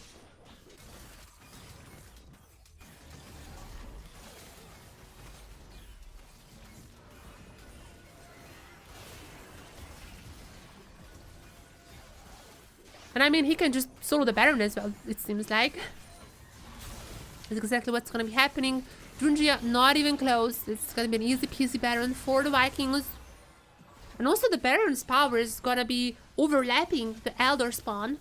So if somehow this match is not ending in the so somehow if this match not ending with the next push, they still have Elder. And they're still gonna have the Baron buff for Elder. So I feel like there is just absolutely no way at this point that CFO wins.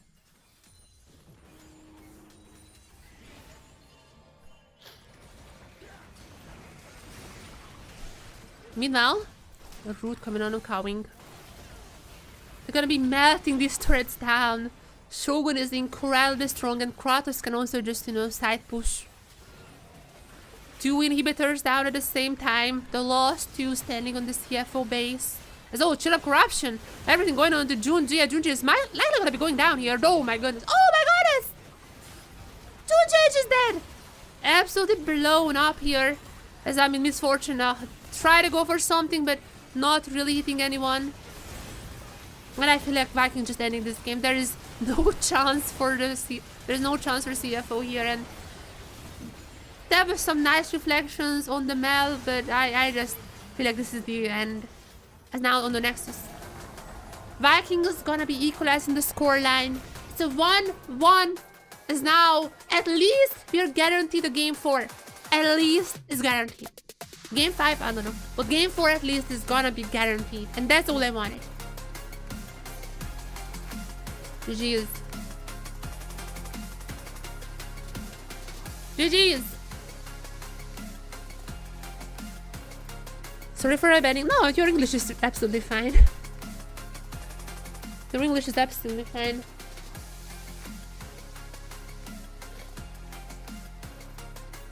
Yeah, I don't know like how the ASIC.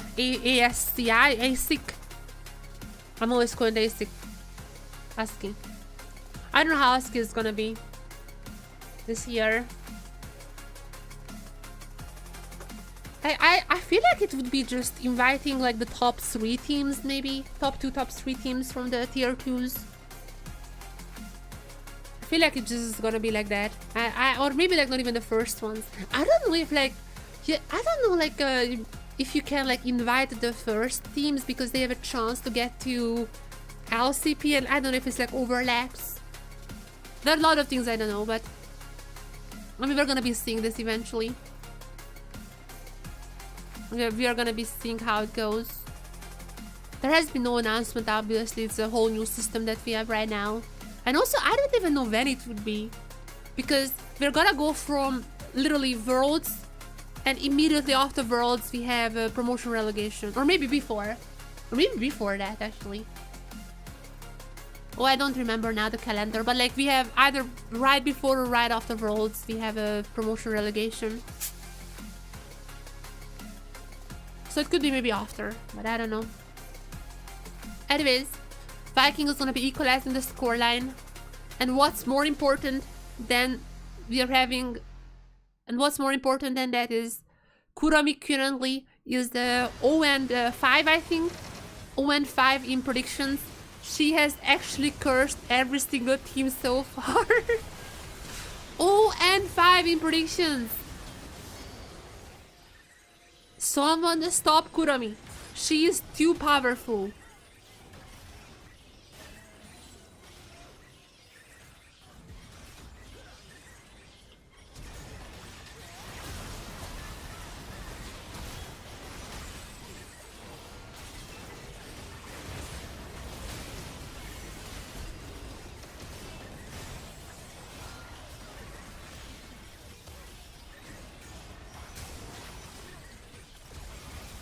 What is the next step, guys? What is the next step?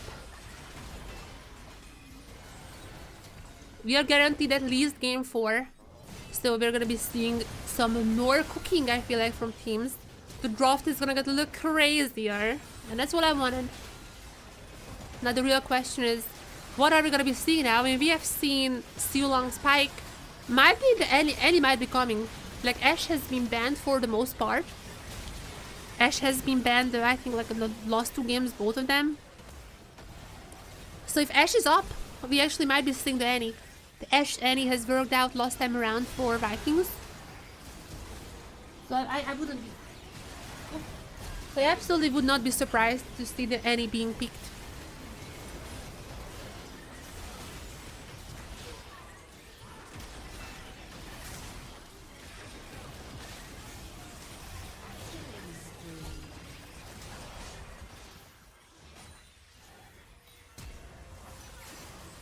What is even where is my phone? What is even Siulong's account? Let me check that quickly. What is Siulong's account?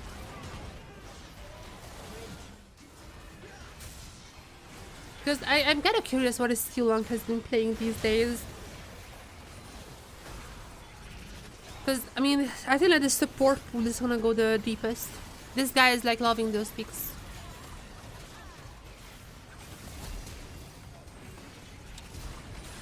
It's the tier 2. Yeah, I mean, isn't there gonna be like a new type of tier 2 in Americas as well? Like qualifying for the thing. I don't know how it's gonna be called. I don't know why they didn't do the same as like they did in LCP. I feel like that would have been cool if they just made like LTA the Super League and just like have a CBLOL and LCS be the 2, you know, like the 2 tier 2s, just like what they did in LCP. I think that's pretty cool. Oh, and there is Rest. Also not Rest. And there is Driver. I see a Driver at his computer. So seems like CFO gonna be subbing in Driver. They do this a lot of times. It's not surprising. Whenever, usually game 3s or whenever Rest is losing, they're coming in Driver, and this is exactly what happens right now. After CFO losing game 2, Driver gonna be subbing back in. We're probably gonna be seeing some AP top laners, though the Rumble has already been played, I'm pretty sure. But we might be seeing the Gragas. I mean, that's a very possible option. We'll see what CFO brings here. But that's at least my immediate predictions. It's okay, I wanted to check Siulong. So what is Siulong's account? I don't have it here now. Let me check Deep LOL. So what is it? LAMVJ. That's a long name. There you go. So what has... Alright. Alright, so I think I'm most curious about what Seolong is gonna be playing. So what is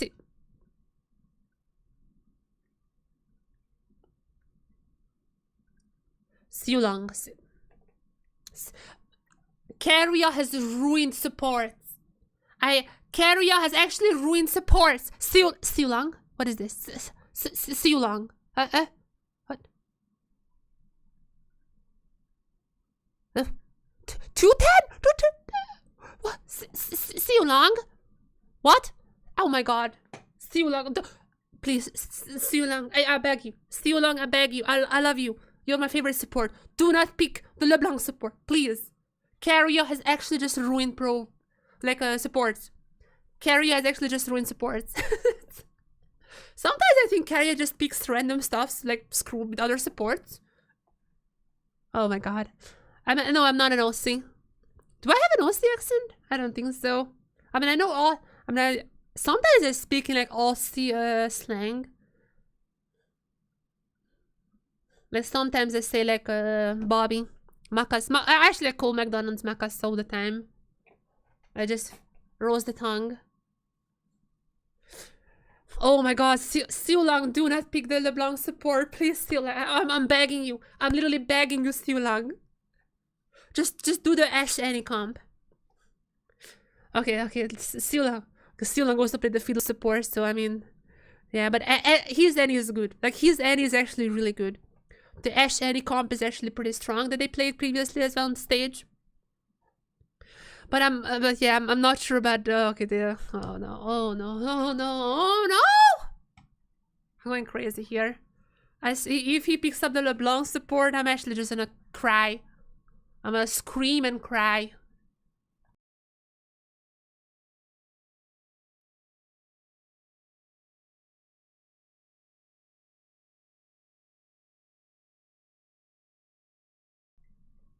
I mean, this guy is crazy, so I have to give him that. I feel like sometimes Carrier just like picks a random champion and like it's like a social experiment. Sometimes he's like, I'm gonna be picking up the LeBlanc support because I mean she can stun, right guys? Like she can stun just like a support, and just like kind of like just watching afterwards like all the other regions, and he's like, huh, this guy picked the LeBlanc support. This guy picked the oh my god, look at the and he's just laughing at others. I feel like this is a social experiment. There is no way that he legitimately thinks the LeBlanc support is good.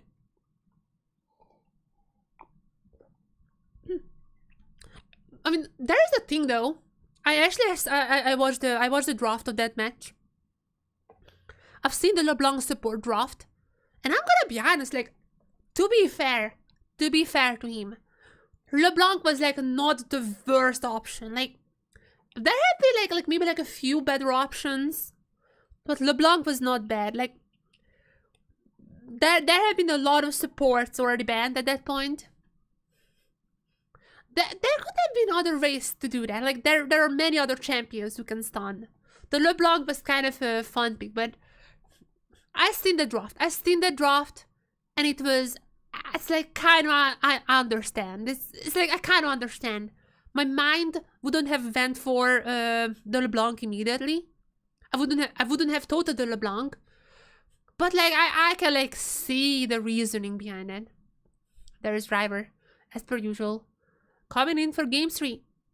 Can he turn this thing around? Can he turn the tides around?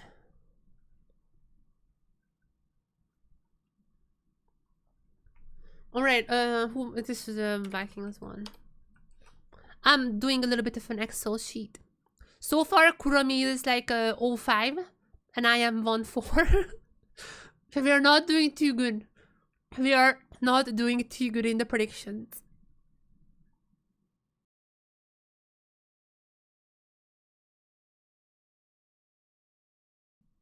And CFO gonna be choosing blue side here.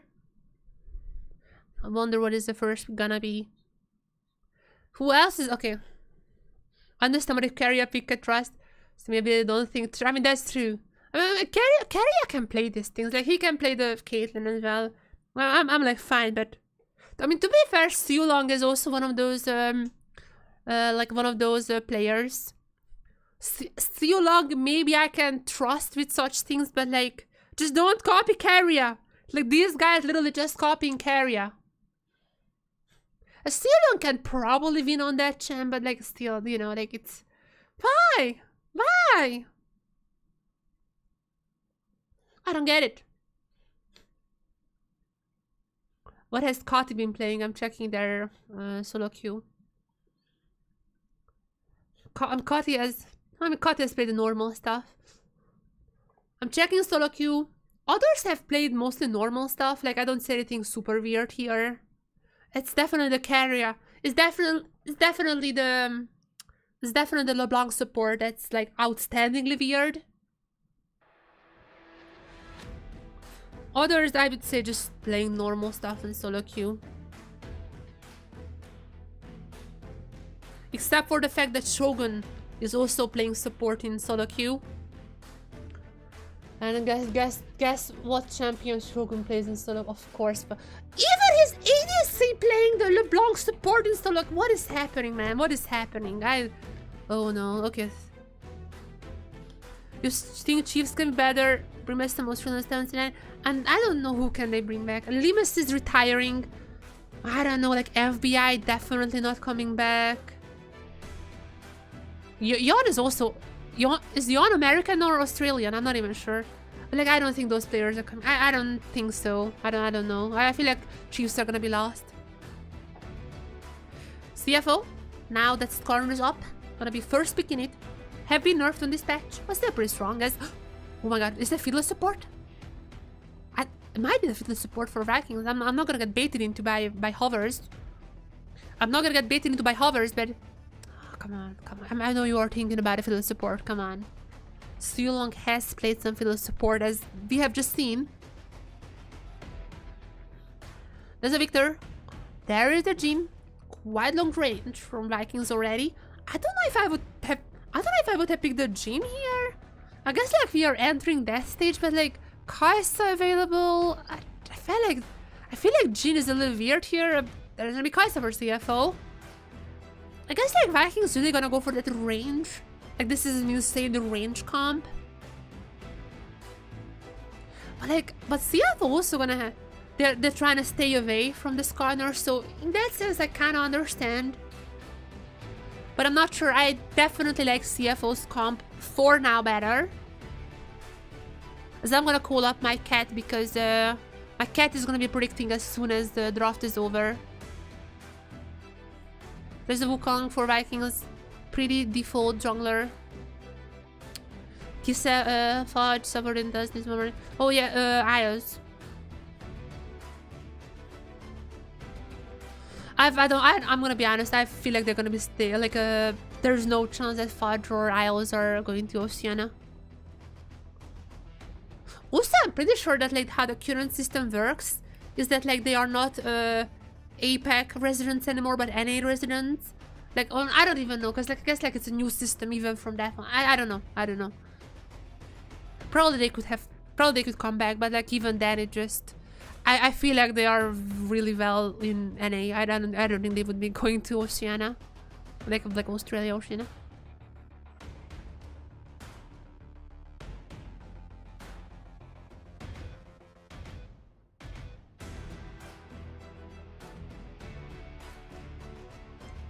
What I could see is like maybe Ios, like maybe, but I feel like he's also gonna be on Dignitas for the whole year. But if they have Ios support, they could have like an import ADC, which maybe. There's gonna be the Elise support band. But oh, is it gonna be LeBlanc? Okay, chat. LeBlanc is not necessarily the worst here. That's the worst thing. Okay, chat, here's a very sad thing. LeBlanc support is not the worst here, but it's gonna be just a Poppy support, alright? Alright, I'm relieved. Thank you, SOFM. SOFM not letting Siu Long playing the LeBlanc support. Siu Long is laughing though. Maybe that's actually what happened. Maybe that's actually just as 2FM goes like, no, you can't that. Oh, yeah. That's pretty good with the. I'm just saying that's pretty good with Nautilus. But no, just not without the brother. Just not without the brother. Yone for the mid lane. Who's there's no way it's the Riven top. Surely. Sure, but no way. They're just trolling. I'm not gonna get baited by hovers. No. I'm not gonna get baited by hovers. No. I'm not even looking. I'm not getting baited by hovers. It's gonna be like a boring Renekton. So okay, Sion is not really boring. Sion is pretty fun, but it's still gonna be Sion. That's a lot more normal champion than the Riven. They already have frontline. Oh my god. Wait, CFO's comp is insane. Oh, there's the any support! There's the any support! This is coming! So it's gonna be the Poppy top. It's not a Poppy support, it's a Poppy top. Siu Long's any support. He is insane on the any. Insane. And because of that, I'm gonna be predicting Vikings to win this game. But that's once again not important. What I'm predicting is never important. What's important is what the cursor on this house predicts. Kurami! Kurami!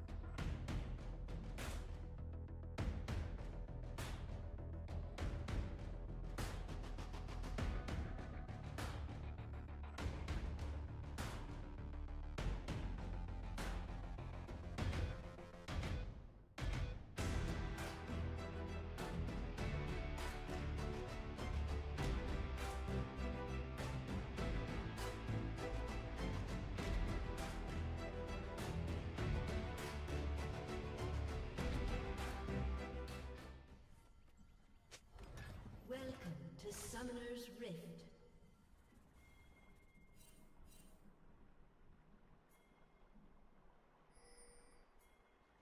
Seconds until minions spawn.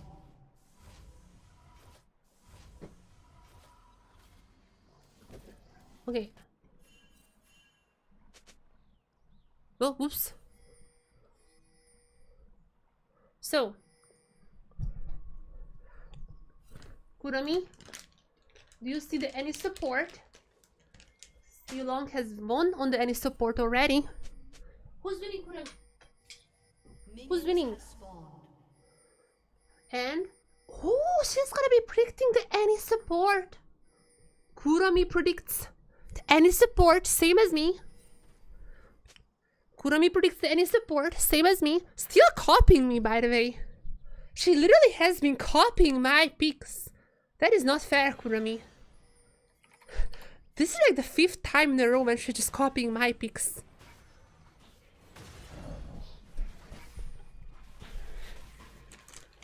Why is she always copying my picks?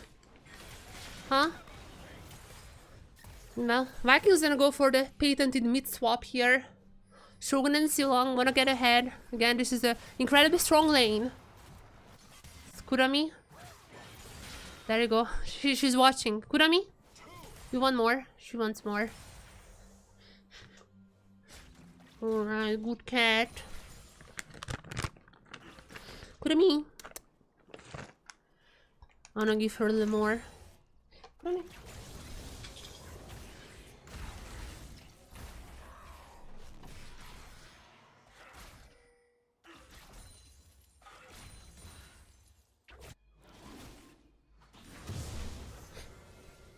Viking win is guaranteed now. I mean, she has been 0-5. She has cursed every single game so far, so I'm not sure about that. So far, anytime she predicted someone, the team lost. So I'm not sure about that. I feel like Vikings might be a little cursed here, but we'll see. I mean, surely Kurami cannot curse. Siu Long's Annie. That guy is insane on the Annie. I feel like they had this game in the bag and Kurami finally gonna get her first prediction correct today. Might be. We'll see.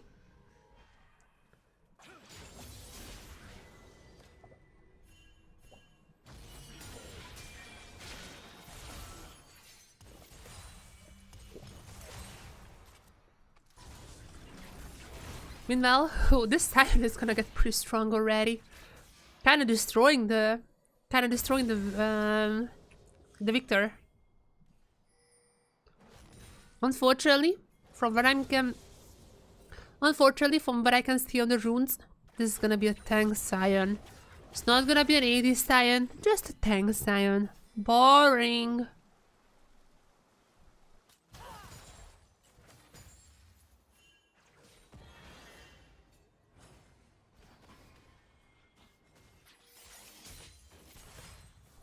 But obviously the main character... Oh, sorry. But obviously the main character in this game is gonna be the Annie. She has to get level 6. I mean, she's gonna be roaming around a little bit. She needs to get level 6. And pairing that with the Victor ultimate, with the Jhin ultimate. Ooh. Oh.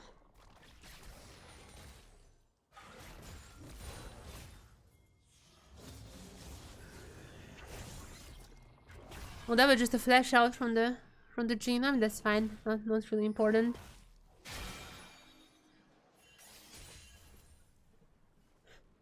But yeah, if I was Vikings, I'd be scared. I think Vikings.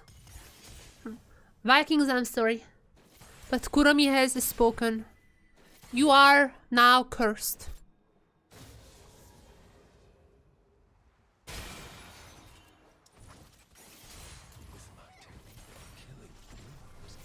I would have liked your comp more, but I mean the cursor has spoken. Like the oracle has spoken, or rather has eaten.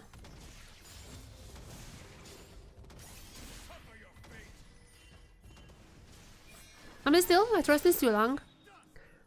Last time around, it was the Ash Annie, which is still like a pretty huge range with the Ash Arrow. Neither of the Jhin, who's even longer range. So I feel like this is an incredible start to any fight. Just go for the stun with the T-Burst, followed up by the another stun by the Jhin. Maybe the ultimate. Followed up by obviously gonna be the Victor ultimate. It's just an incredibly strong combo. However, talking about how strong Siulang's combo might be, Junjie is close to level 6. As soon as level 6 hits on that Skarner, you better be careful. On level 5 now, so no ultimate, but goody. You better be careful. A little bit more XP, just a little bit closer to the wave. And Junjie would get level 6, still not there just yet. But it's just time. But it's just a matter of time. Yeah, but just a matter of time as Junjie is gonna be taking some grubs now, and with this one, he is gonna be hitting level 6. And from now on, you should be careful. There you go. Level 6 for Driver as well, by the way. Driver and Junjie. This comp from CFO is coming to online. The CFO comp is coming online now. Anytime now. Just be aware. Oh, Siulang, you are not level 6 just yet. I mean, there is ultimate from Driver if he really wants to get away, but that's... But he doesn't even need to use that one, it seems like. No level 6 for Siulang. So there's no T-Burst to really stun anyone from the short time. But now, who has level 6 though is gotta be Junjie with the double stun! Shogun is already down. And Guri gets away, but this is still the first blood to CFO as well. Wait, what? Driver? I'm gonna go for the balls play on the top side, just went for one more wave. Alright, that's on me. But he leaves. And CFO so far, much better in the early game.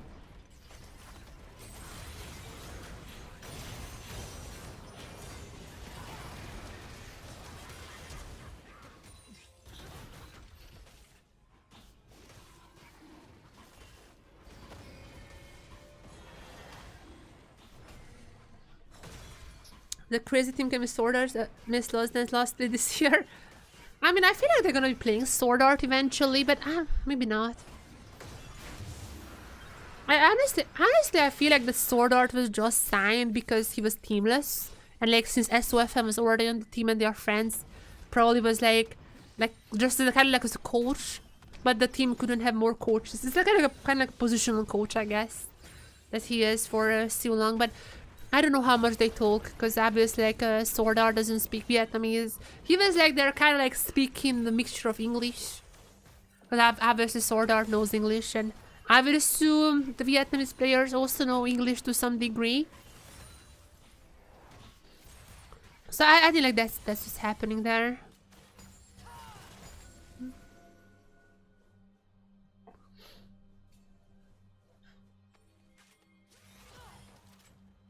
Yeah, I originally thought that Vikings would be like 5th.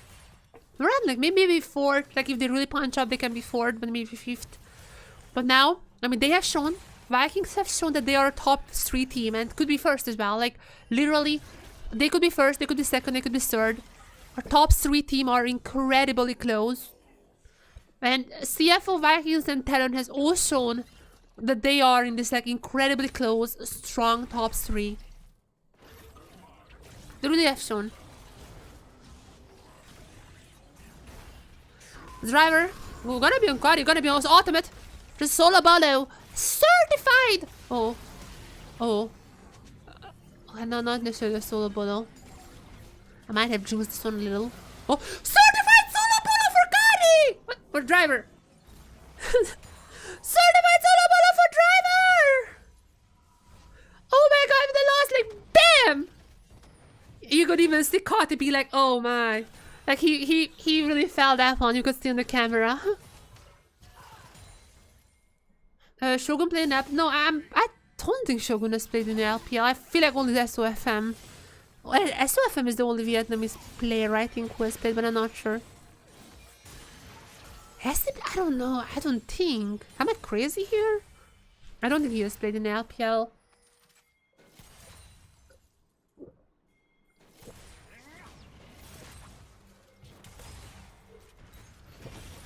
I mean, SOFM can translate, obviously.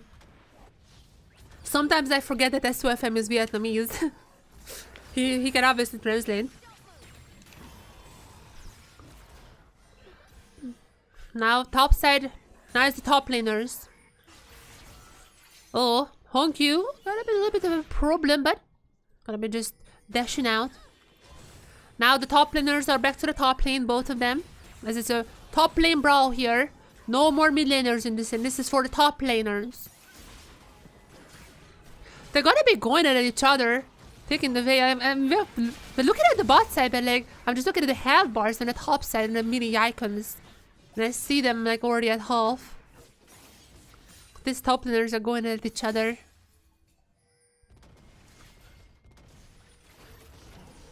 See long? Level 6. It took a little while, but level 6 is there. And this Annie is gonna be incredibly strong from now on. But is it late? That's my question. Like, is it actually too late for Vikings?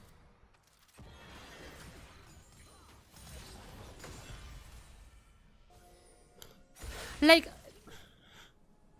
I feel like Skarner is getting really strong. The Siam is winning this lane swap. The Siam was absolutely winning the lane swaps. And I mean, look at that. Even goddamn Cody, the little solo bolo. Cody was like, no, okay, well, I guess it's just a nothing burger. I think he forgot about the ability, like the kick one. Bam! Look at the cinematic. Bam! The driver is gonna go for another solo bolo, I feel like here. I mean, as soon as this is Guri is here, but though TP is still coming in from Honkyu, and driver is still up, still healthy, somewhat, I would say. Anyway, Togo is also here with the ultimate, just jumping in. They're not gonna get any kills, but at least saving driver in the process. And might be picking up some plates as well, as now they are nearing actually the 3,000 gold lead. A little bit farther away from that, but nearing.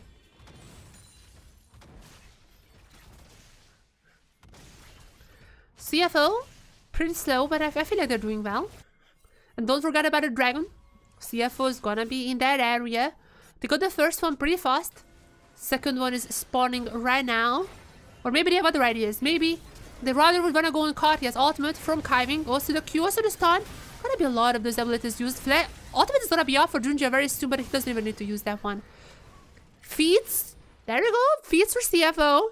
And Kuromi curse. And Kuromi's curse seems to be actually just too strong. It's stronger than Xiulong's Eddie. It's impossible. How is she so strong?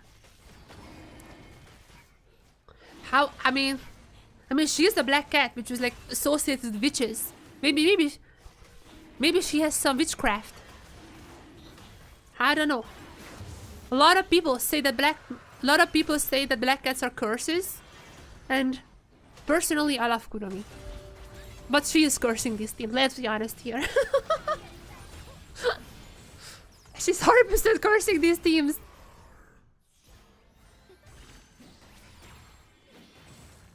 I'm gonna put her in the thumbnail.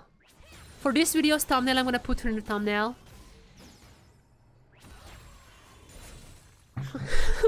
Also, like, I have a highlight. I'm definitely gonna make a highlight and upload it on Twitter. And also Blue Sky. Like, from all the predictions and then the game's ending.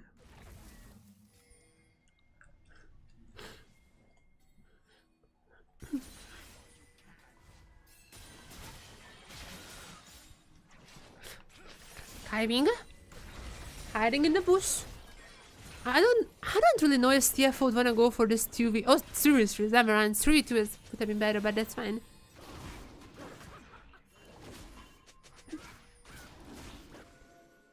Driver, gonna go for some proxying, of course. Alright, good one.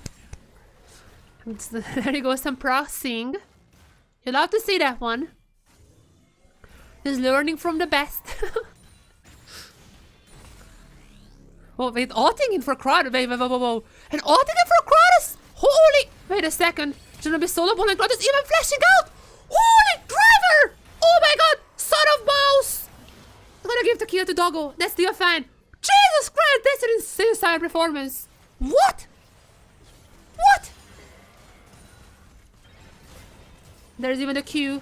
Gonna get Shogun with this one. Shogun gonna go down pretty fast, and even if the T-Burst is here, there is N is gonna be called up by Junjia, and they can both go down. CFO just stomping this game. And it feels like the level 6, Xiulong's level 6 came too late. Wasn't able, even in this case, wasn't really able to use the T-Burst stuns. Even in this case, T-Burst stun was not coming through, had to use it differently. CFO really forcing Vikings to not play for their comps, CFO really forcing Vikings to not play for their comps strength. Their comps strength. And Jesus Christ, this Titan! Oh my god. Oh my. Wow. Look at this, the Taiwanese boss. Yeah, my cat is just cursing these teams. Holy. T-Burst stun actually was even coming in, but they're just not really doing much in this situation. CFO playing amazing around the Annie. They were probably expecting the Annie, like Xiulong has played the Annie beforehand. He's practicing the Annie in solo queue as well. So it wasn't a surprise for them. Absolutely not. Oh my goodness.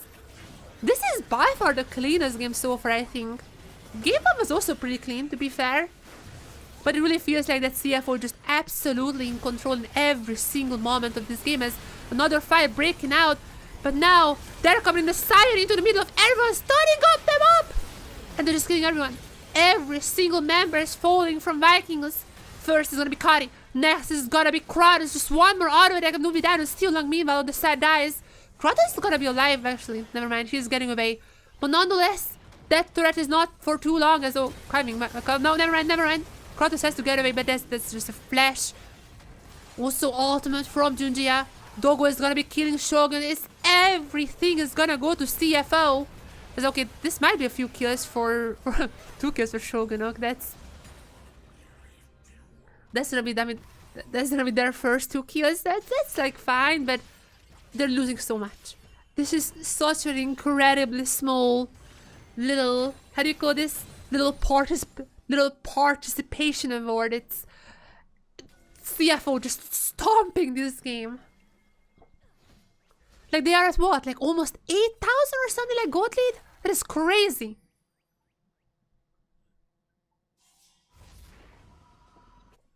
Insanity. You can make a lot of money with bets using the predict. Yeah, just whatever she predicts, someone predicting the opposite.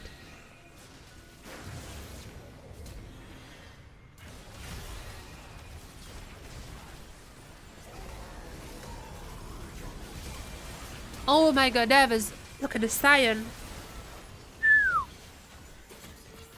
And even, I mean, on the side, the T-bar is actually pretty nice. Kind of avoiding the Seeker from Doggo, but that doesn't matter.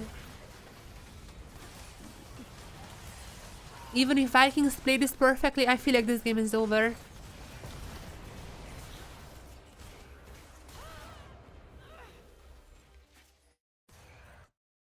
I mean, those... They're just laughing at this. I mean, those 2 kills will feel fine for Shogun. Wait, Shogun is down? Wait, okay. We talked about how Shogun's... Whoa. Wait. How did Shogun die? And also they just got the 3rd dragon. It's gonna be Hextech Soul very soon for CFO. Somehow Shogun died. Can we get a replay of that? Well, what just happened? He died alone. I don't know what happened. Like, it wasn't a team fight. He died alone. I don't know if we're getting a replay. I don't know if we're getting a replay of that, but like it happened. And CFO. And still Voracious. I mean, there's not that many kills, to be fair. Only 12. That's fine. There is no chance. Oh, by the way, have you guys seen the new patch notes? Oh, they're also changing the patch notes numbers. But it's gonna be 25.4 now. Have you seen the 25.4 patch notes? Apparently they're gonna be adjusting the Otacon, so there will be ruinous in pro games. I'm not sure if it's like actually gonna be doing that much, but we'll see. There might be ruinous in the next patch. And still on code out here. Oh. Just blowing up. That is an incredibly strong CF right here. How do you stop them? They're gonna get the Voracious as well. Also just popping the Herald. 6 grabs a little impossible. Oh my god, look at the stun. Look at the damage coming in from the Scion. And bam. Okay, Scion is gonna go down. That's just Scion. That's your average Scion. That's like, yeah, I mean, they're gonna get Voracious as well. Wait, what happens when you get does Scion just die and get Voracious after? I think so. I think that's the case here. Yeah, I think that makes sense.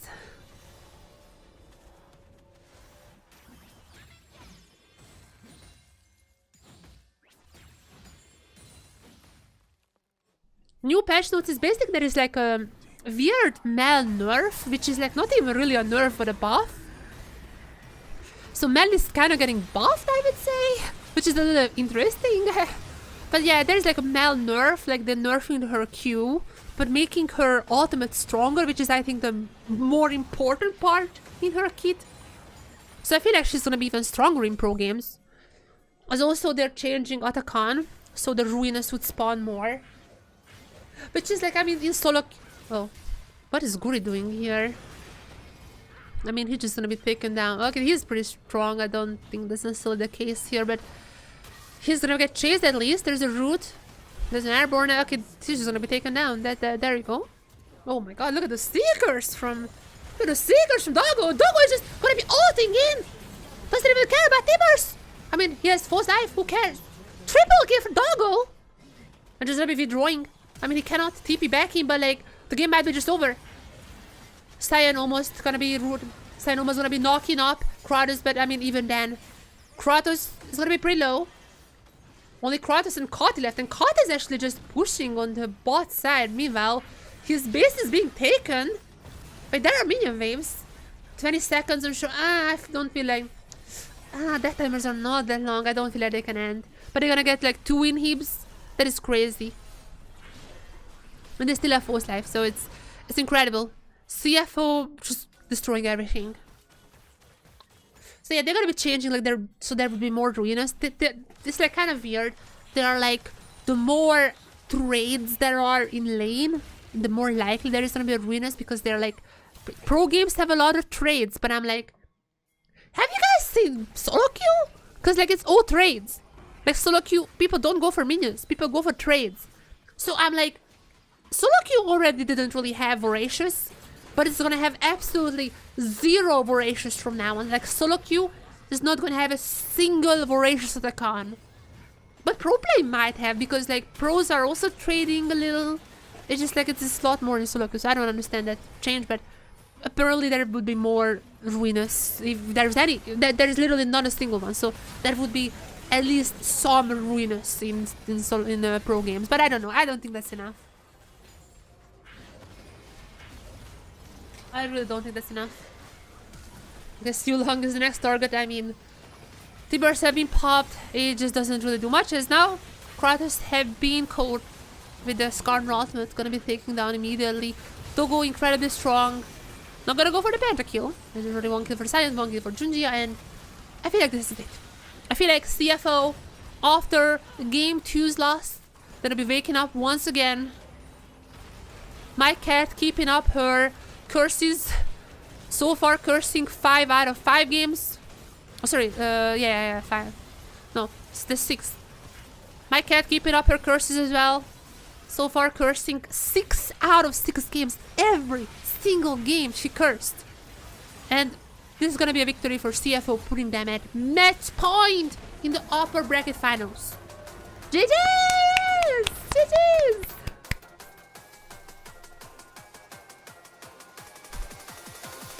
Two, 1 for CFO. So we're entering game 4, and this is gonna be new territory.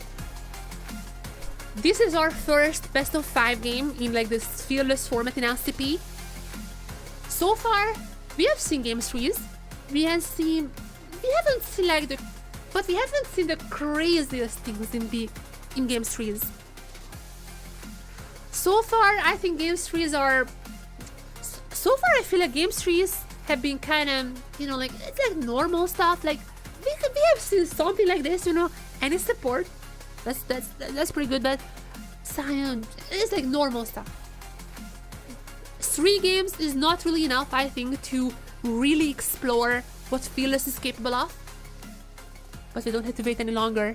In our very first BO5, we're gonna go at least into game 4. CFO now has the chance to close this game out, or Vikings to just bring the very first 5-game series in our very first BO5. But anyways, there are gonna be now 40 champions banned in the next draft. I don't even know what they're gonna be picking. Vikings are... I trust in Vikings and SOFM because I feel like their drafts have been pretty good throughout the season. But CFO was incredibly strong this time around, so I don't know. We're gonna be seeing the next time in the draft. This is brand new territory, the very first game 4 in this Fearless in the LCP. So far, LPL and LCK have been crazy. Like, we have seen incredible stuff in like game 5s, especially in LCK and LPL. But it's the first time we're going to be seeing it in LCP. So I cannot wait to see what's happening.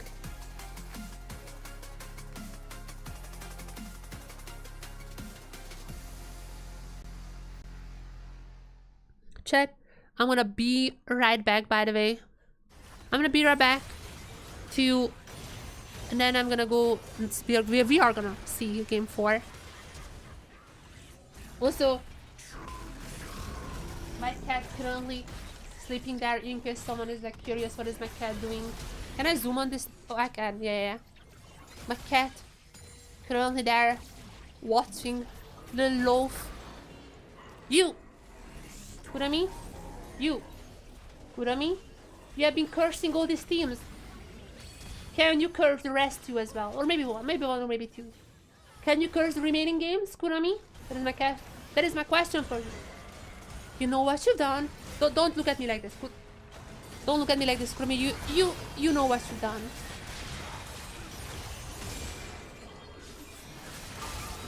How was it? How was it? What? Really? Was it like looking like really down? No, that was like something like this. Yeah. She knows what she has done. I'll be right back. I'll be right back, and hopefully we're gonna see 2 more amazing games today.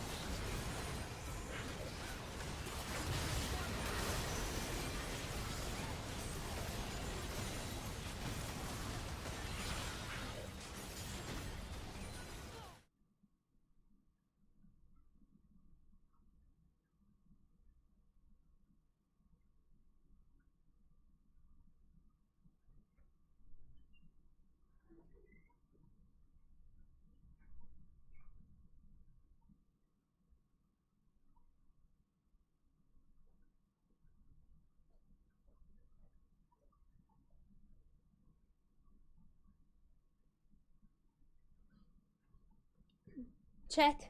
Now, there's only one thing I'm curious about.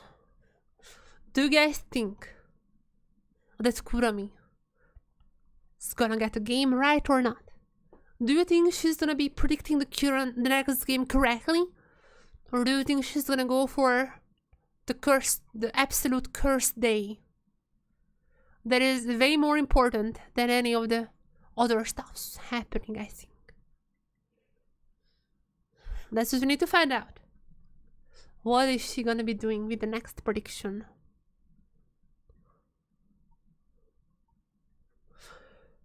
As CFO gonna be on match point. CFO gonna be on match point, which means if they win this one, they're gonna get to the grand final. If Vikings lose this next game, they're gonna go down to the lower bracket where they have to face Talon, which, by the way, they have already beaten Talon. Talon has chosen the Vikings in like the round 1. Talon has chosen Vikings and they lost to them. They have chosen the Vikings and lost to them. But Talon has just now beaten GAM in a very close game. This is a very, very close game. But they have just beaten GAM. So they're gonna be there. They're gonna be waiting for whoever team loses here. Talon is gonna be waiting to get to the grand final as the king of Pacific. But it's still quite a while away. We might have 1 or 2 more games left in the tank. Still have quite a way to go. CFO has a chance, definitely has a chance to end this now. To not give us game 5. To leave game 5 for a little bit later. We have, besides that, we have 2 more BO5s coming in tomorrow and the day after. So there's still a chance for that, but for now, we'll see, we'll see. There's Sword Art in the back. Watching over the team. Jail. He probably doesn't say that, only a Swifam understands it.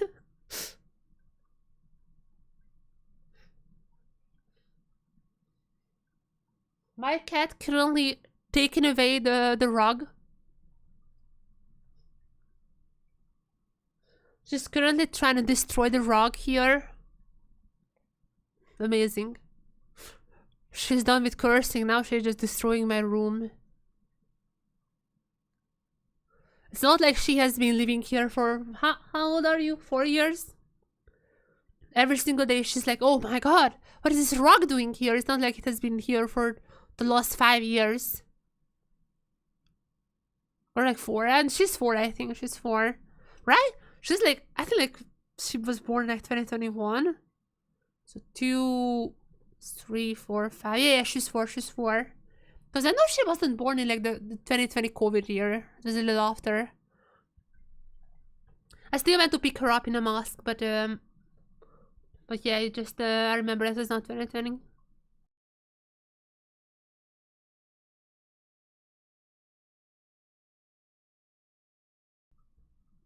Because now I wanna hear draft music. I wanna hear potentially the last game. Potentially the last game of today. But not for any of these teams. Whoever loses here, definitely gonna have at least one more chance against TLN tomorrow. But CFO is gonna be on match point. It's definitely gonna be, I mean, if CFO wins here, they're gonna get to finals. And that's definitely something that they have been, it's a very big relief, you know, having 1 day off. Just being able to chill a little.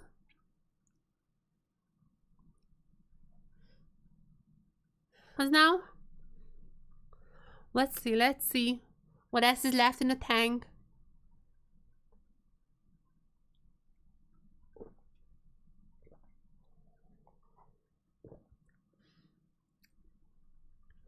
Hopefully game starting soon, because I cannot wait to see what draft they're bringing us. I want to remind everyone what we have just seen last drafting phase before that. I remember Siulong literally plays the LeBlanc support just as recent as like 20 hours ago. So I don't know, please. I mean, I guess like he's just having fun in solo queue, which is fine.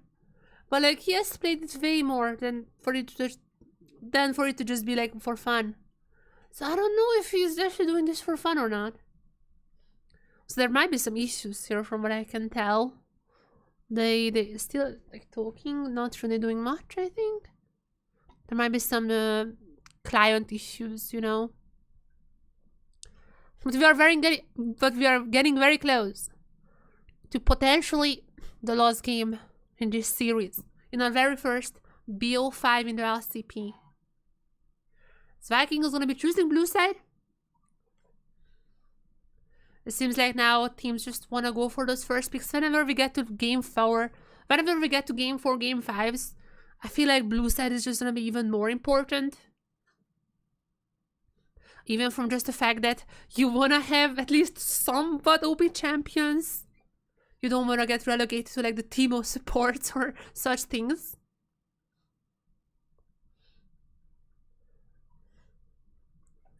I feel like blue side is gonna be more and more important as we move on. But nonetheless,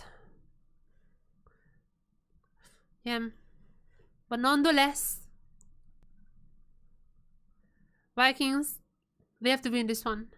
If they don't, they're gonna move on to face TLN on the lower bracket. And even though they have beaten TLN just yesterday, it does feel like that it's TLN. It is TLN. They have shaky games. They are a little bit shaky this season, I even dare to say. But my goodness, you don't wanna really face TLN unless necessary.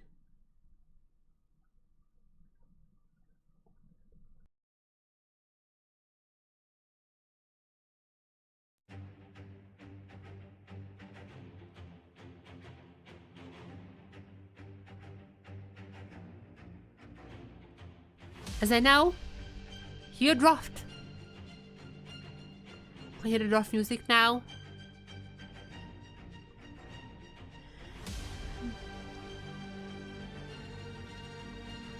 Music starting. I just want to see the draft. What is gonna be the ban? What is gonna be the first? As we are in now game 4 draft. Look at all those champions banned on the bottom. That is the beauty of Game 4s and Game 5s, potentially. We'll see about that after this.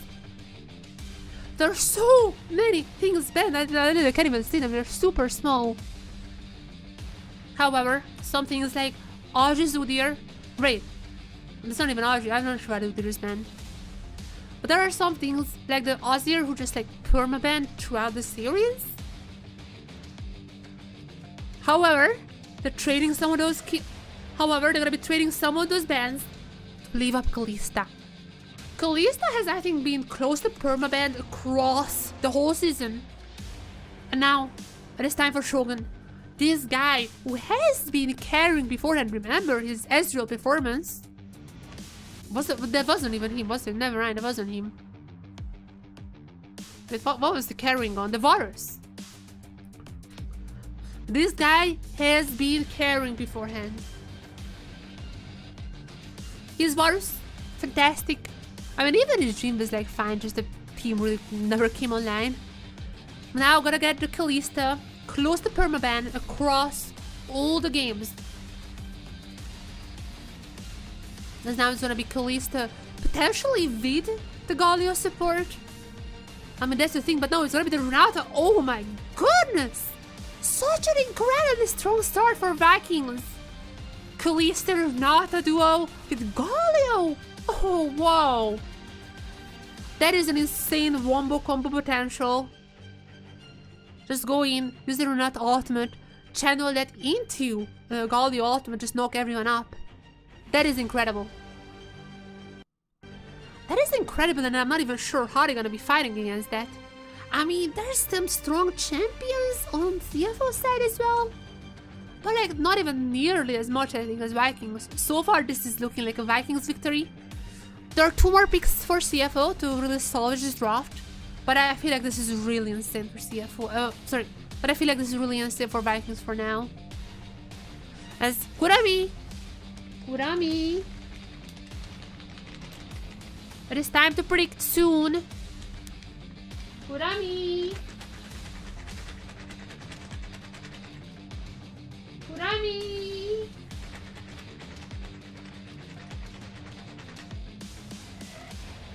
I'm gonna get her after this draft. She's like sleeping downstairs and she doesn't really bother.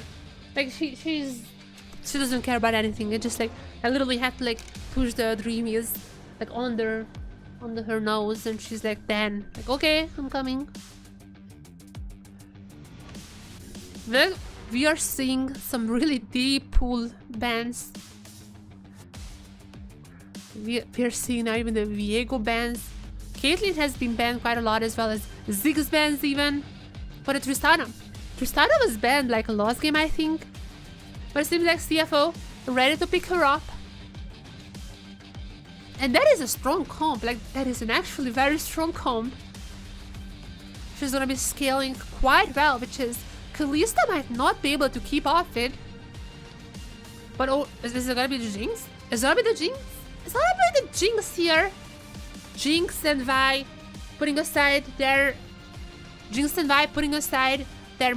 how do we even call this, different views? I mean, they just hate each other. not this time around. We're gonna be playing together against the Aatrox. I mean, game 4? Who knows? I mean, game 4. You know, game 4. We can see some of those picks as well. It's gonna be paired with the Lee Sin. So it's gonna be the Galio mid lane and the Lee Sin jungle and Aatrox top lane. That's what's gonna be happening here. What is the reply? Only 1 support left for CFO. And who that support might be? Blitzcrank. Oh, are we gonna see a Blitzcrank? That's actually kind of fun. Kind of would like a Blitzcrank here, not gonna lie. Are they gonna go for this fun? Or are they gonna go for some less fun? Oh, we're gonna be seeing a Thresh! Yes! I love the Thresh. Any meta, when Thresh is playable, is a good meta. I think one of the best champions to watch in pro games. And he actually got buffed on this patch. He actually got buffed. Thresh actually got a little buffed here, and I have a lot of friends who play Thresh. They said that those are like pretty substantial. They really like the Thresh buffs. Let's see how that translates to the pro stage. I'm gonna be honest, I still kinda giving this game to Vikings just because of the fact that the Kalista Renato is incredible. Incredibly strong. I'm still giving it to Vikings. However, once again, what I'm saying doesn't matter. What I'm saying though, this is not important. I'm getting her.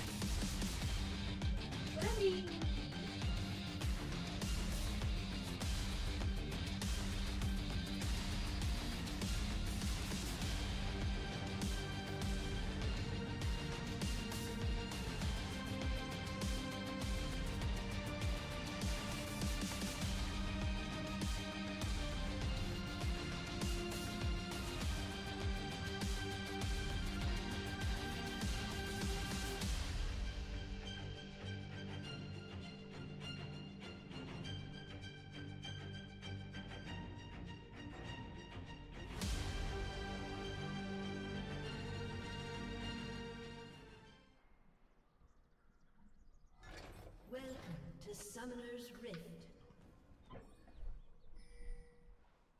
This what might be the last prediction for today. CFO or Vikings? Kurami gonna be predicting the Vikings. Kurami predicting that we are gonna go to game 5. And more importantly, she's once again copying me. Like, I swear we don't have like a secret code or something. I mean, she might be understanding what I'm saying. I don't know about that one. Minions have spawned. But I don't have any secret code with her. But once again, she's gonna be predicting the same exact. But once again, she's gonna be predicting the same exact team. Yeah. But once again, she's gonna be predicting the exact same team as me. This is like the 6th time in a row or something now. What? Yeah, I'm looking at you, Kurami. Kurami. I'm looking at you. Why are you predicting the same things as me? Come here. There she's coming to snuggle. Trošku mluvit ve Vigest. I turn Vikings scary, but they have an Aatrox. I think like Aatrox is pretty good against those engages. It's all gonna be depending on I think it's all gonna be depending how much this Aatrox can get ahead. This lane swap is not gonna be the best for him, but at least like Kalista can really get ahead against the Jax. It's gonna be 3-1 for CFO. We have probably. I'm gonna be honest, this might be the first game that Kurami actually predicts right. It's the Kalista Renata is an incredible combination. And as much as I love the Thresh, as much as Thresh was buffed actually in this patch, or maybe like even last patch, I don't remember which one, but like recently. And even though Thresh was recently buffed, it really feels like that Aatrox, if Aatrox gets a little ahead, together with Galio's knockup, and together with an incredible early game from the Kalista Renata, it really feels like that CFO is not gonna be winning this one. It feels like it's gonna go to 5 games, which I really hope it's gonna go to 5 games. But we'll see. Kurami has predicted Vikings to win, so that's that's not looking good for the Vikings. But I feel like with this comp, they can overcome the curses. Kalista Renata is such an incredible combination. And with the framework of the Galio and the Aatrox, who can just go in and knock up so many people, I do feel like they're gonna be pulling this in. But we'll see.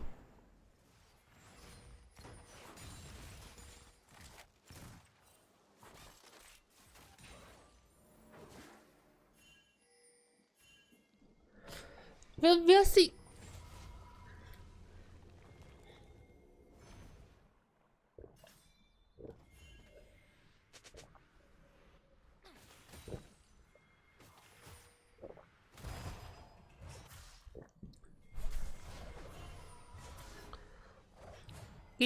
I would expect this game to be a little bit like less bloody.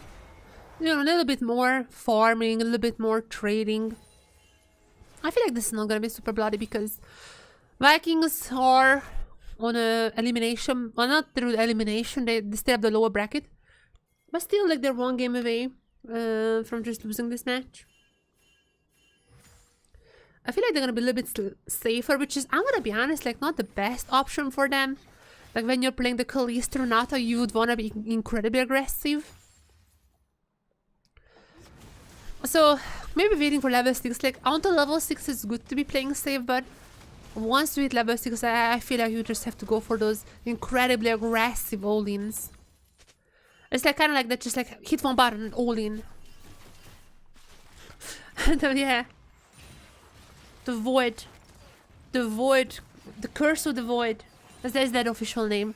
That's gonna be the official... That's gonna be the video's title. That's gonna be the highlights title.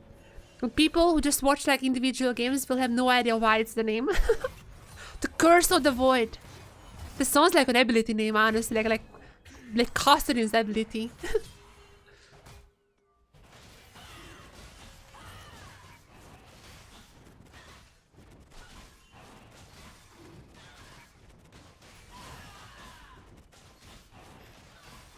Honestly, I kind of want CFO to win.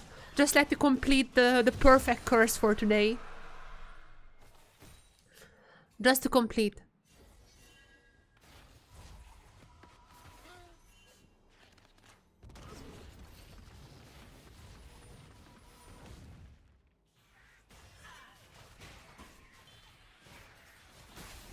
I don't know what is it, but I just keep sneezing. I don't know if it's like already allergy season, but it's like I got some cold. I mean, there is like a not like COVID, but there is a new virus. I don't know what it's called, but just like every single like the flu, people just say the flu. There's like some new stuff, which is apparently like a lot of people get it. I might be getting that one. I don't know. But I just started like sneezing like crazy today.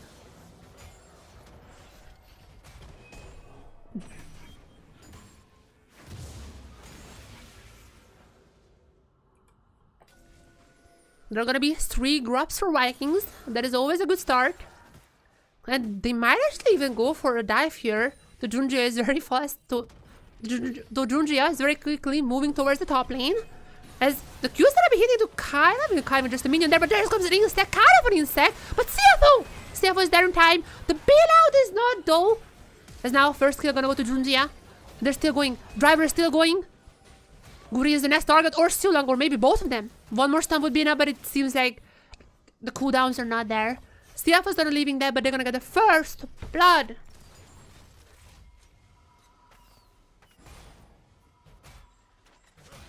I mean, this one, Dago is always... With this, Dago is gonna get level 6 while he was just farming on the bot side. Level 6 on the Jinx, that's gonna be pretty good. And I feel like...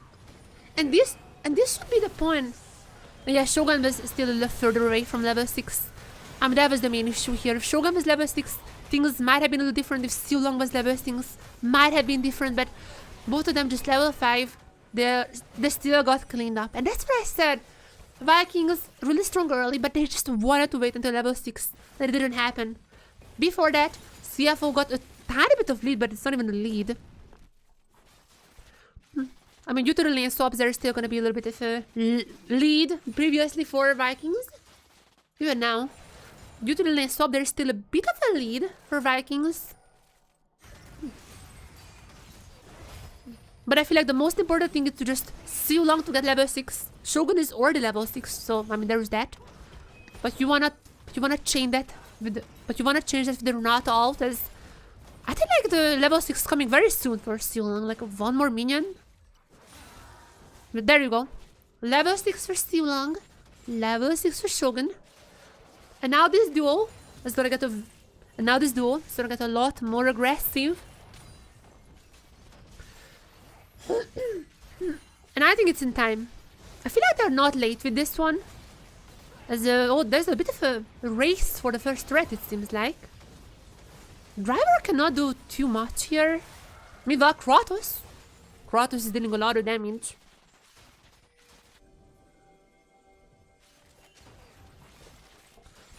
But with Junjia here, I feel like that's a diveable Aatrox. I mean, ultimate available for him. Oh, this thing might go really wrong for CFO. As at least they're gonna get Kratos down. And on the bot side, it seems like Driver is still alive. Doing quite well as first threat is gonna go to the Vikings. So they're gonna get that feed, but it doesn't really matter. A lot of plates is gonna go for Doggo. And with all of this, I just feel like they're kind of like stopping the Kalista to really get ahead early game. And CFO is doing much better in that sense.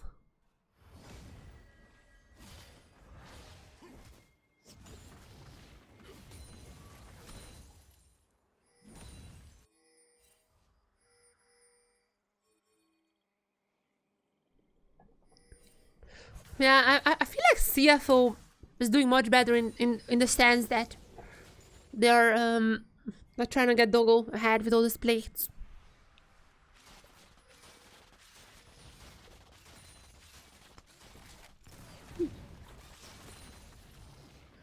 And Doggo still just farming in the mid lane.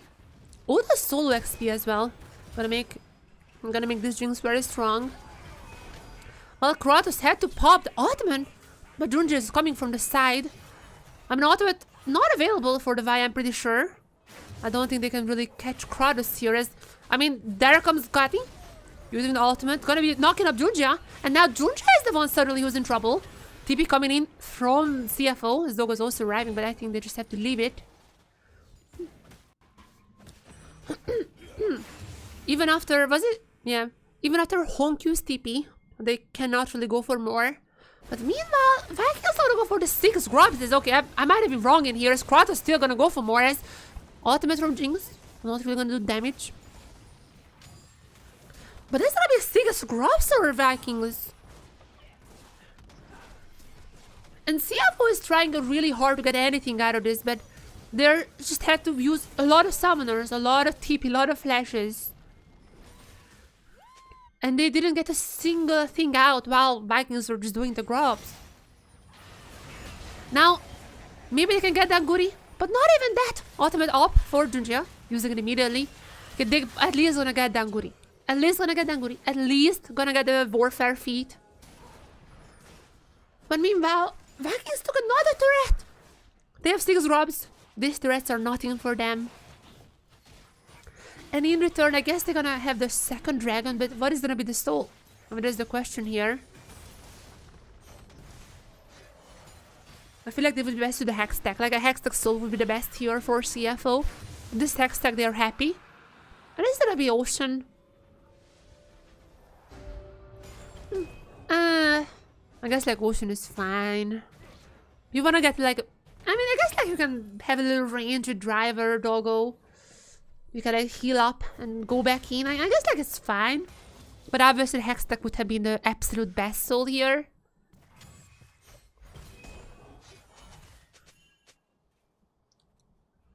Now with all that being said,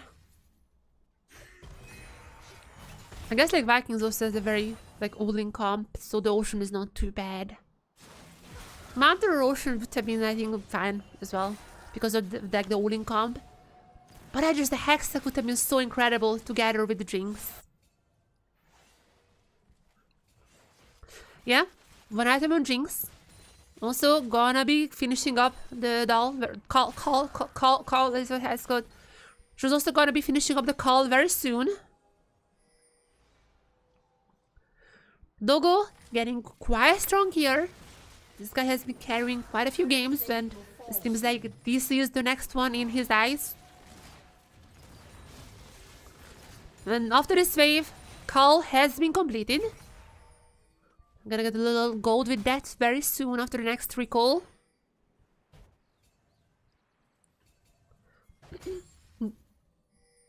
And she's just running around. Vikings still actually has the gold lead. Mostly thanks to their 2 turrets that they have taken. And, oh, are they gonna extend it or not? Kati might be in trouble. Ultimate available for Junji if you even go for that bow. Good is still here, so I'm not necessarily sure they want it, but at least for now, they're gonna be taking that. Oh, that's gonna be just a trade. I thought that I thought that Honky could escape this, but still, gonna be a kill. Oh, next one is gonna be Goody who goes down. Ultimate not available for Junji anymore. I mean, if he takes down Kari, he takes down Goody. But now Kratos and Shogun also coming after, and that's just a bit of 2 for 2. I think that there is no way that Junji lives here. Oh, surely no way. Wait, no, surely no way. No. Junji dies. 2 for 2. But how this happened? The Jinx is just left unnoticed. How this all happened? The Jinx just gonna get a solo turret for herself. And also just driver, another one on the top side. Ooh, they're really losing the macro, I feel like. They're focusing hard on Honkyu and all these like little engages, but the Jinx is just left alone. The Jinx is gonna be a problem at this point.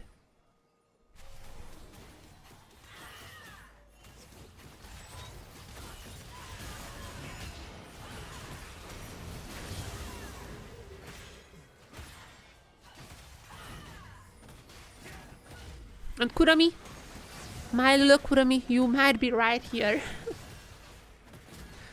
I mean, and by you right, I mean you might have just cursed Vikings. You might have just done it once again. Which should mean, how many? 7 games in a row? If a CFO wins here, that means 7 games in a row. Kurami just jinxing teams.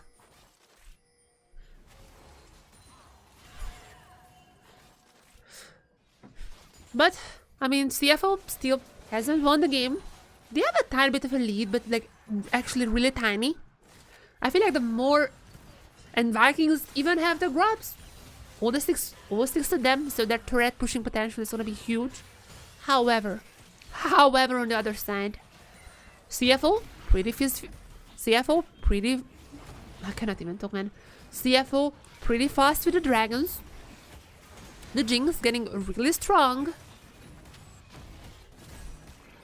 And even if Vikings get to Herald... Oh wait, that actually would just grant them defeat. I forgot about that. Oh yeah. Vikings just gonna get defeat. They're just locking the feet for themselves. So Vikings just gonna lock the feet for themselves. Okay, that's actually pretty big. Okay, I feel like the game is really equal. I mean, there's a bit of a lead for CFO. Jinx is getting strong, which is very concerning. But they have the feet, 6 grubs, and also the Herald, so they can probably get another turret. This game is really hard to predict.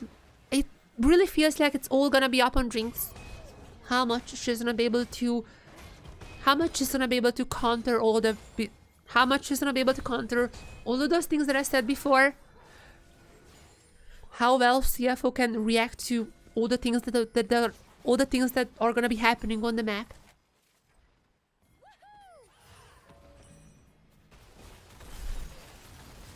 There's TP coming in.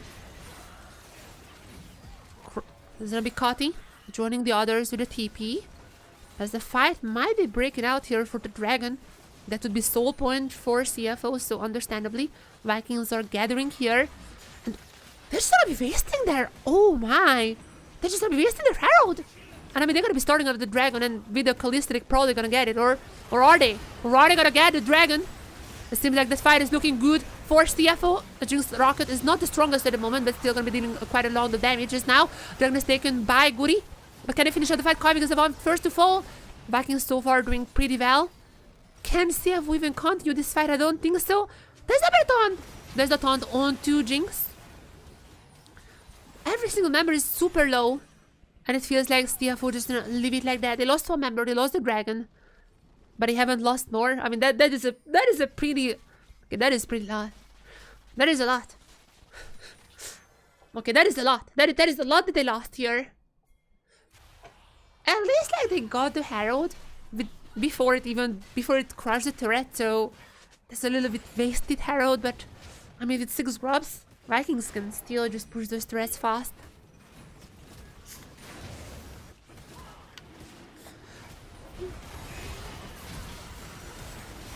At this oh, the Jinx ultimate is actually starting to do some damage. I mean, Shogun had like the bailout, so I mean they probably... So probably he would have been fine, though the next kill came in quite late. But nonetheless... But that wasn't the greatest fight from CFO. I feel like they could have done this better.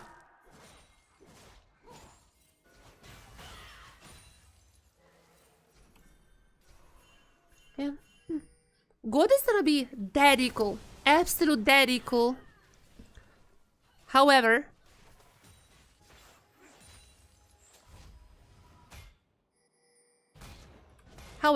feats are on Vikings' hands.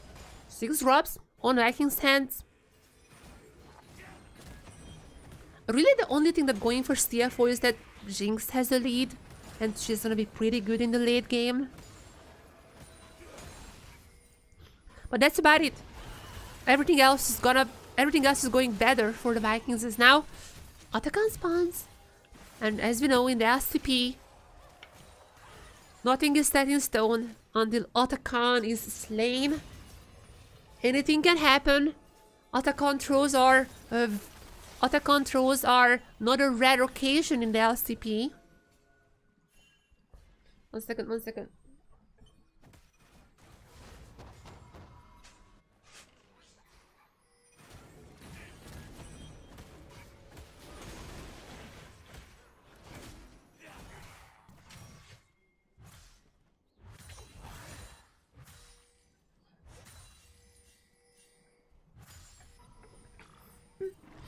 However, it's looking like more and more that Kurami gonna be completing her curse run. And I mean, this looking like CFO's game. Though I guess like Aatrox has a pretty sizable lead. If Aatrox can just focus out Jinx, there is still I think a chance that Vikings just win a big team fight. Maybe right here. But oh my, that Jinx is getting really strong and really scary. The Vikings are gonna be actually taking down this pretty fast. There is the Kalista. Kalista can just, you know, pull out all those renderings. Kalista just gonna take down Otacon! Vikings just gonna get Otacon as now every single TP is coming to top. Coming to take down Driver, but Driver is gonna take down a turret and gonna be leaving untouched. Dogo trying to get a turret. This is, by the way, the best thing you can do if the enemy just scoops away the Otacon. Just get turrets. I kept telling this for so long, and nowadays teams kind of do that, but like when Otacon came out, so many teams just try to fight the false life. Do not fight the false life. Just take turrets. I think that is the best chance you have. As I mean, this might be a good fight, but still, this is just false life. I mean, taking 3 false life down is pretty good. It's looking pretty easy as well. It doesn't seem like that anybody's gonna be lost from CFO here. Just be careful. That's a pretty good ultimate coming in from Kari.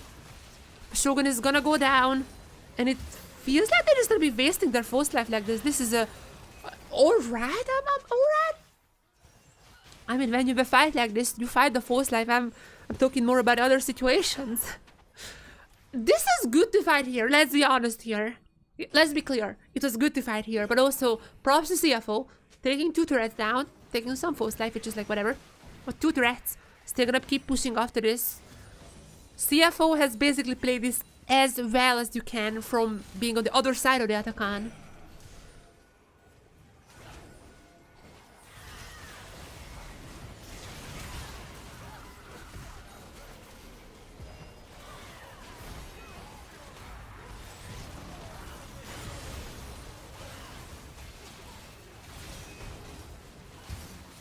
Oh, what's on the picture in picture?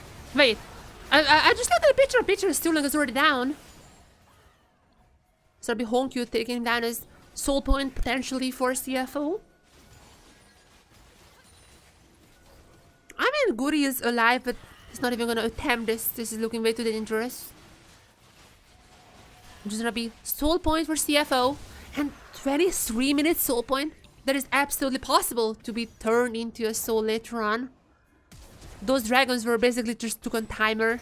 As now Kari is gonna get caught out here. I mean, this is a pretty tanky Galio, but oh my. Junji are gonna be flashing in just to stop. Oh my.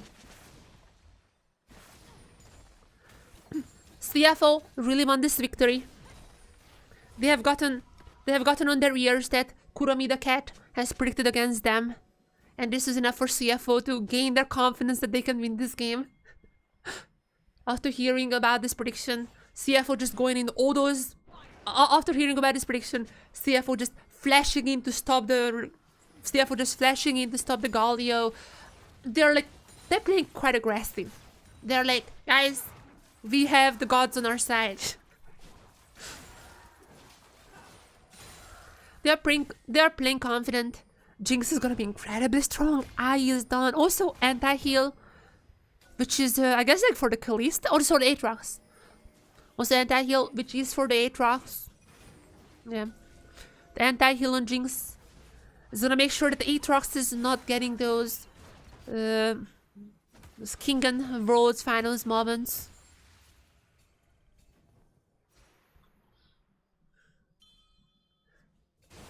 And I would say CFO is looking better now. Like, I feel like they can close this out.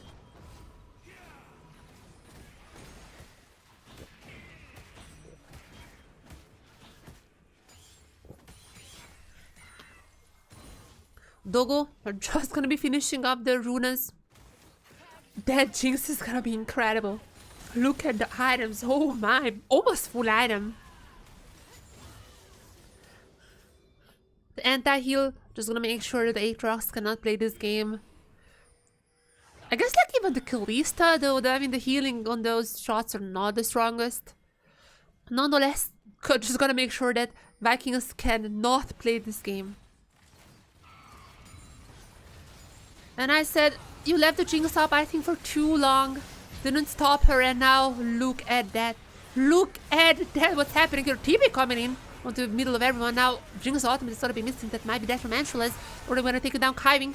One support is a TP from Driver is actually gonna be going for a flank. Now they are behind 2 men, but I think it's gonna be taking a little while until getting it back up. Now Jinx is gonna be still up. Now Jinx is down. Okay, that's a little... I feel like the Berserker, the Renata ultimate, has done a lot of things here.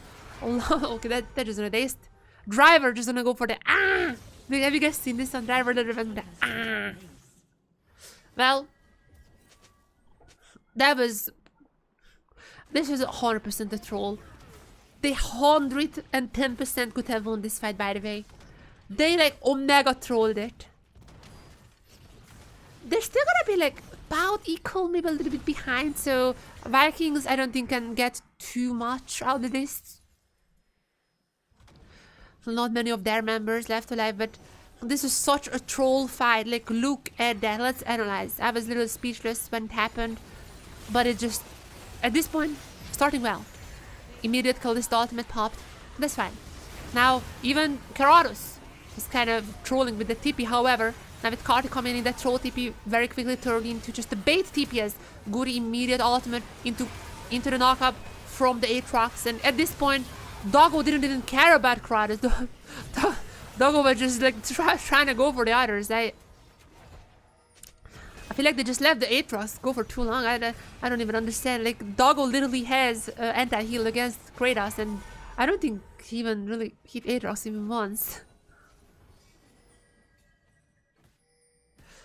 They kind of forgot about the Aatrox, I feel like, and this Aatrox is getting quite strong, similar to how Vikings have forgotten about Jinx earlier on. I feel like the same thing is happening to Kratos, this Aatrox. That's gonna be a scary one. However, I mean, TP is not up for him. Junjiado has ultimate. I feel like this is a good place. I feel like this is a good play to go for.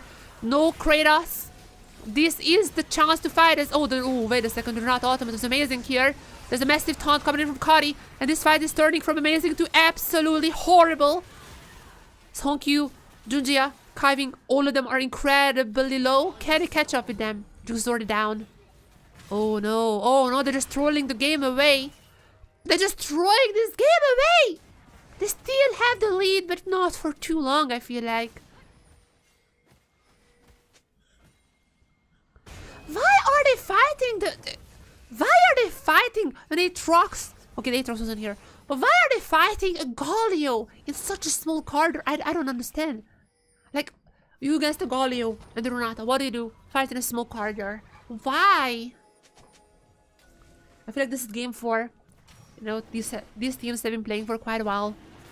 Also CFO a little too confident, I feel like, because Kuromi has predicted against them.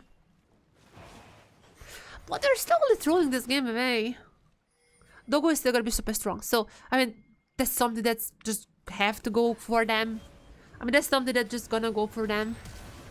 Also very close to finishing up the Lord Dominics. I mean, we're gonna see. Like, this is such a massive tone from Kari into, you know, Renata Ultimate previously, and why are they fighting in those tight spaces? Yeah, Game 4 is getting quite crazy.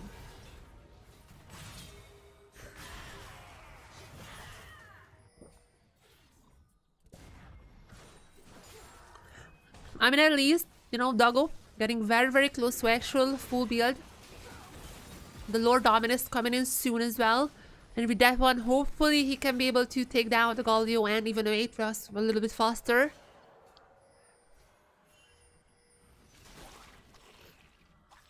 But just last time, just last time, if they had an Ocean Soul, that would have been really good, just disengaging and, you know, healing back up.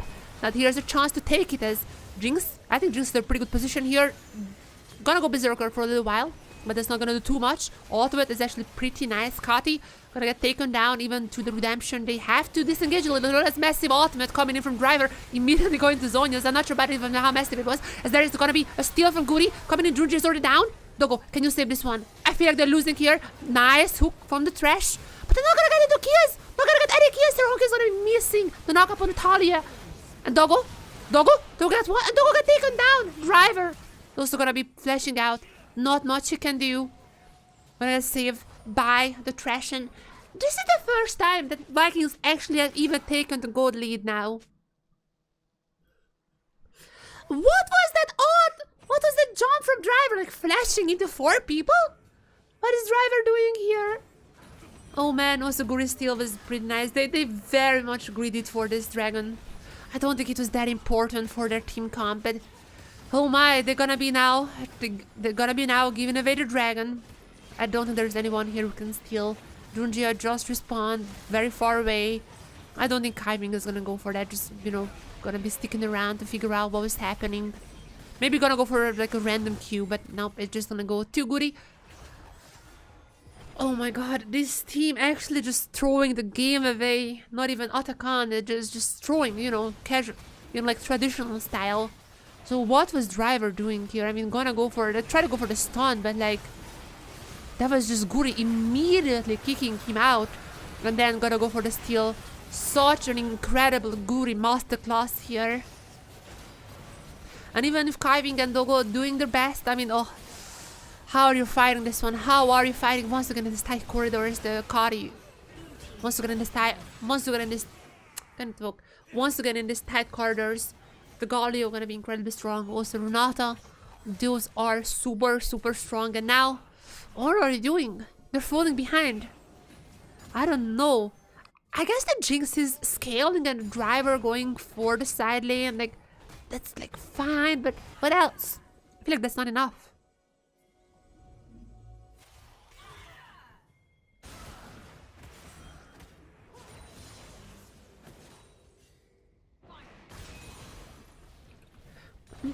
We're getting to a point when they basically just have to keep Dogo safe. Like, you should use all your abilities to make sure Dogo is safe. That is your main carry. If this guy is up and alive, I still, if Dogo is up, if Dogo is alive, I still think that CFO can win.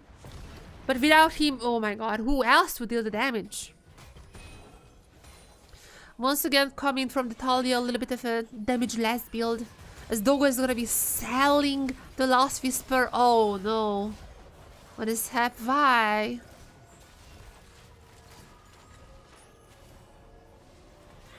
Oh, never mind. Just gonna be buying the upgraded Executioner or whatever it's called. I already thought that he had one. I don't know why I thought that he already had that one. I thought it's gonna be like a Lord Dominic's.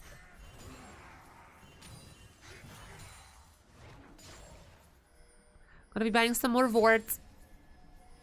Dogo is not gonna go for more items at this time around.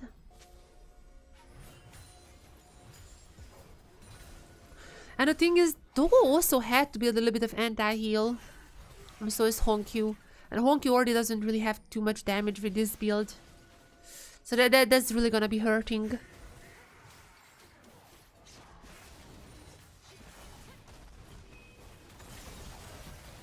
I don't even really know what to do if you're CFO here. I mean, probably wait until the Baron is over. We got like 3,000 of a lead, but honestly, that could have been worse. Like, that Baron play was basically just a Baron and like 1 or 2 turrets, something like that. It could have been way, way, way worse. The fact that there was not a single fight during this Baron duration, I feel like that's a pretty good thing. And Baron running out for the next Dragon fight, also a pretty good thing. But I don't know, I don't think CFO can really contest this Dragon. And with this one, Vikings would have 3 Oceans, also putting them at Ocean Soul, but 3 Oceans in itself is incredibly strong. I really don't know how they could fight this one, but I feel like they need to. Like, I don't know, there's really nothing else to play for meanwhile. And if you just give Vikings this one, it's gonna be even harder to beat them in 5 minutes, I don't know. I feel like they have to fight this one, but how? How are you gonna be fighting? That is the real question. Maybe taking down Kratos to start the fight is a good one. Ultimate immediate pop from Junjia. Kratos being called out here. However, ultimate pop, Kratos is down. There's gonna be Driver gets the kill. And can he turn this around? Kata is gonna be incredibly low. The damage from Jinx is actually pretty high as Honkyu gonna be going in. There's gonna be the stun. There's gonna be the knockup. Alright. There's a kill for Doggo. And this might be how you fight it.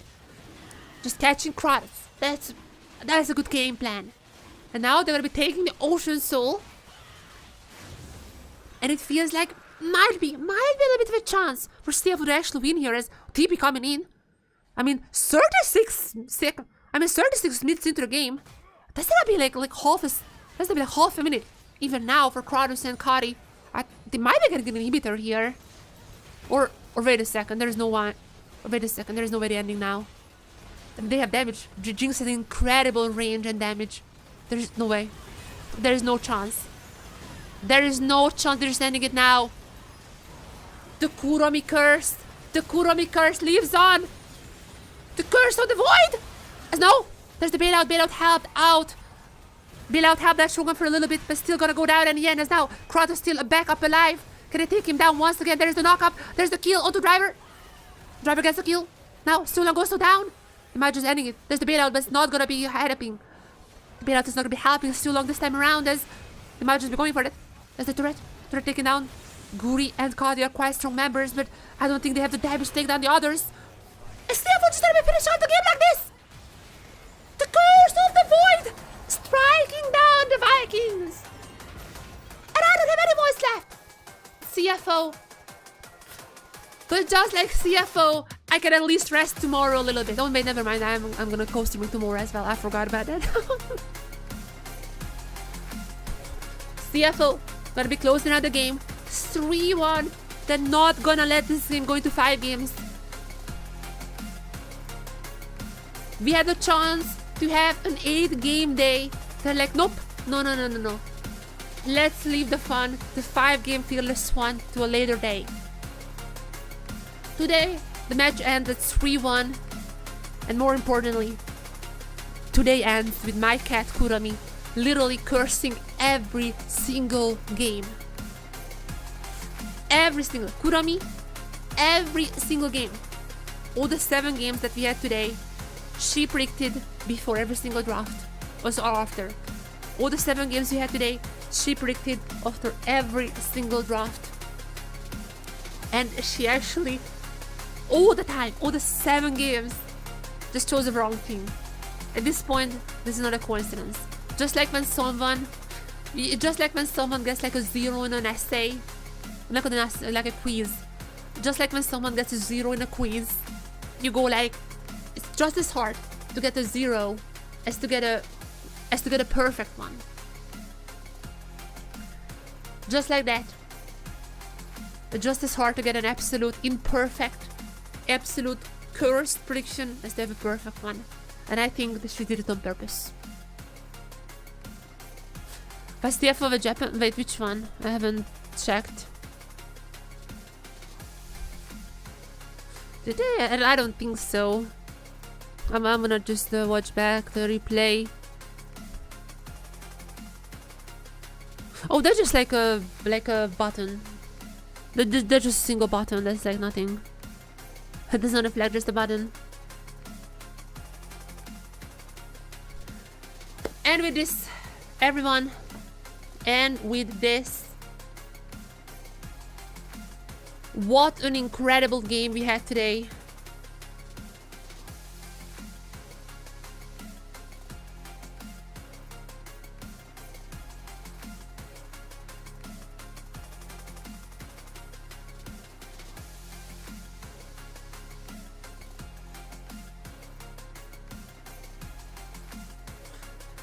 Yeah, chat, what an incredible game we had today.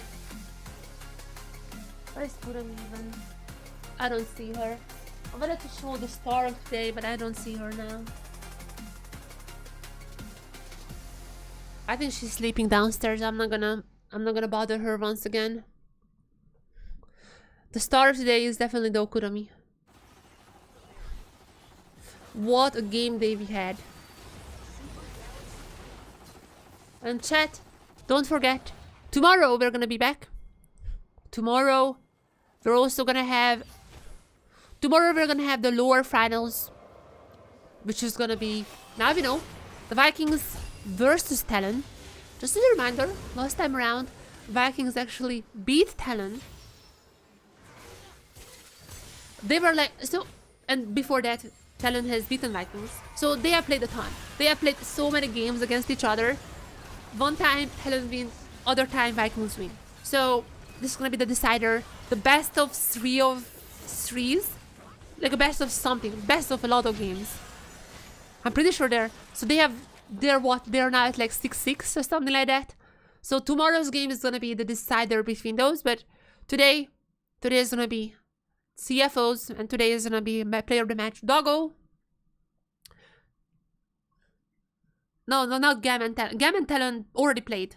That was the first match. GAM and TLN already played earlier on today, and TLN has won. That was a pretty close game, but TLN has won. And now TLN is going to be playing against Vikings. That's going to be tomorrow, starting. I mean, you can your see.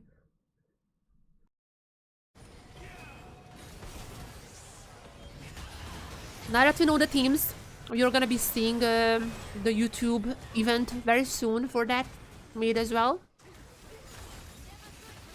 You will see the YouTube event, but it's gonna be starting at the usual time tomorrow. Today was a little bit earlier because they had like a schedule change. Because today was like, there was a chance that we go to like 8 games. I mean, it still was 7 games. That's like they kind of like brought the schedule back a little bit. But tomorrow we're gonna be back on the old schedule, but it's gonna be 1BO5 on the lower finals. It's gonna be Vikings versus TLN for a chance at the finals, the grand finals against CFO. CFO has historically been either the second or the first, the best team in the whole APAC region. They've definitely been quite a strength. And this time around they can prove that they are the first and not TLN. They have the chance to prove themselves, or first TLN even need to get there. But yeah, see you guys tomorrow for another match. TLN versus Vikings, 100% gonna be delivered. Hopefully game 5. Hopefully we're gonna be seeing one game 5 as well. But everyone, thank you for being here. It has been a pleasure. It's been a pleasure to be streaming, and I'm gonna go because I'm a little sick still. I think I got the flu. I'm a little sick. I'm gonna also need to edit this video, which is gonna take a little while. But yeah, everyone, see you tomorrow. Have a nice day. And yeah, same time. Check YouTube for the event. Bye bye everyone. Bye bye, bye bye, bye bye, bye bye.